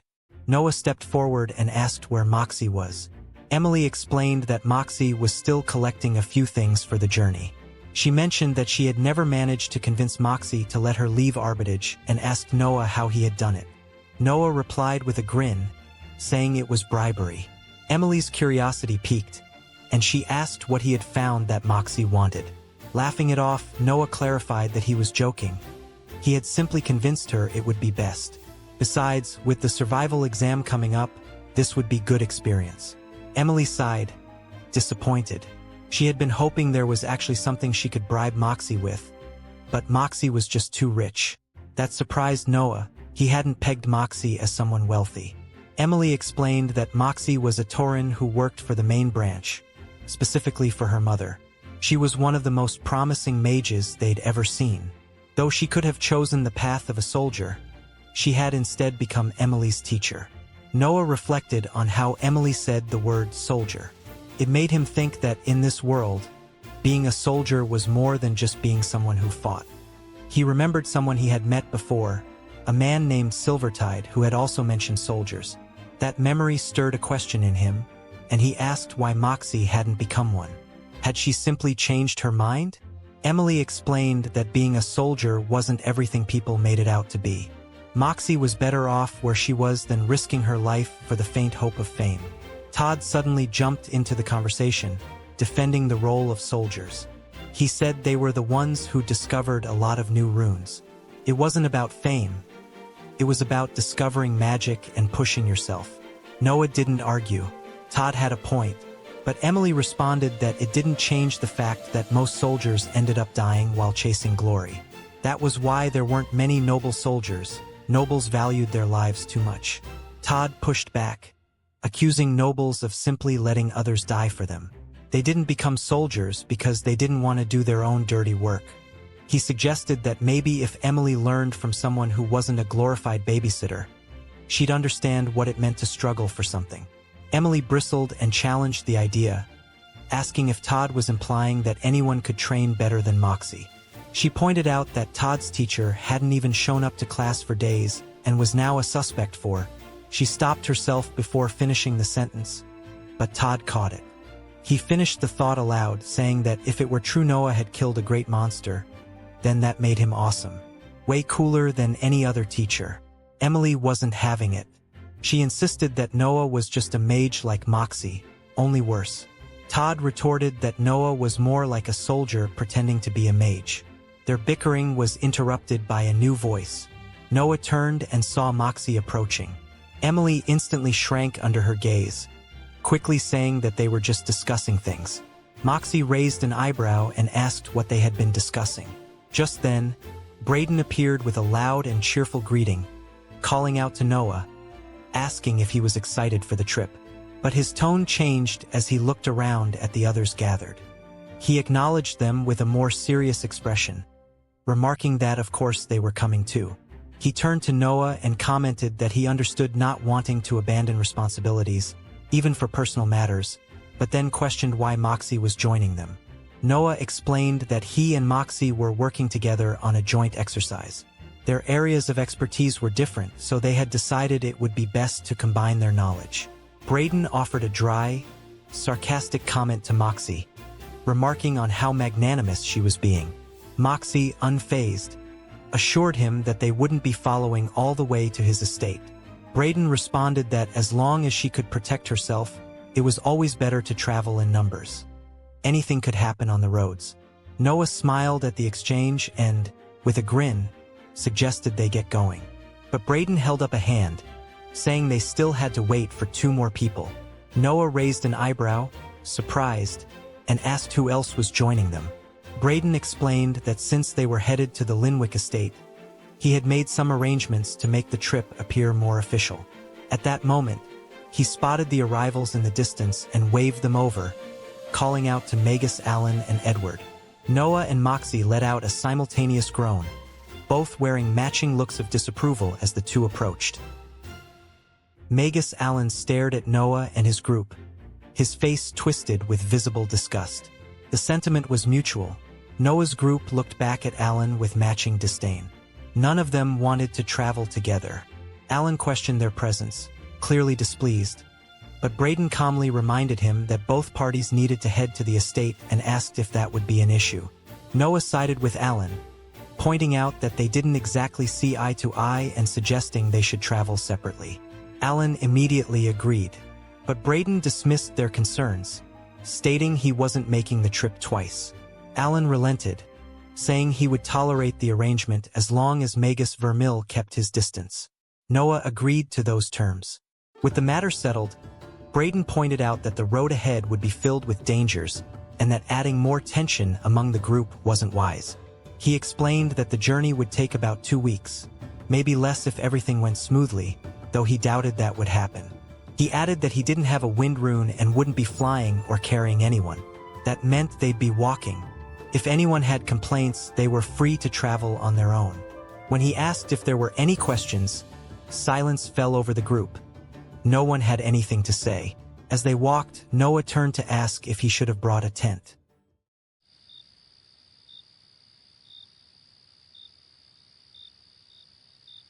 That night, the group stopped to rest. Braden announced they would camp there and asked if anyone could start a fire. Noah volunteered, raising his hand, then knelt down and began working on it. Meanwhile, Alan approached Isabel and instructed her to use her stone rune to make shelter, expressing his refusal to sleep without cover. Noah, watching the interaction, silently wondered how Alan knew what rune Isabel had. Isabel replied with a touch of sarcasm, saying it would be good practice even if her work might not meet his lofty standards. She placed her hand on the ground and summoned a stone tent with her rune.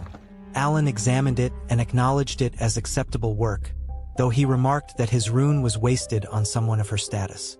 Noah watched Isabel with admiration, realizing her cleverness. She had taken a greater stone rune from his grimoire, and to avoid suspicion, she had copied the same type of rune from Alan's grimoire after their bet.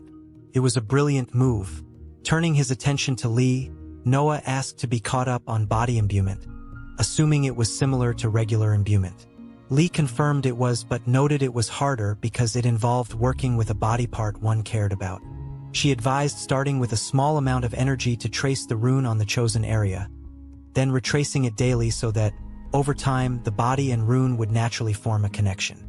Noah acknowledged that it made sense. It was a long-term modification, not a sudden change. Lee agreed but added that skilled individuals could speed up the process. Noah remarked that it was clever, and Lee admitted she had a good teacher. Curious, Moxie asked who it was. Lee simply replied it was failure. She had blown her limbs off several times during practice. Emily chimed in, noting that must have required a lot of healing potions, guessing Lee's family was rich. Lee laughed and said they were rich in strength, maybe. Lee then asked Emily how her imbuements were going. Emily admitted they weren't going well. She couldn't get her ice rune to bind with her stomach, and it kept fading away. Alan interjected, criticizing the practice of body imbuement and pointing out the danger of using rank 1 runes for it. He questioned why Moxie would allow her student to take such risks, saying he could understand it from Vermil, but not from her.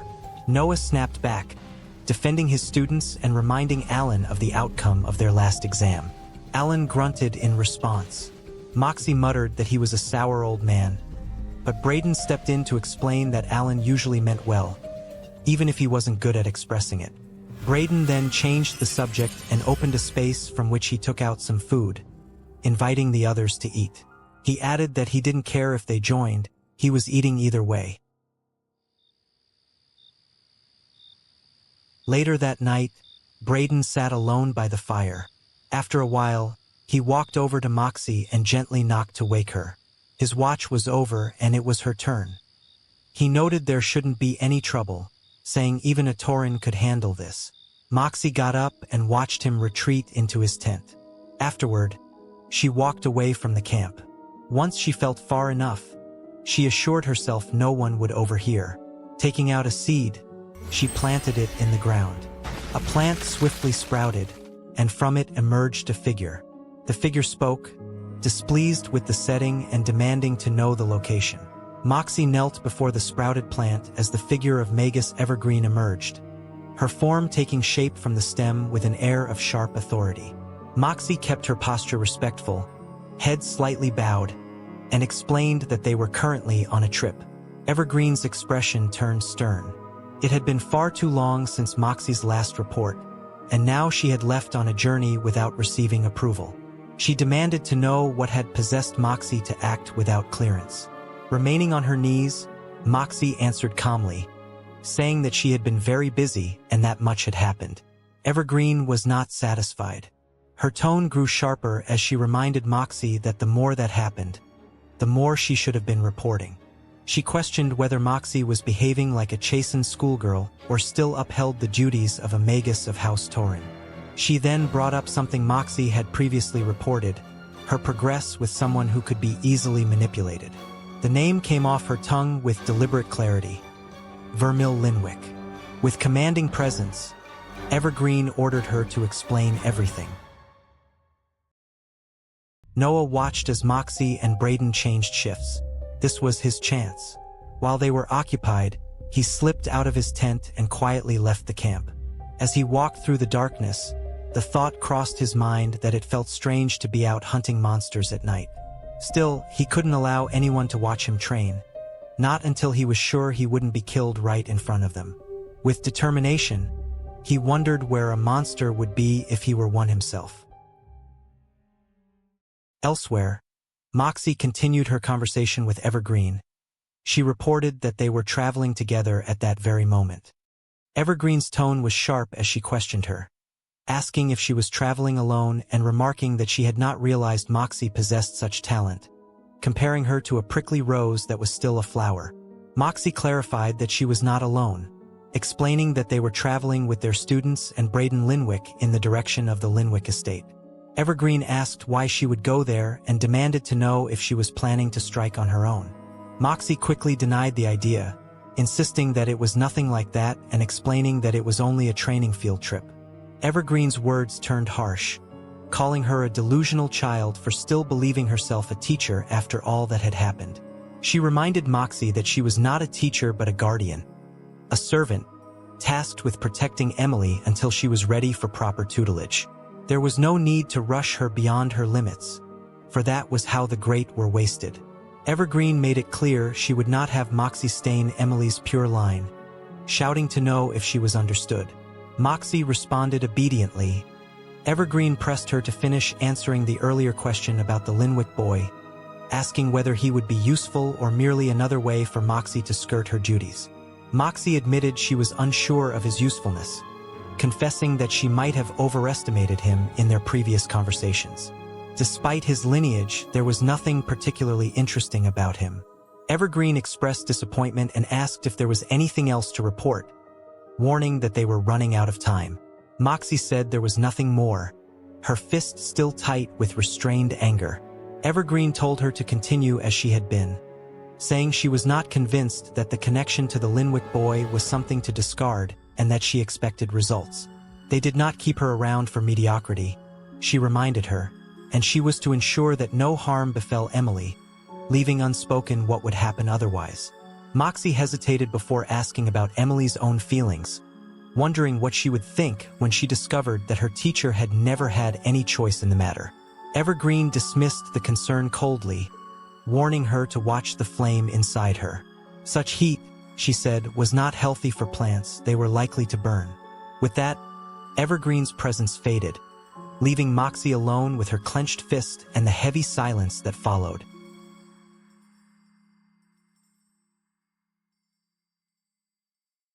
Noah faced the rushing monster with complete calm, standing still as he puffed on his pipe to produce a cloud of ash. When the monster drew near, he ignited the ash and struck, the flames consuming the creature and bringing it down.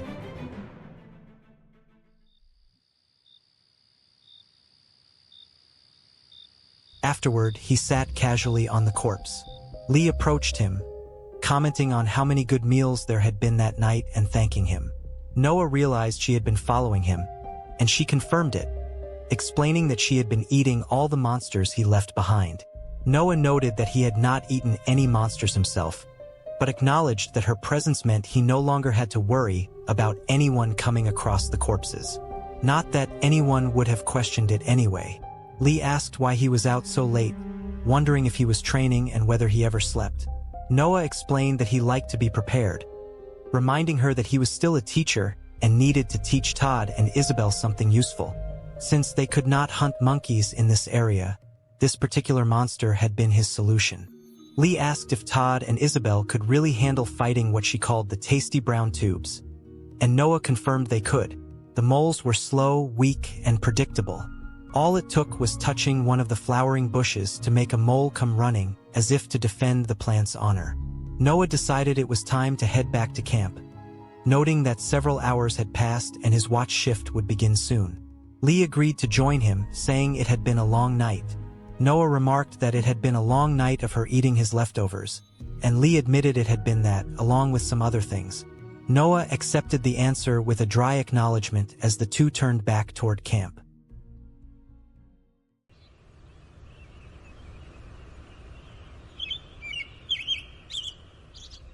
In the morning, Noah sat at the camp, yawning as Moxie approached him.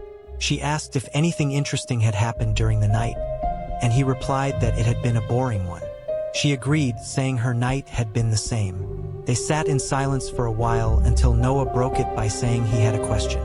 He asked why, during Moxie's confrontation with Lee, she had not assumed that he was one as well. Moxie admitted that she had considered the possibility at first but had quickly dismissed it.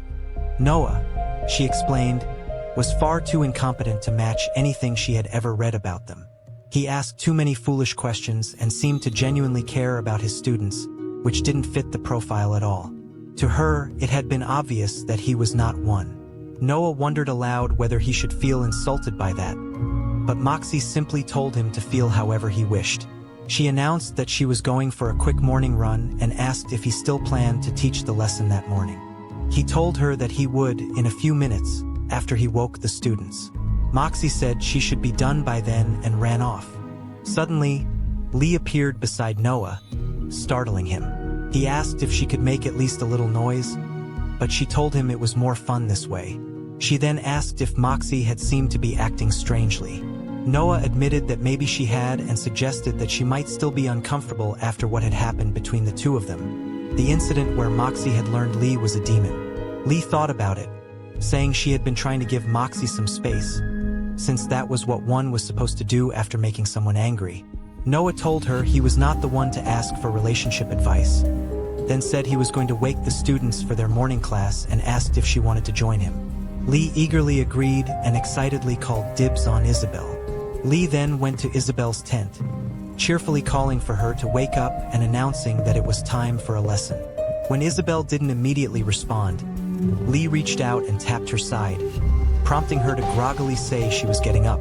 Lee grinned and told her to be outside in 5 minutes before leaving the tent. Isabel muttered that she would be there soon enough. As she rose from her bed, Isabel winced, muttering in pain.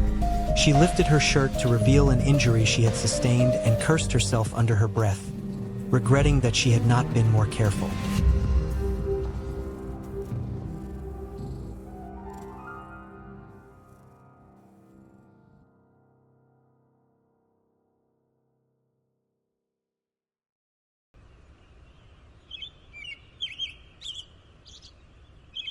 Everyone was gathered together for class. Todd looked around and questioned where the monster was, wondering if they were really about to beat up a plant.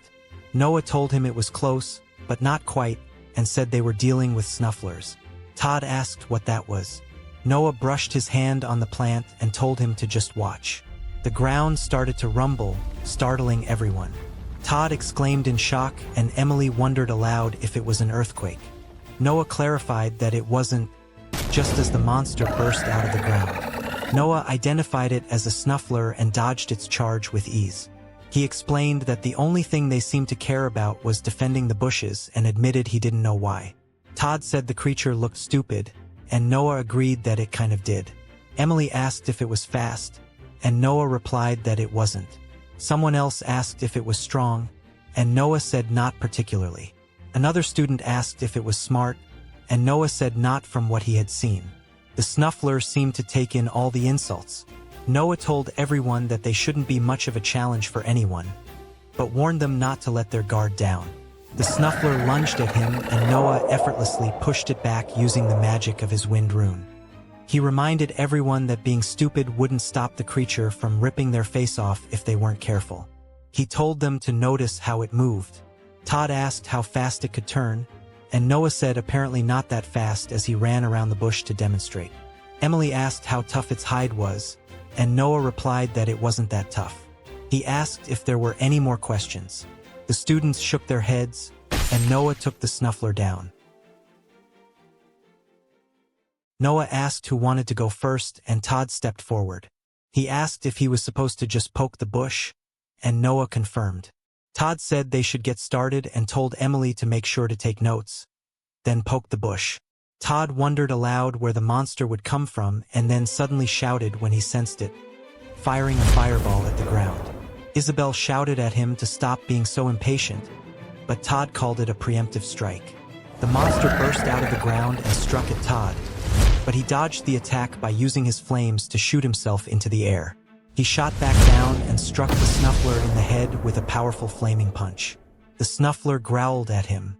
Moxie said she had to give Todd credit because he was a natural and admitted that she didn't think she had picked up imbuing that quickly herself, even with great tutors. Lee was offended by the comment since she had been teaching imbuements in class, and she asked Moxie what that was supposed to mean. Moxie reminded her that midway through the last class she taught, she got distracted by a butterfly. Lee defended herself, saying the butterfly flew in front of her and that was asking to get eaten, then asked if Moxie was saying she wouldn't have done the same thing. Todd finished taking down the snuffler and asked how everyone liked that. Isabel told him he did great, even if he was a little impatient. Lee congratulated him as she clapped. But Emily dismissed his effort and said he could have killed it quicker, calling it mediocre at best and accusing him of showing off. Todd denied it and said it was called practice, explaining that just because he could kill it quickly didn't mean he should. He said this was training, and if he didn't take it seriously, he wouldn't be ready to fight something stronger. Noah told him he had done well and reminded everyone that they were all here to learn, then asked Todd to share exactly how he defeated the Snuffler. Todd said with pleasure and explained that he had imbued his eyes with a heat rune to see where the Snuffler was underground. He said they were about 10 to 15 feet down. Then, because they were blind, he used fire rune imbuements in his legs to leap into the air so he could attack safely. He added that those imbuements weren't the most comfortable to use and that his legs got really hot when he used them. Emily declared that it was her turn and said she was going to beat Todd's stupid ass, and Moxie immediately shouted at her to speak appropriately for a Tauren. Emily said whatever and prepared herself. Noah thought to himself that a little rivalry was always good for making sure everyone pushed each other harder, and he found it perfect. It was now Emily's turn to fight one of the Snufflers. She steadied her breath and summoned a bow made from ice, firing an arrow that struck the Snuffler before it could fully emerge from the ground. Emily turned and declared that that was how it was done, saying one shot, and Todd's face burned with anger. Noah praised Emily's work and called it beautifully executed. Moxie agreed but reminded Emily that Todd was right, saying this was practice and there was no need to kill them immediately. Emily and Todd glared at each other. Noah told them that they both did well and reminded everyone that it was important to remember everyone had their own strengths and that they complemented each other. He said it was good to be competitive but warned them not to let it turn into animosity. Moxie said it was good advice and then asked Isabel if she was ready for her turn. Isabel confirmed that she was ready and prepared to fight the Snuffler. The previous night, Lee watched as Brayden and Moxie exchanged the night watch. Her attention sharpened when she saw Noah and Isabel leaving camp. Confusion crept in. Weren't they supposed to stay in camp at night? She kept watching, wondering what Isabel was doing and why she was sneaking off. Then Lee noticed the page Isabel was carrying. A page from a book about the creatures in the area. Lee thought to herself that she didn't even know they were allowed to rip pages out of books. Still, she admitted it was convenient. It made it easier to snack a bit and save the rest for later. Isabel activated her earth rune, forming a shield from the ground itself, but the weight made it hard to lift.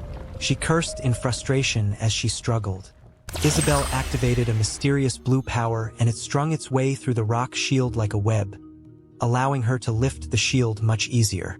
She said it was much better. Lee wondered if Isabel was crying as she observed her. Isabel wiped the tears from her eye and brushed her hand against the bush, telling herself that he would probably be at the Linwick estate. She said she needed to be strong enough to kill him, and got ready to fight. Back to the present, Isabel prepared herself to fight the Snuffler. The ground rumbled beneath her feet, and her focus locked onto the spot where the creature would emerge. The Snuffler burst out of the ground, and the fight began.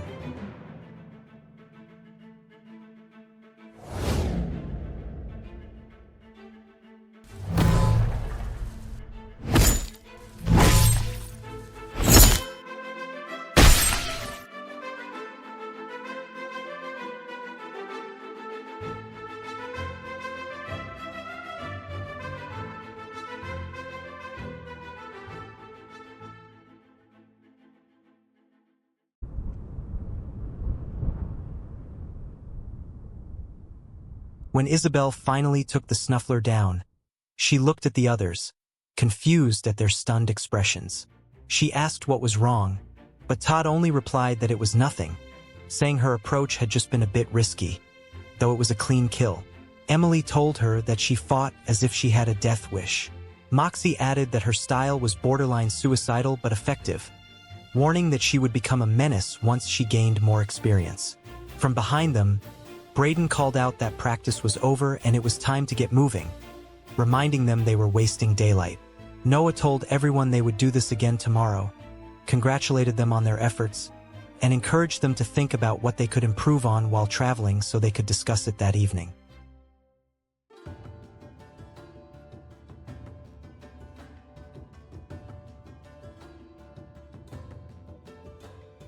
As the group started their journey again, Noah walked with his thoughts running.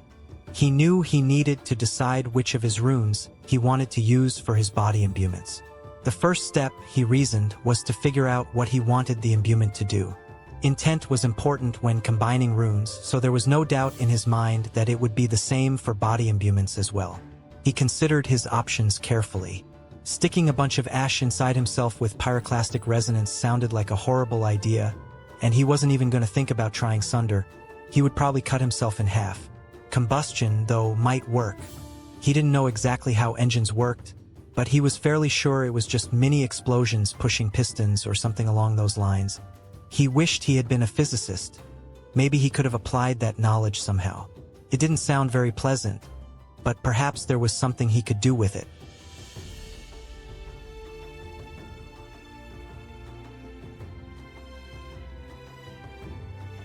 Two days of travel later, the group pressed on. Noah found himself wondering whether there was some underground city of snufflers or if they were more solitary creatures who just sat around protecting their bushes. Suddenly, Braden ordered them to stop. A loud growl echoed from a hill in front of the group. The ground began to crumble, and something enormous rose from below. Emily cursed in shock as a massive creature appeared, towering above them. One of its gigantic hands slammed into the ground. Braden identified it immediately. It was a root fiend. The creature growled, and Noah asked if Braden could defeat it. Braden replied that he couldn't, not while also protecting all of them. Noah quickly said that he and Moxie could cover the kids. Alan volunteered as well, but Braden shut them down, explaining that root fiends attacked through the ground and that without experience fighting them, they wouldn't be able to hold it back. Edward tumbled over in a panic and asked if that meant they were dead. Todd snapped at him to shut up, but Braden reassured them. Something had the creature's attention, and as long as they didn't do anything to draw it closer, before Braden could finish, a beam of energy struck the root fiend. Todd shouted in shock at what he was seeing. The beam shot at the monster again, striking it once more. Todd's shock turned into excitement. This was amazing to him. Braden noted that it looked like they wouldn't have to fight after all, but Noah still wondered aloud what exactly they were looking at. Inside the streak of energy, they could now see an armored man wielding a massive hammer, preparing to strike the root fiend again. Todd realized what he was seeing and exclaimed that it was a soldier. The root fiend swung its massive hand and struck the soldier, sending him crashing into the ground. Todd immediately ran toward him to check if he was okay, but Noah shouted for him to stop. Todd didn't listen and kept running forward. The soldier, however, got up completely unharmed. Todd asked if he was all right, and the soldier apologized. He said he hadn't expected to see travelers there and hoped he hadn't inconvenienced them. He admitted that he and his partner hadn't done their due diligence to make sure there were no bystanders before starting the fight. Edward, still shocked, asked if he had intentionally attacked the root fiend. The soldier answered that of course he had. It was his duty as a soldier. With that, he shot off to attack the root fiend again. Todd stood frozen, awestruck by the soldier's presence as he watched the battle continue.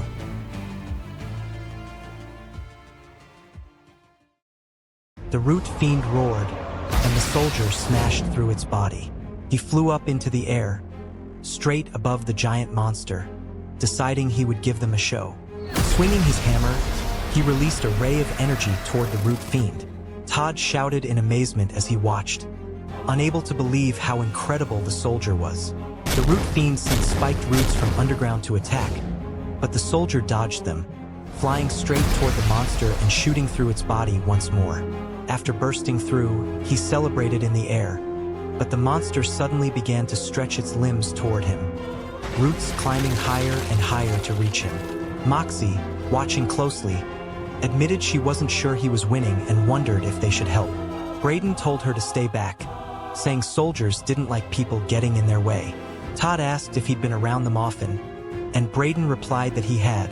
Unfortunately, the roots closed in on the soldier, but a bright light flared from his body, bursting them apart before they could ensnare him.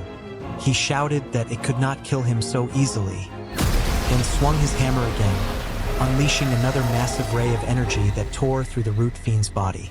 Noah watched in awe, thinking it looked as if a miniature star was trapped in that hammer, and wondering what rank it took to perform such a feat. The soldier landed, walked toward the group, and apologized. He hadn't expected such a resilient root fiend, he said. They were usually much easier to take down. He asked if anyone had been caught up in the fight, and Braden assured him they were all fine. Todd told him he was incredible, and the soldier thanked him kindly, saying he was just doing his job. Someone's voice cut through the moment, calling him a lout and telling him not to show off so much next time. A woman stepped out of a portal, and he apologized to her, calling her Jess and admitting he hadn't meant to use so much energy. She told the others not to be too impressed with Gavin's magic, because half of it wasn't even his. He introduced her as his partner and explained she was the one who did all the imbuements on his weapons. Jess smirked, saying she might as well be called his battery at this point. He had nearly drained all the magic from her runes while barely using his own power. Gavin protested that his magic wasn't suited for that kind of fight. She asked what that had to do with anything, but he said this wasn't the place and offered to cover her dinner instead. She accepted the deal. He turned back to the group, apologizing once again for interrupting their travels and telling them they were free to go on their way. Braden urged everyone to get moving, and Lee cheerfully called out goodbye. As the group moved forward, Noah noticed Todd had stayed behind. Todd now stood with Gavin and Jess, asking how many imbued items Gavin had. Jess explained that she had imbued every piece of his armor, and there were more than she could count on his hammer. Todd's eyes lit up. She explained that the enchantments were optimized to waste as little energy as possible during conversion, though she complained Gavin always managed to drain her runes anyway, smacking him playfully. Gavin groaned, saying he did try. Jess asked Todd if he was interested in becoming an imbuement specialist. He said he planned to be a soldier but knew that imbuers worked closely with them. Jess admitted she had wanted to be a soldier too, at first, but decided it was easier to let someone else fight while she enjoyed rune research. Gavin added that while he got to play with the fancy toys, none of it would be possible without Jess. He remembered standing where Todd was now and told him to keep up his studies. Being a soldier wasn't easy, but it was rewarding. Todd nodded thoughtfully at his words. Gavin said they had more ground to cover and began to say his goodbyes, but the earth suddenly rumbled beneath them. Todd shouted in alarm as he tumbled to the ground. A massive monster erupted from below. Edward panicked, pointing out that another root fiend had appeared even though one had just been killed. Isabel shouted for him to get off her. Then another massive monster burst out of the ground. Moxie realized there were two of them.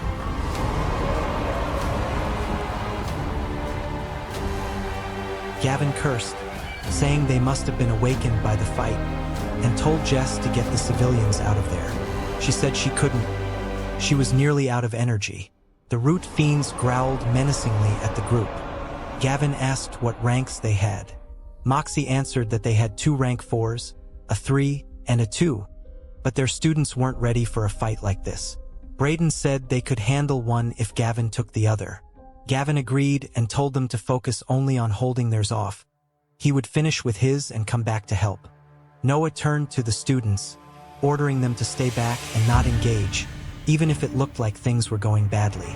Isabel tried to argue, but he cut her off sharply, repeating that no matter what, they were to stay out of it. The group started forward toward the root fiend.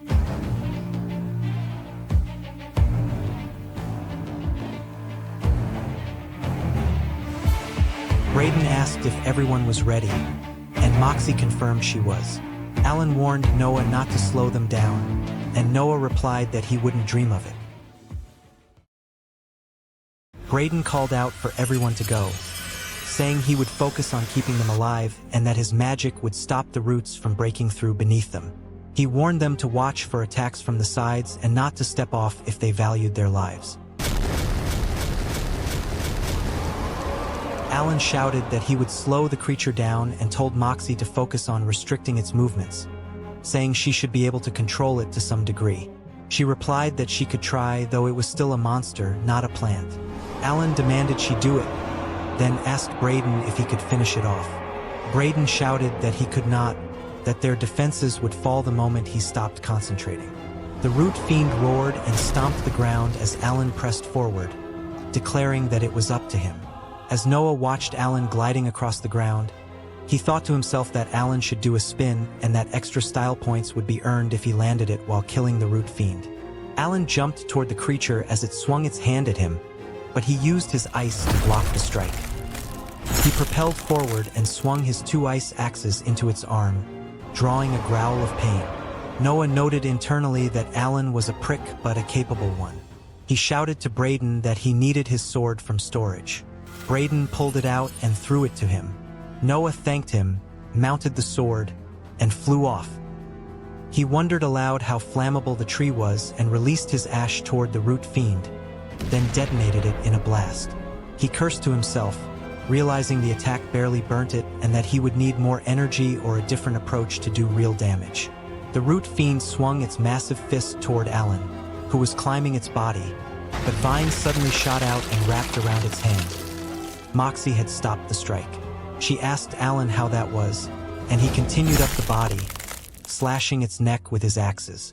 Suddenly, a root burst from the ground, stabbing toward Moxie, but Lee reacted swiftly and saved her from being impaled. She thanked her but then spotted something alarming and cried out to Alan as she saw the root fiend punch him with its freed arm. Noah, still flying on his sword, wondered if Alan had just died.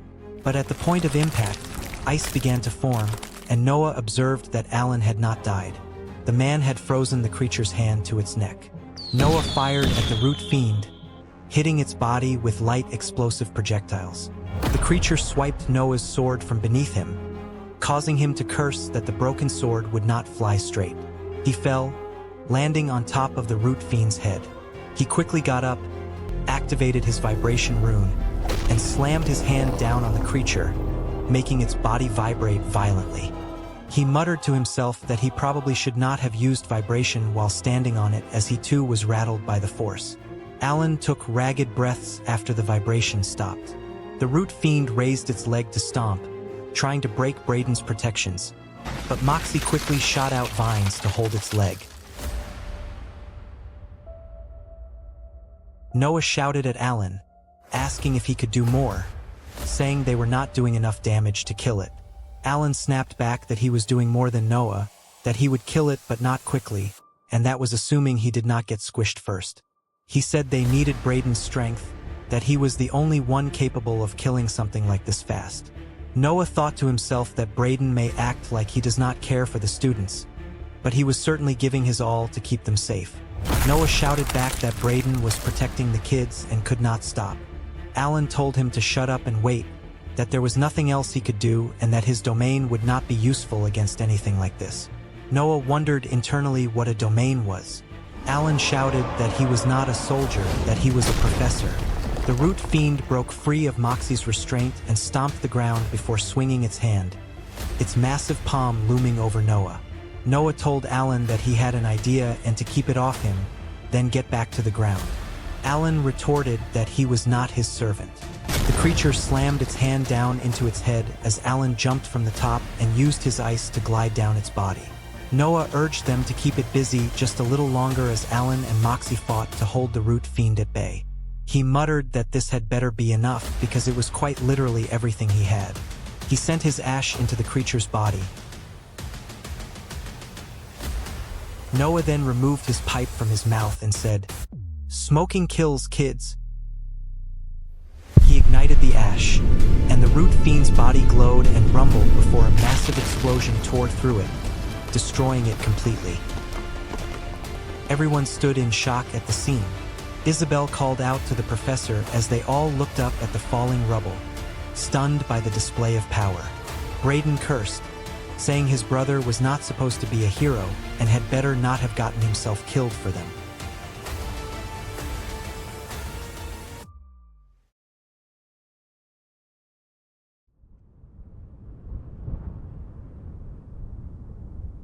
Isabel ran into the smoke and debris from the explosion, shouting for the professor, asking if he was okay. Deep in the smoke, a cloth packed with grass slowly opened and he coughed, saying he was all right and thanking Moxie for catching him. Isabel expressed her relief and Todd declared that he never doubted him for a second. Emily remarked that it was far more power than his runes should have been able to create on their own and asked how he had done it. He explained that with lots of smoke and an enclosed space, explosions cause expansion, so boom, anti-smoking advertisement. Alan found it quite impressive for a rank 2. Edward asked with surprise if he was playing some sort of game and why he acted so incompetent when he could do that. Todd teased that if it were him, he would have done it just to see that look on Edward's face. He then asked when their teacher man was going to show them how to do that. Jess and Gavin returned to the group. Jess asked if he had had any soldier training because he fought like one, saying she had been watching. Gavin added that by that she meant he was suicidal. He replied not intentionally. Jess began to offer him a career change, saying if he ever wanted to consider it to let her know. But before she could finish, Braden stepped in and told her to back off, saying he was a Linwick, one of theirs. Gavin asked what a Linwick was doing out here and Braden clarified that Noah wasn't from the main branch and neither was he. Gavin said that made more sense and that he was wondering when noble families started sending their own into the meat grinder. Noah thanked them again for their help, saying there was no way they could have fought all three at once. Jess said they probably only attacked because they woke them in the first place, and she was just glad no one was hurt, explaining it was their duty to keep citizens out of the fight and they had gotten them wrapped up in it. Braden said all's well that ends well. Gavin agreed, saying they should be off and didn't want to hold them any longer. The group then continued on their journey.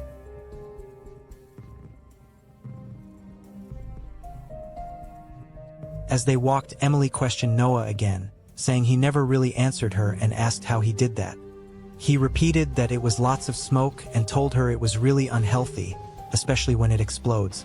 She clarified that she meant not just the magic, saying he was a rank 2 but charged at that thing without a second thought, asking if he had heard Braden say the root fiend was a threat even to him, and pointing out he could have died but didn't even blink. He thought inwardly that death isn't so bad. It's the centuries of waiting that really sucks. Lee then chimed in and answered her, saying fear is a tool that lets you know your limits but sometimes holds you back. Emily asked if that meant he just understood his limits really well. Noah replied that it was something like that, but he also knew he had good backup, saying he wouldn't have run in like that if Moxie and Alan hadn't been beside him. Emily said Magus, Moxie, and Alan weren't trained to fight though. He thought to himself that it sounded like someone hadn't seen Moxie when she was mad, or when she was trying to convince him she was an ally. He then asked Emily if she didn't see Alan. He did not want to compliment the guy. His head was big enough as it was, but he was skating circles around that root fiend. Emily revealed Alan was the head of the trick skating club on campus and had shown her a few tricks. Noah, almost stumbling from his surprise, asked what. She said he was the skating instructor and she had been in his after-school class for a year now, explaining he did lots of tricks like that and it was part of the show. Noah looked at Alan, imagining him dramatically skating, and said, he guessed they all have hobbies. Emily then asked what his were and how he learned to fight like that. Todd interjected that it was because all he did was fight, he had no other hobbies, he was a soldier in a professor's clothes. Todd then shouted that he was teacher man.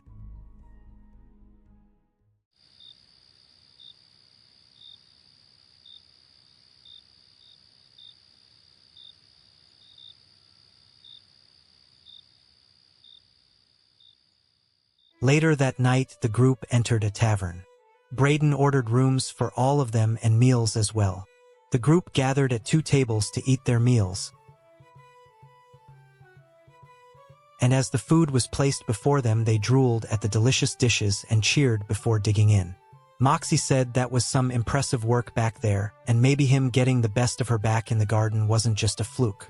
He thanked her and said she wasn't half bad herself, adding that he wouldn't have been able to do it without her help or Alan's, though he liked him less.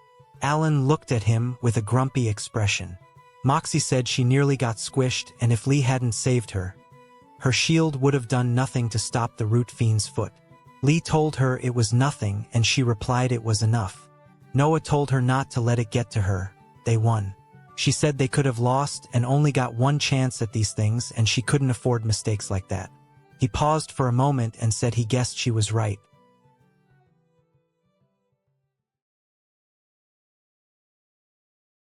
He then addressed her, asking if he could ask another question.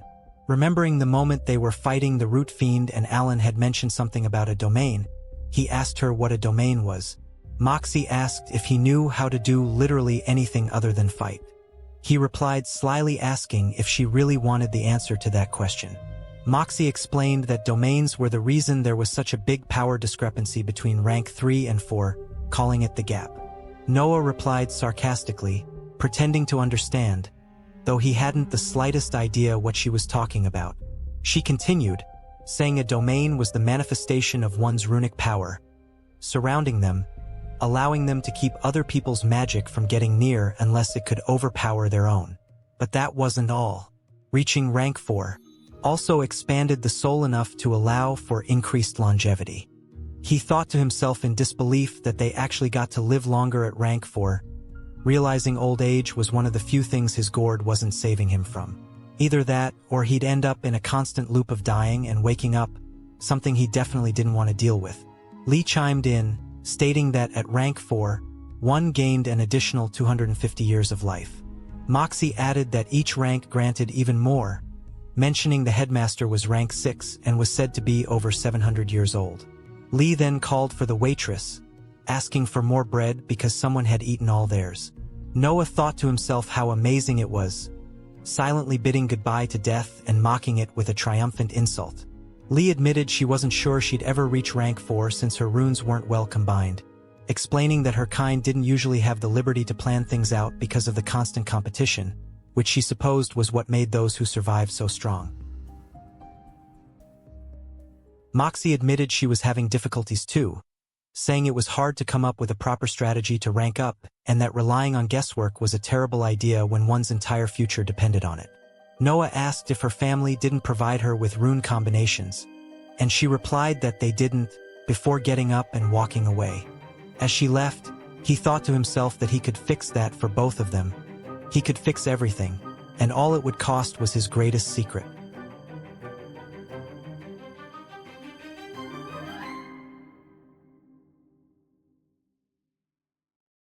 In the morning, he woke up with a yawn and made his way downstairs, greeting the group and asking if they were setting off soon. Braden, who was having breakfast with the others, replied that it would be in a bit since he was running low on supplies and wanted to restock. The innkeeper had already sent someone to fetch what he requested, so he planned to hang around for a while longer. Moxie took the opportunity to suggest exploring the town, saying she hadn't been outside Arbitage in a while and there might be something interesting to see. Braden scoffed at the idea, calling the place a rundown hole, but told her to help herself. Before they left, he warned them not to wander for too long, reminding them that they would be leaving in an hour. As the two walked through the market, Noah couldn't help but marvel at the sight before him. Despite Moxie's earlier words about it being a small market, he found it incredible. His attention was suddenly caught by a stall, and he froze in awe when he realized what he was seeing. He ran toward it, pushing through the crowd to get a closer look, astonished that the vendor appeared to be selling runes.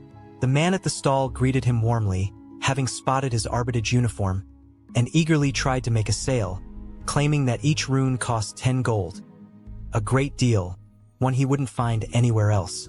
As Noah examined a greater fire rune, he noted to himself that it looked quite different from the one in Vermil's book. Before he could say anything else, Moxie appeared and abruptly grabbed him, pulling him away from the stall. The vendor shouted angrily for her to let go of his customer, insisting he was about to buy, but she yelled back that he wasn't. Once they were clear, she told him never to buy runes from random market vendors. He muttered that she could have just told him that and mentioned how the runes looked different from what he'd seen before. She explained that it was because they were bad forgeries and that noble houses kept rune prices high by flooding the market with fakes. He asked if they did that intentionally, and she confirmed that sometimes they did, either that or they reduced the energy used to imbue the rune, leaving it as nothing more than a pretty picture with no real power. She explained that the rune market was heavily regulated through policies and threats, and unless someone truly knew what they were doing, they should only buy from approved vendors. He asked if the man was knowingly trying to scam them, but she replied that maybe he was, maybe not. He probably bought his stock from someone else, who in turn got it from someone else. Curious, He asked why the noble houses were so determined to keep runes restricted, noting that it seemed like more than just a matter of power. She replied that power was a big reason, but fear also played a role. When he asked her to elaborate, she told him that nobody in the empire was higher than rank 6. He asked what about the emperor, and she revealed there wasn't one anymore. The Arbalest Empire, she said, had been the site of a massive war many years ago. Countless mages were killed, too many for either side to continue. The losses were unsustainable, so a truce was made. After that, anyone who had reached rank 7 or higher simply vanished. He asked if that meant there were people who had reached rank 7 but were in hiding. She said maybe, though some believed the whole thing was just a story. Beyond a few old tales, there was no reliable record of rank 7 ever truly existing, though she admitted some noble families might be hiding the truth. He then asked what that had to do with controlling the rune market and whether they were that desperate to reach rank 7. She told him it wasn't that. They were afraid someone else would get there first. Every noble family was desperately climbing the ranks, but rune combinations became incredibly complex the higher one got. If enough people experimented with them freely, someone might eventually figure it out, and the nobles didn't want that. He suggested simply combining a bunch of the same kind of rune to reach rank 7, thinking it sounded easy enough. She asked if he had ever seen what happened to someone who only used a single type of rune. When he said no, she told him it wasn't pretty, especially at higher ranks. Runes, she explained, needed balance. Different types applied pressure on each other, but those of the same type didn't. Too much of one kind without anything to balance it out, and a person wouldn't survive the experience. That made him think of how his other runes had pushed back on Sunder, allowing him to use its power. It finally made sense to him. She then told him it had been an hour, and together they returned to Braden and the others.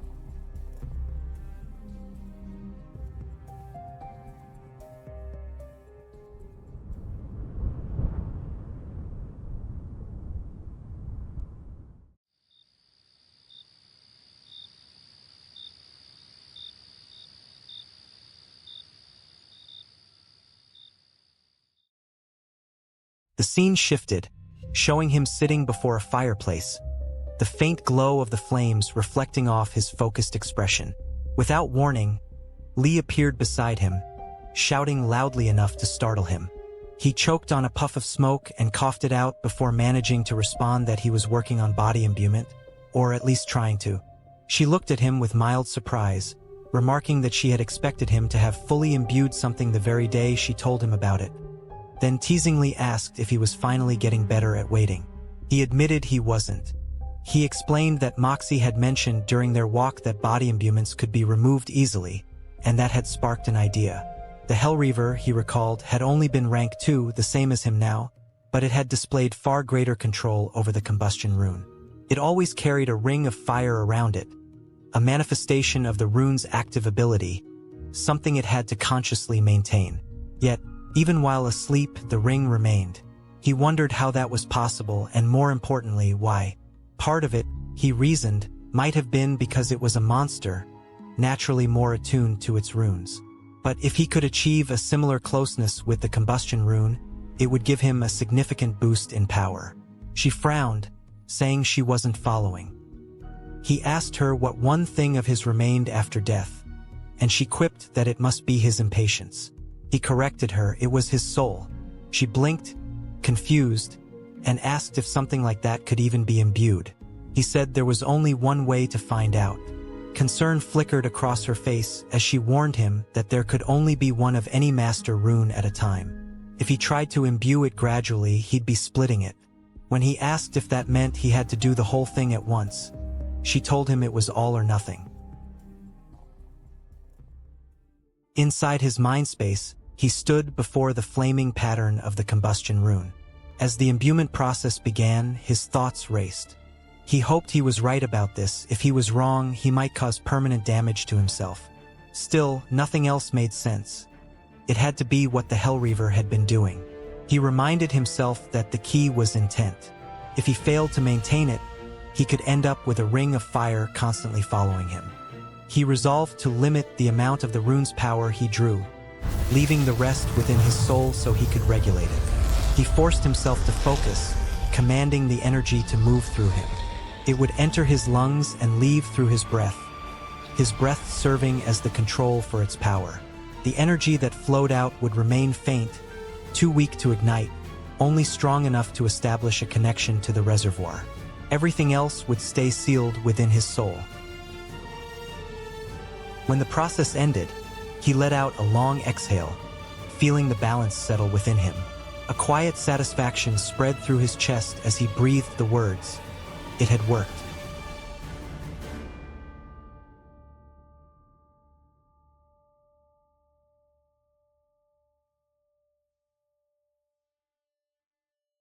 Lee looked at him and commented that he looked red. He looked down at his body, carefully observing every change, and a surge of realization crossed his face as he murmured that it had worked. A look of satisfaction crossed his face as he affirmed to himself that one could indeed imbue their soul. She remarked that it wasn't something anyone would do with a rune they'd eventually grow out of, but with a master rune, he might have stumbled onto something. He echoed her words in disbelief, then said they should find a snuffler so he could show her.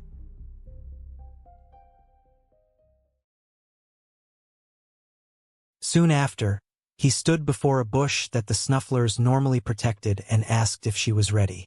She replied that she was, and hungry. He reached out and touched the bush, prompting a snuffler to rush at him. He dodged and explained that he had figured out how the Hellreaver did everything. As he inhaled, the creature began to choke, and when he exhaled, he noted that the flow of its breath was what mattered. That was what allowed the Hellreaver to control everything, including the air itself, so easily. It had used fire runes alongside combustion and drawn embers from its ring of fire as fuel. But he didn't need a ring of fire. Pyroclastic resonance could vibrate things together until they burned, and then he could combust that into smoke. She found it interesting but pointed out a problem. He wasn't fireproof, so how would he avoid burning himself? He explained that combustion's passive property was the most important part. He could render the air next to his skin inert so it couldn't burn, then use pyroclastic resonance, which he had imbued into his lungs, to condense the flame into a thin stream that trapped the heat. She realized that was why he had been coughing so much when she first found him. He continued, saying it allowed him to use the vibration of his breath to control the ash within his lungs. He told her to watch as he fired a stream of flames toward the snuffler. The fire surged into its mouth, and moments later its body exploded. He said that as long as he had something to burn, he had a weapon and, more importantly, an emergency move. If he were ever against a truly strong opponent, his body would burn just as well as anything else. She admitted it was impressive, teasing him that he was like the Hellreaver but slightly less fat. She then asked if he was going to test it out more, saying she wouldn't mind getting a few cooked meals. He replied that if he could condense the energy and use it within his body rather than just through his breath, he might become a lot stronger. She urged him to hurry up because she wanted to see. He refused, saying it would need fine-tuning. He didn't want to blow off a limb and die while they were still traveling. It would have to wait until his death wouldn't matter. She asked why dying would matter, and he realized he'd never actually told her that he couldn't use magic for a while after dying. He hesitated, then simply said that recovering from death wasn't easy and he needed to stay focused while out here. She accepted that, then asked if they could go cook monsters. He agreed, telling her he hoped she was hungry.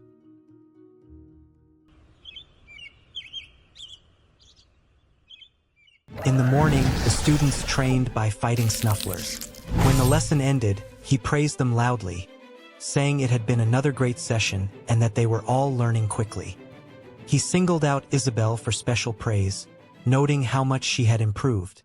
As he watched her, he thought to himself that she seemed to grow stronger between every class, as if she had fought dozens more snufflers than Todd or Emily. He then called out to Todd before he returned to camp and asked if he could speak with him.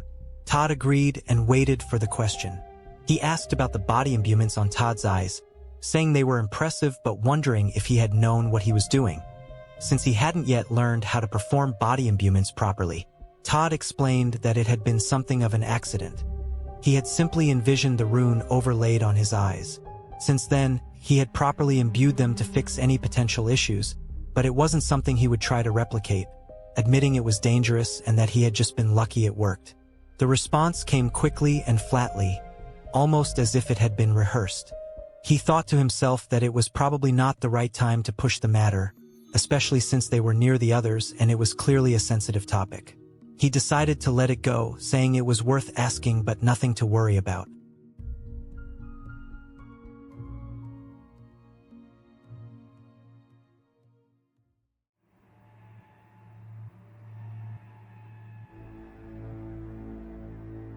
The scene then shifted to a dimly lit room where a man sat at a desk, staring blankly ahead as someone entered. She greeted him as father. He asked if it had arrived, and she confirmed that it had. He responded with a single word of satisfaction, then ordered her to leave. She bowed and obeyed. Alone again, he looked toward a bottle of wine and muttered that it had arrived just in time for Vermal's return home in a few days. He said their reunion would no doubt be a joyous one, his ominous intent clear in his tone.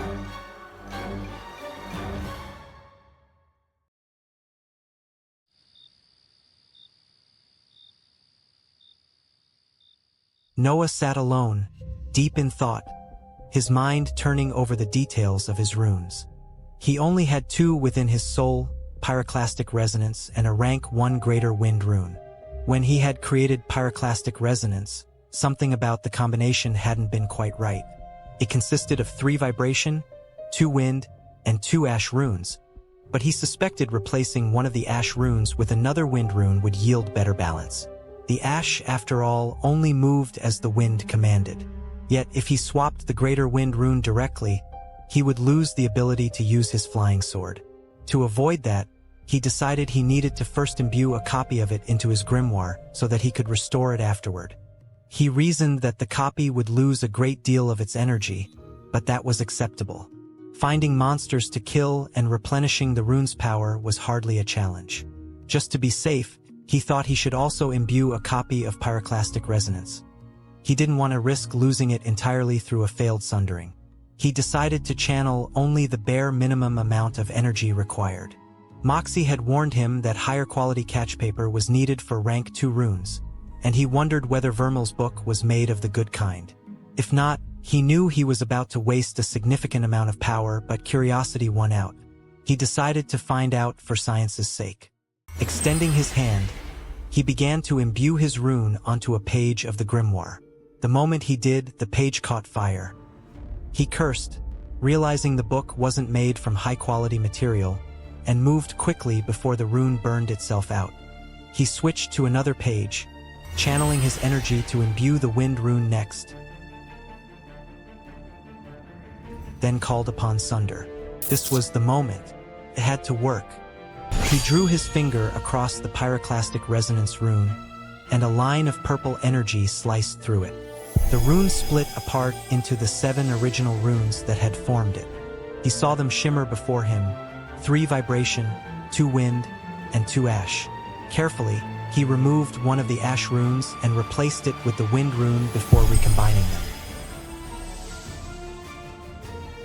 When the fusion completed, he looked at the newly formed rune with quiet awe. He had done it. He had formed a perfect rune. Satisfaction swelled within him, but as the first rays of sunlight reached his face, he realized the time. He needed to get back to camp. At camp, Braden's voice rang out, calling for everyone to rise. He ordered them to get moving, his tone brisk and commanding. Todd groaned, complaining that it was too early, but Braden ignored him and explained there would be no training that morning. They were entering the final leg of their journey, a region called the Deadlands. It was a more dangerous area, though if they kept a good pace, he said they would be through it by nightfall. Emily, still half awake, asked if the danger meant there would be more monsters. He replied that it meant worse ones. None that could threaten him, but a different story for the rest of them. Edward, uneasy, wondered aloud if they were worse than the Root Fiends, and Alan, brimming with pride, declared that he could handle himself and didn't want to be grouped with the others. Braden turned to him and said he had no issue with his abilities, but reminded him that the Root Fiend had been his first real fight in years. His family had sent him to Arbitage for his research, not for his combat ability. He told him to be content with that no one should try to be something they weren't. Then, without another word, he commanded everyone to move or be left behind, striding off ahead of them.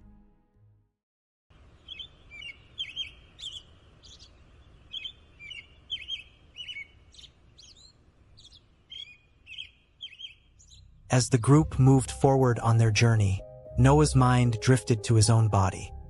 He reminded himself not to make a habit of sundering his runes. Re-imbuing his lungs with pyroclastic resonance under the sweltering heat was agonizing. Still, he was relieved that he hadn't suffered much soul damage from splitting the rune, likely because he had undone the combination rather than removed all of its components outright. He took a steadying breath, finishing the process of imbuement, and coughed up a cloud of smoke that blurred his vision for a moment.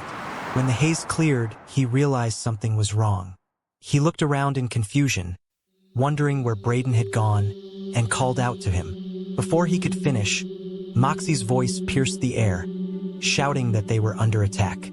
Todd asked if it was another Root Fiend, but Isabel quickly dismissed the thought, explaining that those couldn't survive in such a dry environment. Todd asked again what it was, and Emily snapped at him, telling him to use his heat vision. Noah shouted for Braden, calling down into the massive hole that had suddenly appeared before them, his voice echoing into the depths. He wondered aloud what could have made such a crater and asked Moxie if she could see anything inside. She peered down but said it was too dark. He lit his pipe and sent a burning ember tumbling into the pit, asking if that helped, but she replied that it was still too dark. He told her to make vines so he could climb down. Just as he was preparing to descend, Moxie suddenly cried out that she saw something moving below. Before either could act, Alan rushed in and grabbed them both, shouting for them to get back. In the next instant, the ground erupted as a massive creature burst upward from beneath them, towering over the group. They stared in terror at the enormous shape before them, and Noah's voice trembled as he asked if that monstrous worm had eaten Braden.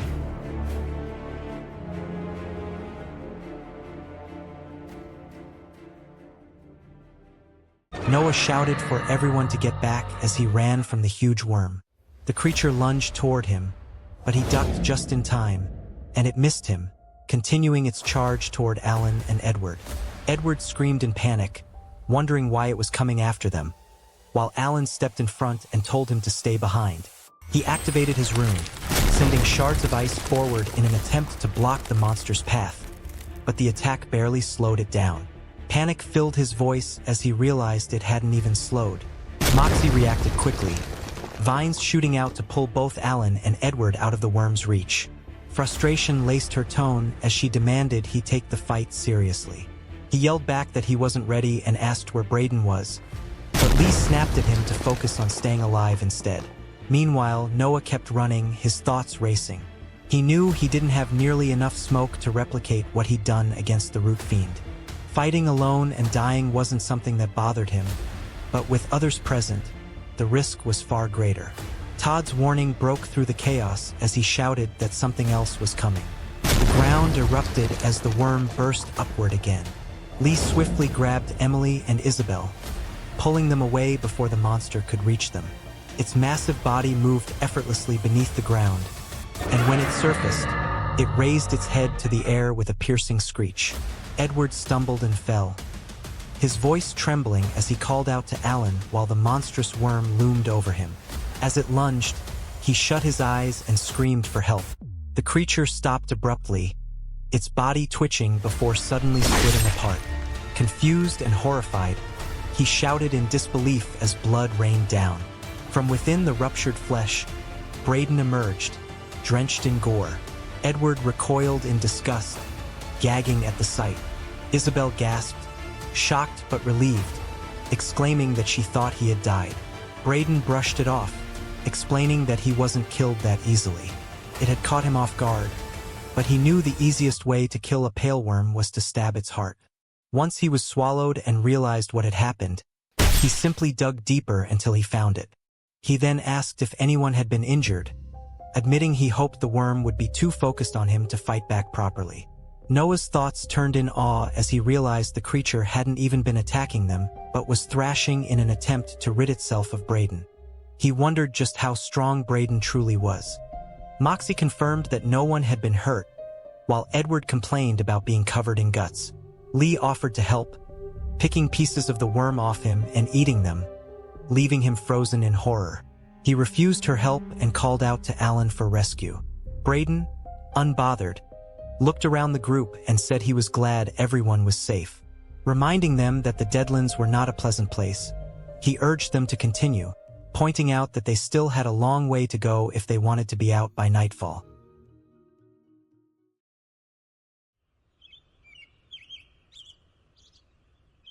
Several days later, just a day's walk from the Linwick estate, the group continued onward. Noah turned when he noticed Moxie slowing down and asked if something was wrong. She told him this was as far as she and Emily would be going. Braden agreed, saying it was a wise decision. Even if she wasn't half bad for a Tauren, it wouldn't be a good idea for either of them to show up on Linwick property, as nothing good would come from it. Noah asked where she planned to go, and she explained that they would be training for the survival exam. The trip had already been good practice, but there was no such thing as being too prepared. Todd voiced concern about them traveling on their own, saying it could be dangerous, while Isabel and Emily hugged each other tightly. Moxie asked how long the group would be staying at the estate. Just until his name was fully cleared? Braden scoffed, saying as if that idiot could have taken out the Hellreaver. He admitted that he had been impressive against the Root Fiend, but at the time of the Hellreaver's death, he had only been a rank 1. Noah thought to himself that Braden's tone wasn't half bad and that he was actually getting better at lying. Moxie asked if that meant it wouldn't take long. Braden assured her it would be no more than a week or two before he'd herd everyone back to Arbitage. She proposed meeting back at the same spot in 2 weeks, and he agreed, warning her not to be late because he wouldn't wait. She smirked, replying that she was never late. Unlike some. She nudged Noah playfully and he defended himself, insisting he hadn't been late in a while, maybe just a few days. She smiled and told him to keep that up, especially when meeting with anyone important, wishing him safety before parting. He promised he would and told her to be safe as well. Emily waved and called out her goodbye, and Moxie gave her final words of good luck to everyone before departing. As Noah watched them leave, he felt a pang of loss. Even though he knew it was for the best, losing one of the few friends he had still hurt, especially now. His thoughts lingered as they walked until the Linwick estate came into view. When they finally arrived at the outer wall, he stared in surprise at its enormity. Braden noticed his expression and asked if the estate was grander than he remembered. Noah stammered a reply, saying something like that. The vastness of the place overwhelmed him. It wasn't just a mansion or fortress. It was practically a city. Everything he had endured, everything that had happened since he arrived in the Arbalest Empire, all of it had been influenced in some way by the man waiting inside. The father he was now only a short walk away from meeting. The man who had likely sent his own son to die to a demon. Braden turned to the group and asked if everyone was ready. Noah stepped forward and answered that he was completely ready. In a dimly lit room within the estate, a man sat at his desk, pouring himself a glass of wine. A woman entered and began to speak, saying that Vermil had arrived. But before she could finish, the man interrupted her, saying he already knew.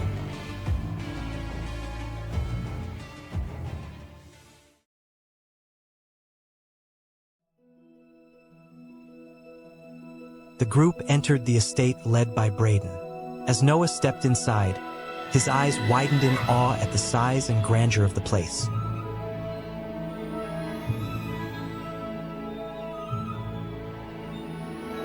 Braden turned to the group and announced that their journey had finally come to an end, saying it had been a pleasure traveling with everyone. Alan responded that he and Edward had business to attend to and would not be joining the others on the journey back to Arbitage. As he walked away with Edward, he greeted Noah coldly, and Noah answered in the same cold manner. Braden shouted at a nearby guard, who quickly responded to his call. He ordered the man to take the 3 visitors to his guest house, explaining that he and Vermil had an appointment with Father. The guard obeyed without hesitation. Noah turned to Lee and the students, assuring them that everything would be fine and that he would meet back up with them as soon as he could. The guard motioned for the group to follow, and they began to move. Before they went far, Noah stopped Lee and asked her to take his gourd and grimoire, saying he didn't want to carry them around. He told her to keep them somewhere safe and out of the way. The two exchanged a quiet, knowing look. She promised she would, and he silently reminded himself to trust her to keep them safe. Another guard approached as Noah and Braden walked. Recognizing him, the man asked if he was Vermil Linwick and wondered how long it had been since he'd been home. 2 years, maybe 3. Noah replied that it had been something like that. Braden started to say they didn't have time to talk, but Noah cut him off and said it was fine. He asked how the guard had been. The man, whose name was Hanlon, said life had its ups and downs, explaining that he had been stationed in the Redden Marsh for a few months the previous year. It didn't sound too bad, he added, until a dozen bloodflies were trying to jump up his backside. Noah immediately regretted asking and thought to himself that he was sorry he had.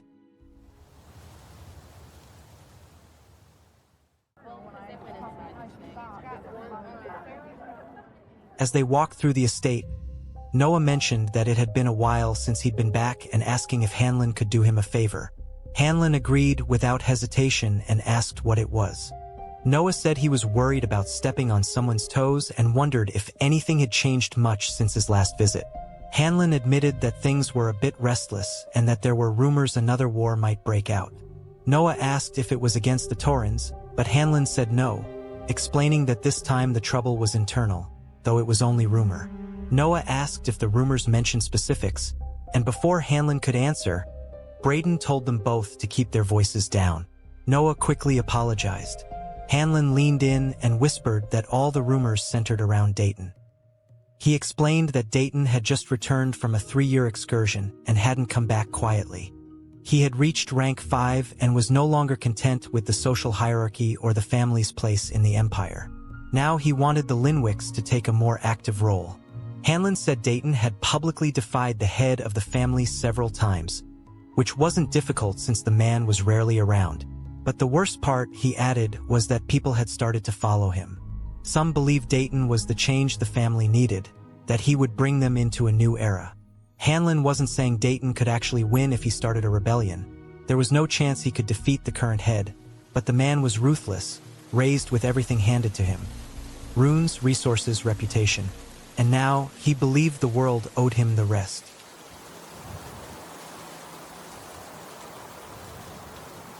Meanwhile, outside Dayton's home, Isabel stood with Todd. She pointed out that this was his home, but her voice faltered as sadness overtook her. Todd gently consoled her, saying he understood.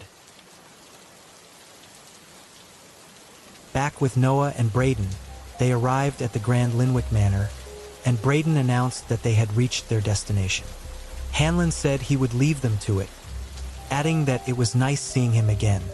Noah thanked him sincerely, and Hanlon took his leave.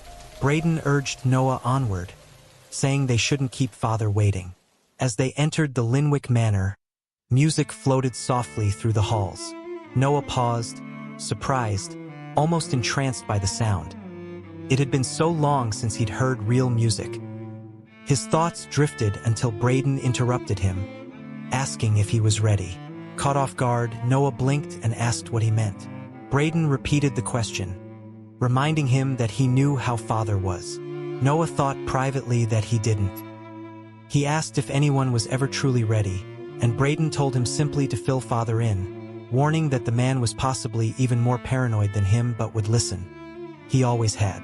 Braden added that if it helped, Noah could call for him, though he doubted Father cared much for what he had to say anymore. Noah thanked him, saying he had already helped a lot, and Braden told him not to make it weird, urging him to go speak with Father. Noah asked if he was waiting downstairs, and Braden confirmed that he was, like always. Noah took a breath and began descending the stairs, uncertain of what to expect. His thoughts steadied as he reminded himself to return to lesson number 1.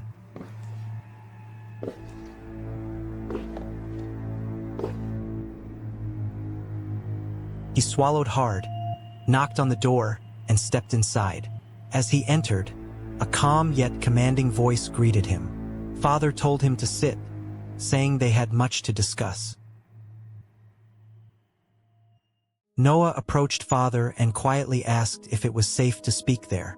Father assured him that within those walls, no place in the empire was safer from prying eyes or ears. He added that he had made additional protections since the last visit, and as he activated his magic, the entire room came alive with golden patterns that illuminated every surface. Noah observed in awe, realizing that every inch of the chamber had been imbued. Father mentioned that it was not the only addition he had made, though some things were best kept secret, for a surprise lost its meaning once shared. He then turned his attention to his guest and asked whether the mission had been successful. Noah's thoughts raced. He considered whether to keep pretending to be Vermil and convince Father that everything was as before, but dismissed the idea immediately. If Father was as paranoid as Braden claimed, that would not work. He needed a different strategy, one where he would not be on the defensive. He looked up and simply asked what Father thought. Father's voice sharpened as he questioned whether his guest dared to play games with him. Noah replied calmly that it was not he who dared, but the one who had sent his own son to call upon him, to beg for aid, and who had paid the price in the blood of his own lineage. He reminded Father that he was the one who dared.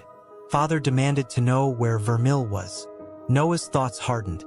No father who truly cared for his son would use him as a tool to summon a demon. Just from the coldness in those eyes, he could tell this man cared for no one but himself. He declared that Vermil was dead, slain by his own father's hand, and that he had merely been the blade that carried it out. Father had sought his attention, and though he had not planned to respond, boredom had changed his mind. He recounted how he had killed the pitiful monkey in the forest for sport, yet the battle had been unfulfilling. He warned that his patience was running thin, and he hoped there was something interesting enough to keep it. Father's expression twisted with distrust as he asked why he should believe a single word. Knowing that he admitted to having no constraints, he stepped closer, his tone venomous, accusing the demon of puppeting his son's body after the summoning went wrong and threatening to purge him on the spot. He seized Noah by the throat. Noah, unfazed, invited him to do as he pleased, explaining that he cared nothing for the weak body that contains him. He claimed to have hundreds of forms, able to shift his strength between them, and that killing him would be no more meaningful than trimming his hair. Father demanded proof. Noah refused, pointing out that Father was still operating under the illusion that he existed to serve him. Vermil had failed, he said, and if Father desired his aid, then he should treat with him directly. Father retorted, saying that only a fool treats with demons, reaching for a bottle of wine as he spoke. Noah countered that wiser men had others do such dealings for them, though a truly wise man would have chosen someone outside his family. He began to warn of the damage he could cause before Father cut him off, commanding an end to the posturing and declaring that there was another man who treated with demons. Noah asked who that man was, and Father replied that he was one stronger than them. After pouring the wine, Father slid a glass across the table and declared that his son had not failed but had been a gift, taking a slow sip as he spoke. Noah answered that it had been a poor one. Father then asked if it was good, and as Noah lifted the glass and drank, he asked what Father was talking about. Father clarified that he was referring to the wine. Noah replied that food and drink had lost all appeal to him, as he preferred to feed through killing, considering meals a waste of time. Father found the sentiment amusing, remarking that he saw meals as moments when great power could be seized, since men with full stomachs were often willing to give him whatever he desired. Noah replied that he found most of what he wanted could be gained by killing those men, regardless of whether they were fed or not. Father observed that he was not as cunning as one might expect of a demon. Noah questioned whether cunning was required to crush an ant. Father asked if he implied that humans were nothing more than ants to him, to which Noah simply asked whether he was wrong, wondering what Father could possibly do that would inconvenience him any more than an ant could. Father threatened that he could kill him, but Noah dismissed the notion entirely. He explained that the most Father could do was cut his hair, and that the loss of this form meant nothing. Father called it a likely story, pointing out that everyone wanted others to believe them immortal. He admitted that Noah was a powerful demon, but not an archdemon, as such a being would be impossible for Vermil to summon. Noah confirmed that Vermil had indeed died in the attempt, an attempt that had opened a portal to his plane of existence. Father's tone shifted slightly as he asked what it was that Noah truly sought from him, saying he wished to know his desires before wasting time extracting the truth by force. Noah's answer was simple: knowledge. Father asked if what he wanted was access to the libraries, and Noah replied that he sought the information within them in particular. The question came again, was that all? Noah answered that it was not, but it was the first step, for their relationship would be one of give and take. Father asked what he would give in return. Noah smiled faintly and said, his life. The room fell into a long quiet, the only sound coming from the imbuements that hummed across the chamber. Father rejected the claim, saying his life was not another's to give, and demanded proof before accepting such boasts. Noah agreed and instructed him to send Braden for the other body, explaining that they had taken the form of a woman named Lee and insisting she arrive empty-handed so that when she did, all would be proven. Not long after, Braden escorted Lee into the room and greeted Father respectfully. Noah noted silently that it was time to see how well she could think on her feet, then instructed her to revert to their current form. Lee closed her eyes, obliged at once, and began the transformation, startling Braden. When she finished and her body now resembled Noah's, she remarked that it was much better. Father told Braden he could leave, and after a brief hesitation he accepted and withdrew. Father pointed out that there were many ways to replicate a body and that this hardly constituted proof, but Lee retorted that the copy was perfect and that he would be paying for the clothes. Father dismissed the copy's appearance and insisted that the real question was the validity of the claim, and Noah rose from his chair to say there would come a time he would regret that decision, though he had known it would be made regardless. Father demanded to know what he was blathering about, and Noah ordered him to stand. Father asked if that was a threat as he opened a drawer and drew a dagger, and Noah countered that it was the contrary and asked if Father had a dagger from his own collection, requesting that they leave no room for trickery. Father presented the one he had taken from the drawer, asking if it would suffice for the show. Noah then grasped Father's hand, a dark expression settling over his face as he murmured that it would be just like cutting hair. His throat was then sliced, and he stumbled with the knife still lodged in his neck, managing to say that he would be seeing Father soon. As Noah's lifeless body lay on the ground, Father looked down at him with a cold gaze. He thought to himself that it did not matter. The floor had imbuements to help clean the blood away. If it was a copy of a corpse, it was a good one, and it wasn't a face stealer. The body would have deformed after dying. He then turned to Lee and told her to wait outside the room, saying they would speak again once her proof had arrived. Afterward, he corked the bottle of wine and put it away. Taking out a small pouch, he drank from it and began to think. It had taken him years to build a resistance to that poison wine, and he wondered if he still needed to drink the antidote. He decided that he couldn't take the risk. The poison was vile but necessary.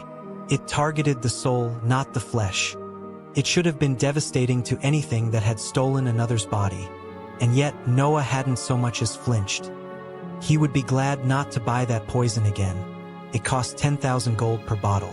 Still, he could always run into another person he suspected of possession, and he couldn't take the risk. He resolved to have another bottle purchased by tomorrow. Vermil was definitely dead. No traces of him remained. It mattered little, he thought. The boy had served his purpose, though it remained to be seen what exactly he had brought to his doorstep. If that had been mere possession, the poison would have ripped the monster free of the body. That meant the creature he had been speaking with was truly a part of that body. A powerful demon was the most likely conclusion, but an archdemon? He doubted it. Likely around rank 4, arrogant but not overly so.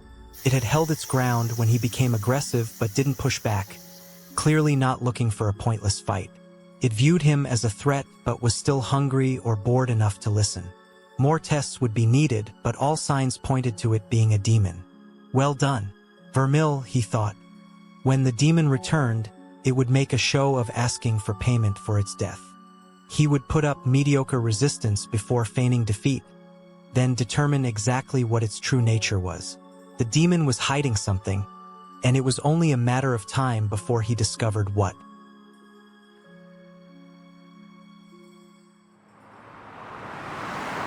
Noah's gourd poured out a dark purple, smoke-like substance. From that smoke, his body began to form. Once fully shaped, a piercing headache struck him, and he thought to himself that he really shouldn't make a habit of killing himself. He started to get dressed, noting that this was the place they were staying at and that it wasn't half bad. He wondered where Todd and Isabel were, thinking they should have been there as he walked through the building. As he exited, his mind remained occupied, and he grew frustrated, wondering what they were getting up to. Returning to Father's Manor, he was met by Braden, who looked panicked and questioned what was happening, unable to understand why there were two of him.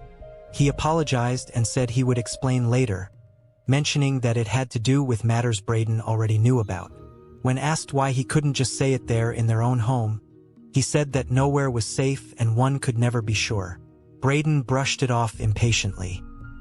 He then told Lee that he needed her to come into Father's study with him for a bit, and afterward to find the students, since they weren't in the house and he had a bad feeling they were about to do something stupid. She reminded him that they were his students after all. Braden mentioned that Father knew he was there and warned him not to keep him waiting. Noah replied that he'd never dream of it as he stepped into the room with Lee. He greeted Father and suggested they continue where they had left off. Father admitted that the point had been made and said he was convinced, believing Noah to be a demon as he claimed. Noah asked if he planned to keep his corpse as a souvenir, and Father in return asked if he wanted his cut hair back. He answered that energy was energy.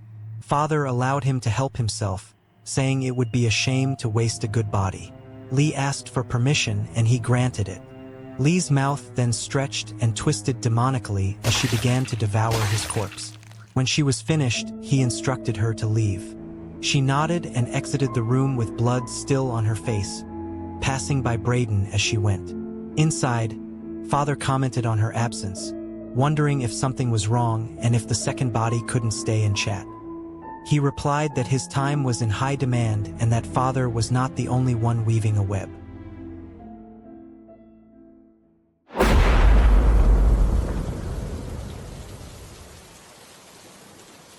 The scene shifted to Todd and Isabel.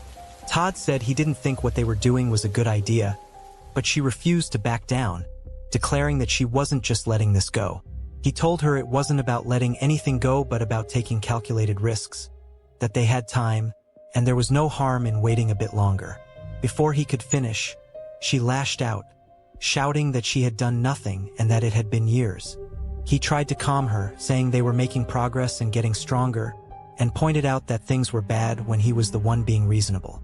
He told her he knew it was difficult being so close, but as he spoke, her attention shifted to something else.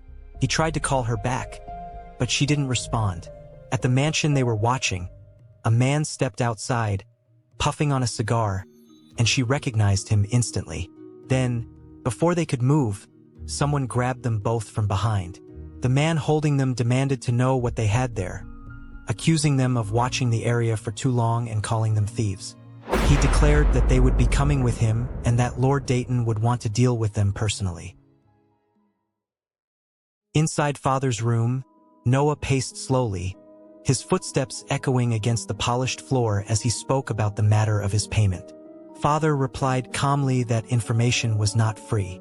Father told him there was no reason to pay for something he had done to himself, that no one had forced him into anything, and that he had simply spoken while the act of cutting his own throat had been entirely his own doing. Noah reminded him that words could be just as powerful as a blade, and that the information he sought cost little, losing him nothing by sharing it. Father questioned if Noah had lost much through his death, then said that if not, they would be even and that seemed fair, did it not? Noah said he could always collect his payment in blood, noting that the estate was well defended but he had many bodies, and that the other Linwicks were not nearly as safe. Father responded coldly that threatening his family would gain nothing, for he cared nothing for those outside his own branch. Noah said he had suspected as much, but pointed out that the attention their deaths would draw could prove far more troublesome than the act itself. Leaning casually against the desk, he left the weight of his words hanging in the air. Father considered for a moment before replying with a quiet perhaps. Noah asked if they had a deal, and Father agreed to a limited one.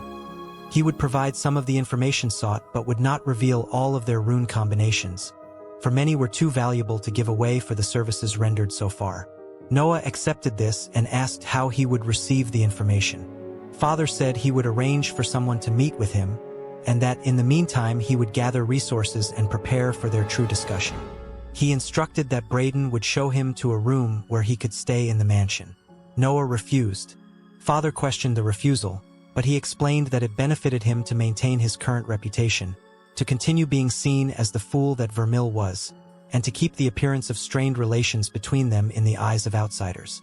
Father accepted that and said he would return to his students, then asked if they too were clones. The question made Noah panic inwardly. He realized Father was testing how much he cared about them and knew he had to tread carefully. He responded by asking if he would tell him even if they were. Father smiled faintly and said he could always find out, mentioning the method of cutting hair.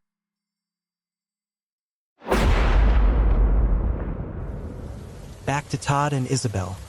Dayton's guard glared at them as Todd told the man they were visiting. Isabel glanced toward Dayton and said he was leaving. The guard, suspicious, asked whether they were visiting or spying, noting that a servant had reported suspicious people outside Dayton Linwick's residence and asking if that might be them. Todd protested that they had just been sitting there, looking around, and that they were leaving now. Isabel questioned if he was even a city guard, pointing out the crest of Dayton on his armor and saying that meant he wasn't a guard for the entire Linwick estate, just a lapdog for Dayton. She added that since they weren't on his property, she didn't think he had any authority.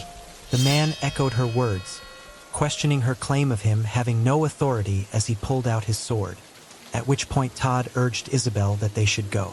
The man moved as if to attack and said he'll show them, but suddenly a voice sounded, announcing that someone had found his wayward students and wondering where the two had run off to. The guard demanded to know who the newcomer was, and the man introduced himself as Magus Vermil under Father's branch, explaining that the students had slipped away while he had been in a talk and that he would have found them sooner but had to change clothes. He added that he hoped they hadn't gotten into much trouble. The guard replied that they had and that they would be coming with him to report back to Dayton, mentioning that a servant in the household said they had been scoping the area out. He questioned the accusation of scoping the area out, saying it looked to him as though they had simply been standing on the walking path, and asked if that was not allowed. The guard insisted it did not matter and that they were coming with him now. In response, he grabbed the man's hand and asked, "Are they really back to Father and Noah?" Noah said that the children served roles that would further his ambitions and asked if he was willing to pay the cost of cutting their threads short for the sake of pointless curiosity. Father called that a fair argument, then insisted that in return Noah would avoid meddling in his affairs, adding that if Noah could set such rules it was only fair that he could as well, and then asked what name the demon went by. Noah thought to himself that it was a trick question since Lee hadn't had a name when she arrived, then replied that he hadn't had a need for one thus far. Father suggested that Spider would be apt since he seemed to enjoy spinning webs, and Noah accepted Spider as his name. "Get your hand off me," the man from Dayton's mansion shouted. "Or what?" Lee, who had taken Noah's appearance, taunted, and before the man could shrug her off she struck, driving her hand through his neck. Isabel gasped in stunned disbelief and Todd shouted "Professor" in equal shock. Lee ripped her hand free and the man's head fell to the ground. She licked the blood from her hand and declared it delicious. Back in Father's room, Father raised one more matter, and Noah answered yes. Father said Braden, and Noah reacted that he knew nothing of all this, to which Father replied that it would be prudent to keep it that way. Noah agreed. Father said Braden would take him to his abode with his students and that they would speak again soon. Until next time, Noah said, and Father replied that he was very much looking forward to seeing what Spider could do for him.